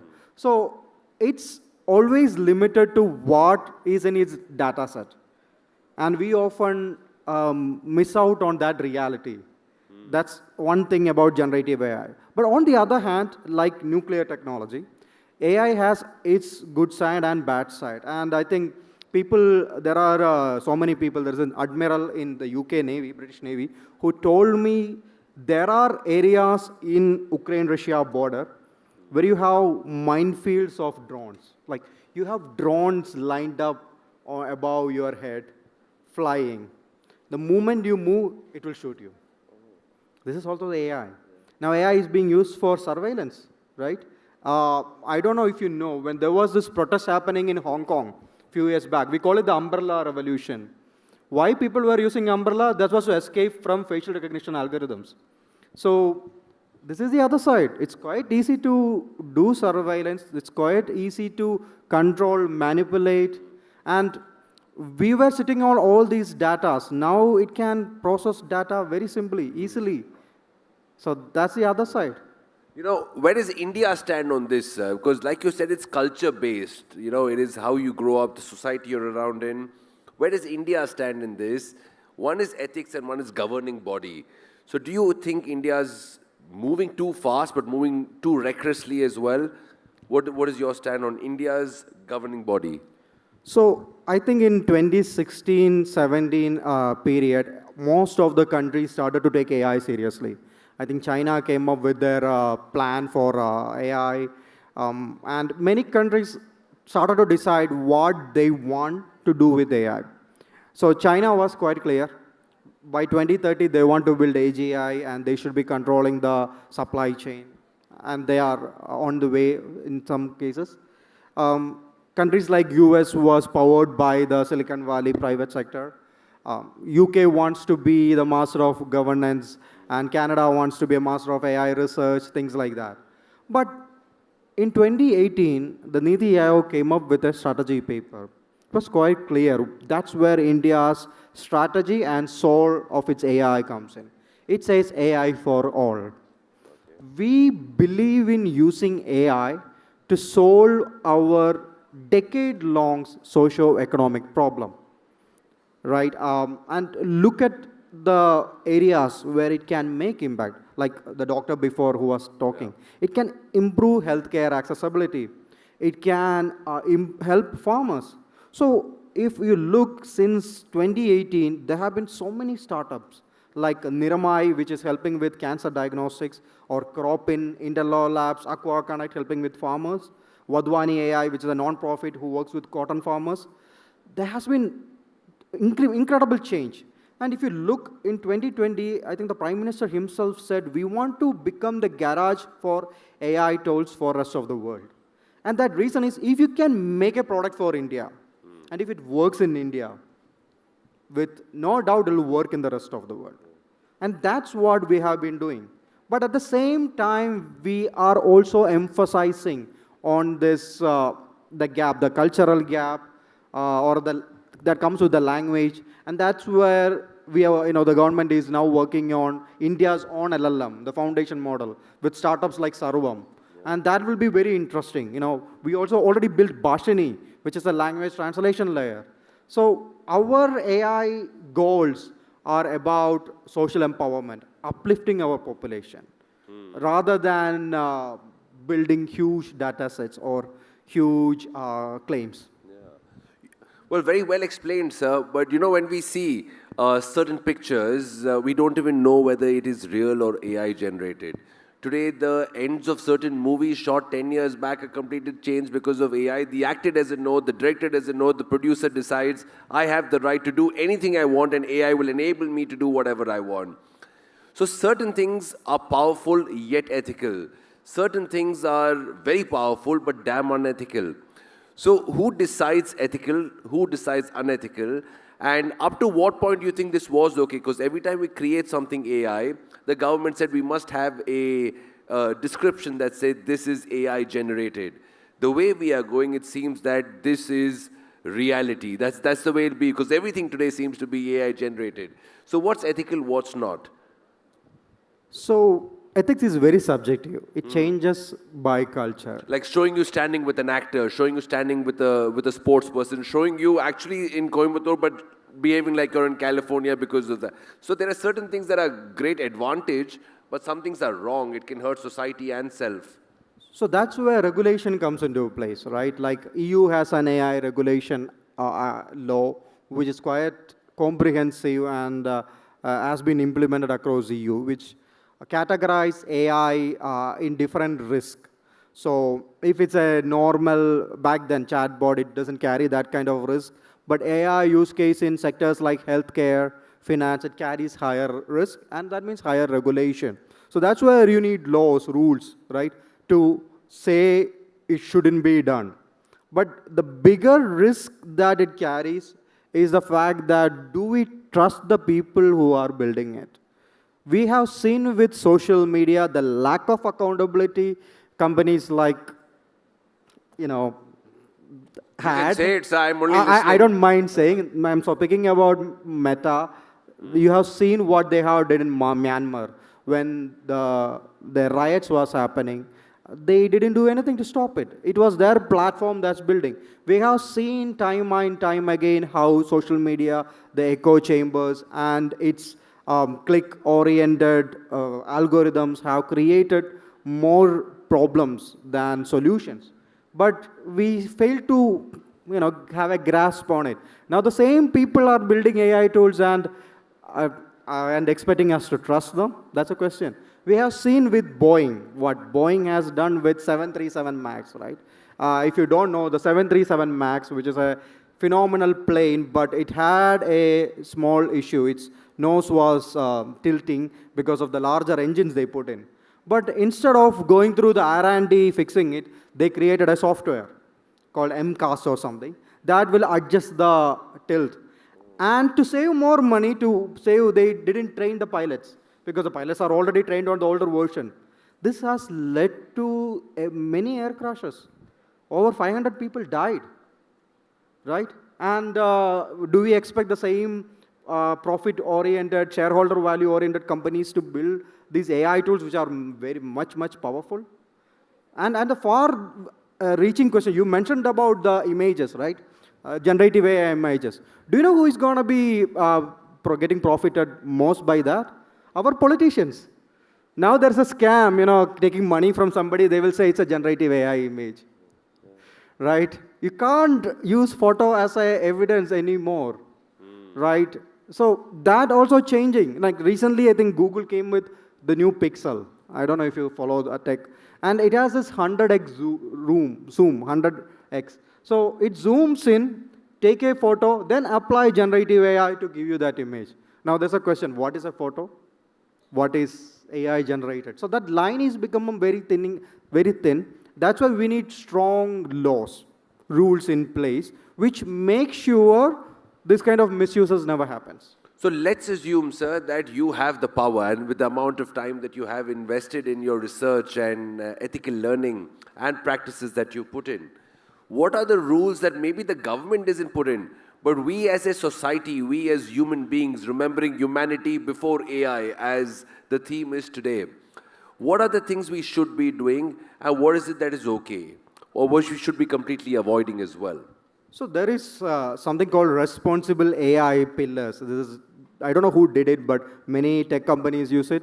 Some of us also use it. So it looks at some of the major aspects, like accountability. Who is accountable when AI goes wrong, right? Right now, for example, if a car, let's say you have a Toyota car and the brakes goes bad, you sue Toyota.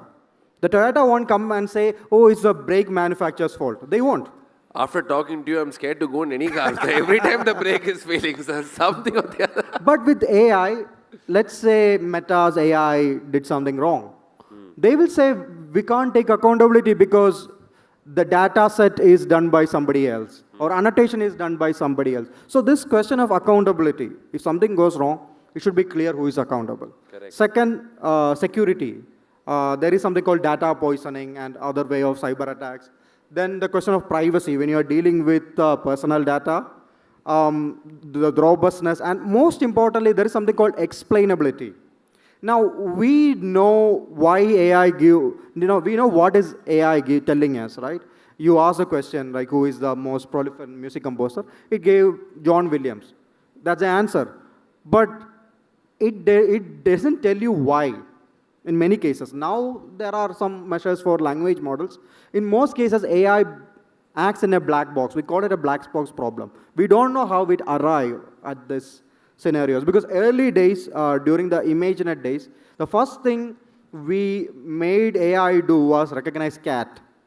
So what you did was you fed thousands and thousands of photos of cats to AI and telling, and other photos. So cat photo, this is cat, this is not cat, cat, not cat, cat, not cat. And finally, it realized what is cat and what is not cat. But we didn't know back then how it is recognizing a cat.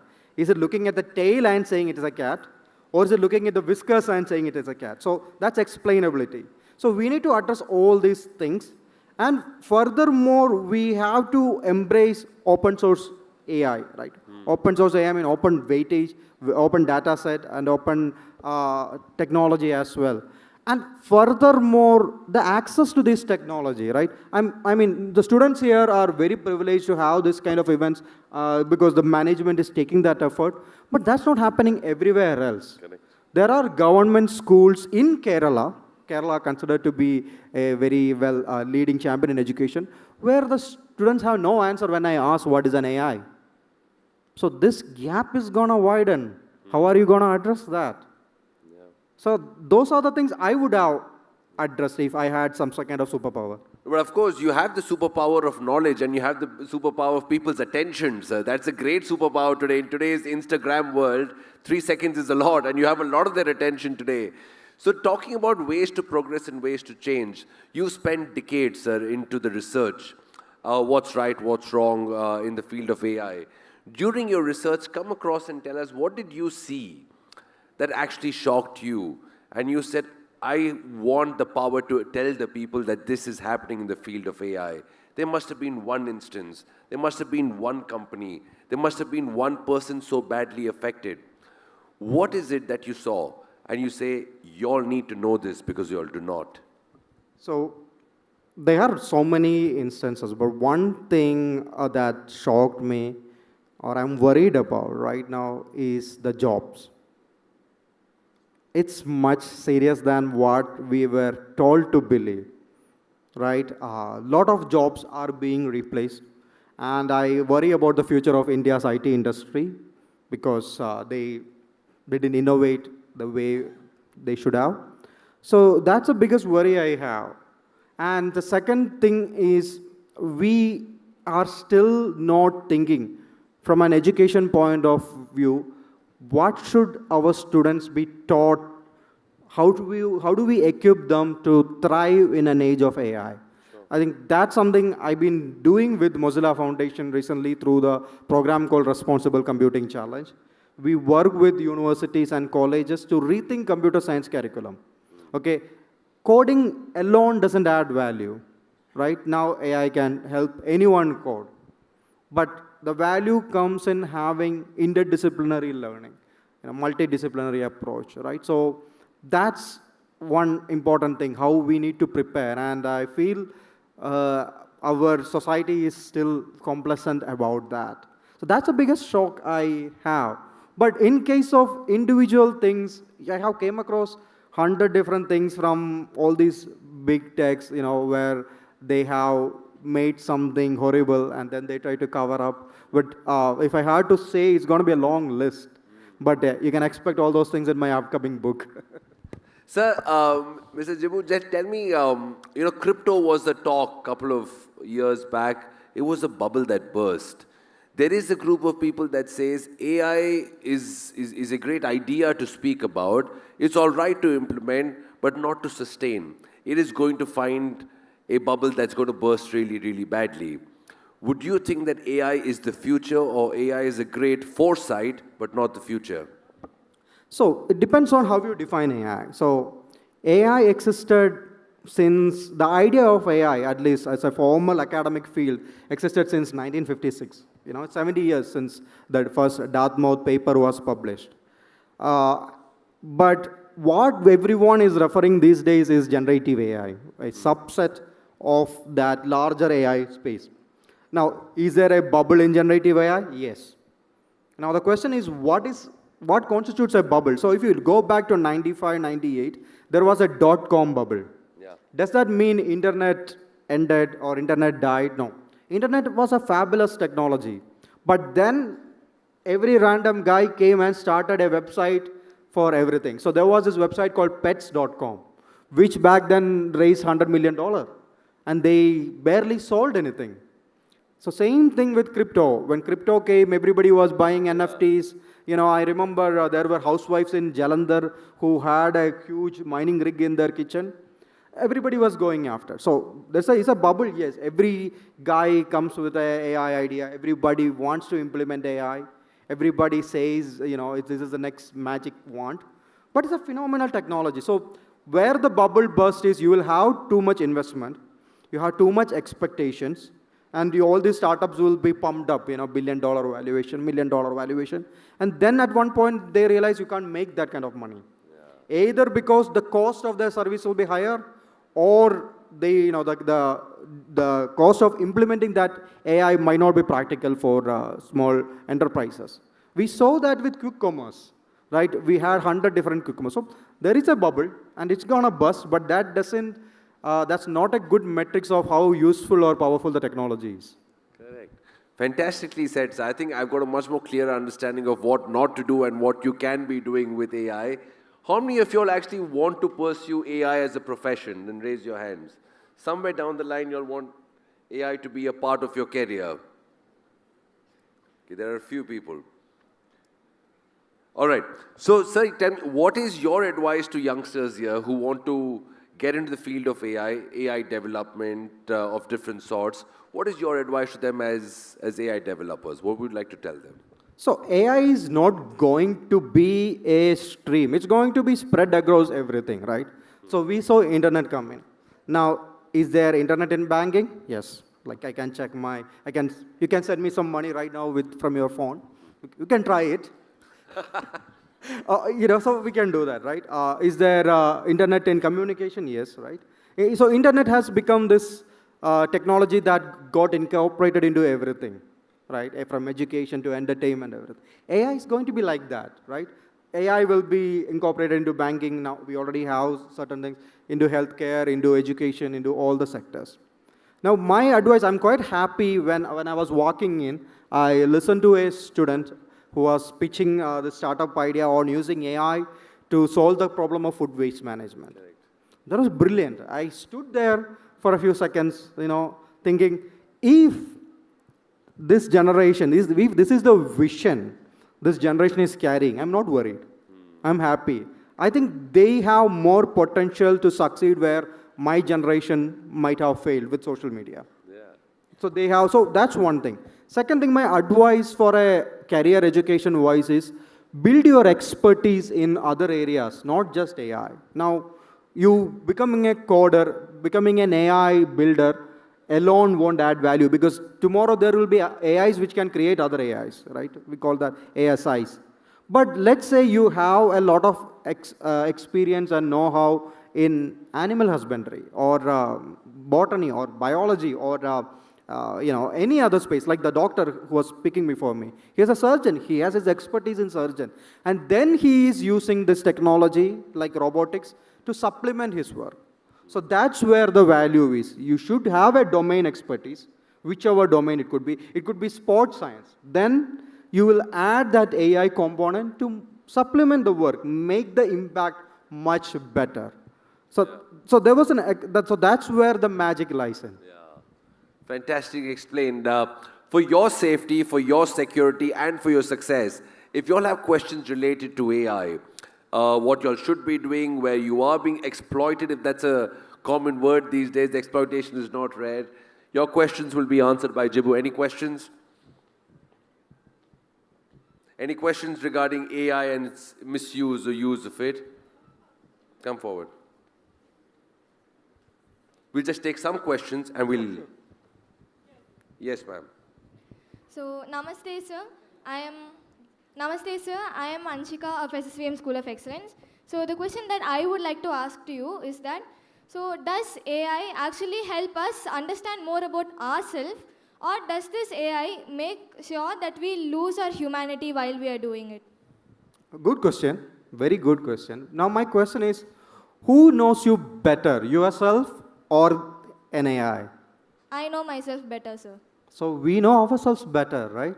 Yes, sir. So AI is right now, it's like a mirror, right? And that's why we have bias, right? So I will tell you an example. We know that in countries like US, where there is a bias against black people, how, I don't know if you remember the George Floyd incident where a man was kicked and murdered on the road by the police.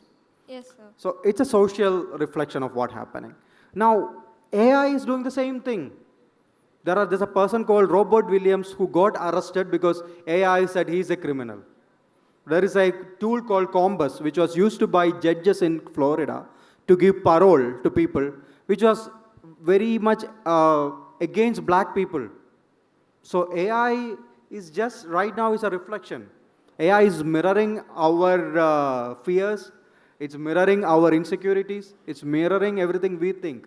So, but the reality is, we understand us much better. And Don't forget, humanity has existed for thousands and thousands of years. We came from nowhere, from hunter-gatherer to building this amazing technology in what? 5,000 years? 10,000 years? Right? Forget that. Talk to our grandparents. Tell the world we are living in. Like how, they won't even believe, right? If we tell that there's a machine that will, answer my questions, or even telling that there's a machine that will do paintings for me. Do you think they will believe? They will say it's a dream, it's a myth, right? Yes, so sir. we have to give ourselves some credit. We have reached so far. So trust in us. That's what I will say. Thank you, sir. Very nice question. Next. Good evening, sir. Hi. In your view, how Can you tell me your name? Uttara. Uttara, okay. In your view, Thank God you didn't ask AI, sir. What's her name? Yes, in Uttara. your view, how can we actually measure the true progress in this age of AI? It depends on how you want to measure progress, right? Do you want to measure economic progress or do you want to measure social progress, right? So in economic terms, you have metrics like GDP and all those things. There are a lot of papers by institutions like McKinsey comes and say AI is going to add $30 trillion to the economy. AI is going to add $100 trillion to economy. But I would say for us, for you, we should measure AI as the impact it's making.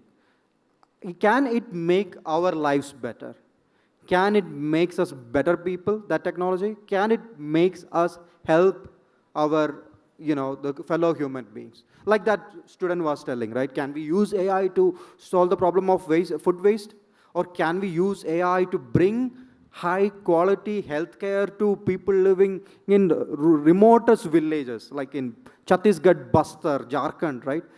The tribal belts. Can we do that? That's where the progress is. So it's about how it can uplift our society. I think that should be the metric, not based on the value it will add to GDP. Thank you, sir. Good evening, sir. My name is Shivadit. I am from SSVM Mettupalayam Residential. My question is, if you imagine India in 2050, where human and AI values are together, what is the one thing that you hope that never changes about us as humans, as a society, as a people?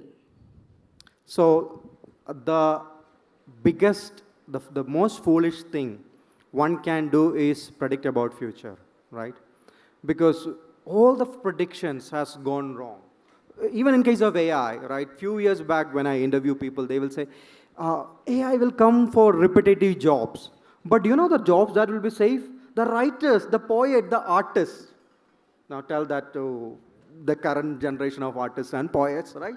So we can never predict the future. So there is one thing that Stuart Russell, one of the pioneers, he often says. So in 1931, September 11, there was this big conference in UK where Professor Rutherford, have you heard about Rutherford, the chemist? He made this bold declaration. It is impossible to generate power by splitting atoms. He made it. Next day, nuclear fusion was discovered. Nuclear fission was discovered next day, right? So that bad in predicting future. So I'm no one to predict future. But I like to think, I think I was talking to the podcast and one thing, I forgot the brilliant student who introduced me. He was asking me are we heading towards a Wall-E-like world? Have you seen the movie Wall-E? Right? You remember the humans, all obese and drinking sugar, Coca-Cola or soft drinks and being lazy. In spaceships. So, yeah, that's not what that's something I don't want to happen. I don't want us to lose things that makes us human, right? Our ability to, the basic things, the compassion, the love, the ability to solve problems. Like when things looks impossible, we humans always found a way. So I think that's something I would like to see us in. Super. Fantastic. Lovely answer. Clap your hands. We're moving on. We have a couple of questions more. So, world with AI better or world without AI better? Choose one. Everything is better with technology Yeah. applied well, in the right way. Good afternoon and Jain sir. I am Prasiddhi Somani of Sunbeam School Haritara Varanasi. My question for you is, if you had the power to set one universal AI principle, what would it be? One universal AI principle. I think I will look at explainability maybe in principles, or there is something called the human AI component, right? So I think I will focus on something like explainability. It will be better to have AI tell us why it is giving you that decision, right? So that will enable us to choose whether to go with that decision or not. So I think explainability will be one AI principle that I will hold strong. Thank you, sir. Fantastic. And finally, Mr. Jibu, like you said, this is very culture-based. Ethics is very culture-based. Would we ever get something that is globally bound? The world will follow one rule for AI. Would that be a possibility? Because that's maybe what's essential. It's a small world. So I will ask you a question. If I ask you to... Break failed. Which break failed? If I ask you to make breakfast, what will you make? I don't know to make, but I'll make a sandwich. Yeah. You'll make sandwich. Yeah. Okay. Madam, if I ask you to make breakfast, what will you make? She'll tell Nitin, make whatever you want. What will you make? I didn't hear you. Smoothie. Smoothie. Okay. Anybody else? What will you make, madam? Idli sambar. Ma'am, okay. invite me, ma'am, Great, please. great. So if you ask me to make breakfast, I will make appam and chicken stew, right? Why? Because that's a personal thing. That's incorporated in my culture or our approach to health. Now, the people who are building AI, they will build that AI with the culture they are from, what they believe in. And so far, that has been mostly white, male from Western world, right? So we call it Silicon Valley. There's a term called Silicon Valley Law of AI Ethics. So and their approach is, let's break things and move fast. Then we will fix it. That's what they always do, right? Disrupt, destroy, right? So that's a problem. But now we are realizing, if you want an inclusive and global AI, we need people who thinks there should be idli sambar for breakfast. There are people who believes that we should speak different languages. So that's why the people who are building should be also inclusive. Correct. Multiple language, culture, thoughts, gender, So that's why diversity and inclusion is, which hope Donald Trump is not listening, which is very important in building AI. So that's how only we can have a global model for AI ethics. And for the youngsters, my final question, for the youngsters using AI, what is your safety precaution, like warning? What is it? Always double check. Even if it's ChatGPT is giving you an answer, it might hallucinate. So there's something called AI hallucinates. And there are studies that proves again and again that you can't prevent hallucination because it's a statistical problem. So at times it has given me journal references of papers that never existed. It will make things out of its imagination. So always be aware of that when you are using AI. Secondly, understand that it is a machine and it is not an individual. It doesn't have a heart or soul or whatever. Consciousness. It doesn't have a consciousness yet, but it's very good in faking it. So be mindful about that. Fantastic. Round of applause for Mr. Jibu Elias, please. I like the last word he said. They don't have a conscience, but they're good at faking it. But that's what it is. AI is fake it till you make it, as long as it looks as real as we take it. Please inviting the management on stage, please, to felicitate Mr. Jibu.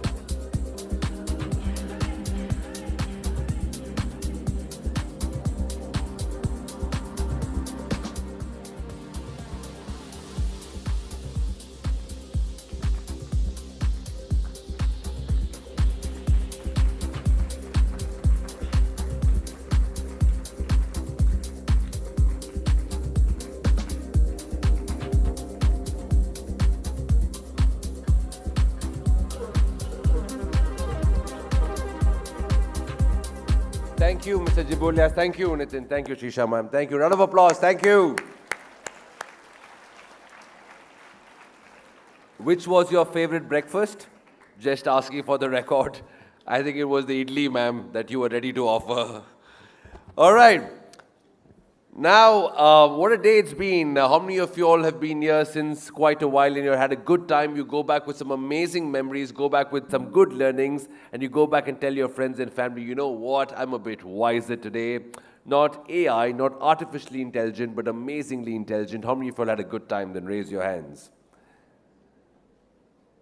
How many of you all enjoyed the person on the stage as well? Raise your left hand. Just do it. I'll get you some sandwiches. Okay, thank you, everybody. It's been fantastic, but this is only day 2. We have a lot more lined up, not just for tomorrow, but also to end today on a high. We are announcing a lovely performance before we get into a good, sweet end by the students of SSVM World School. For one last time, clap your hands together. This will be special.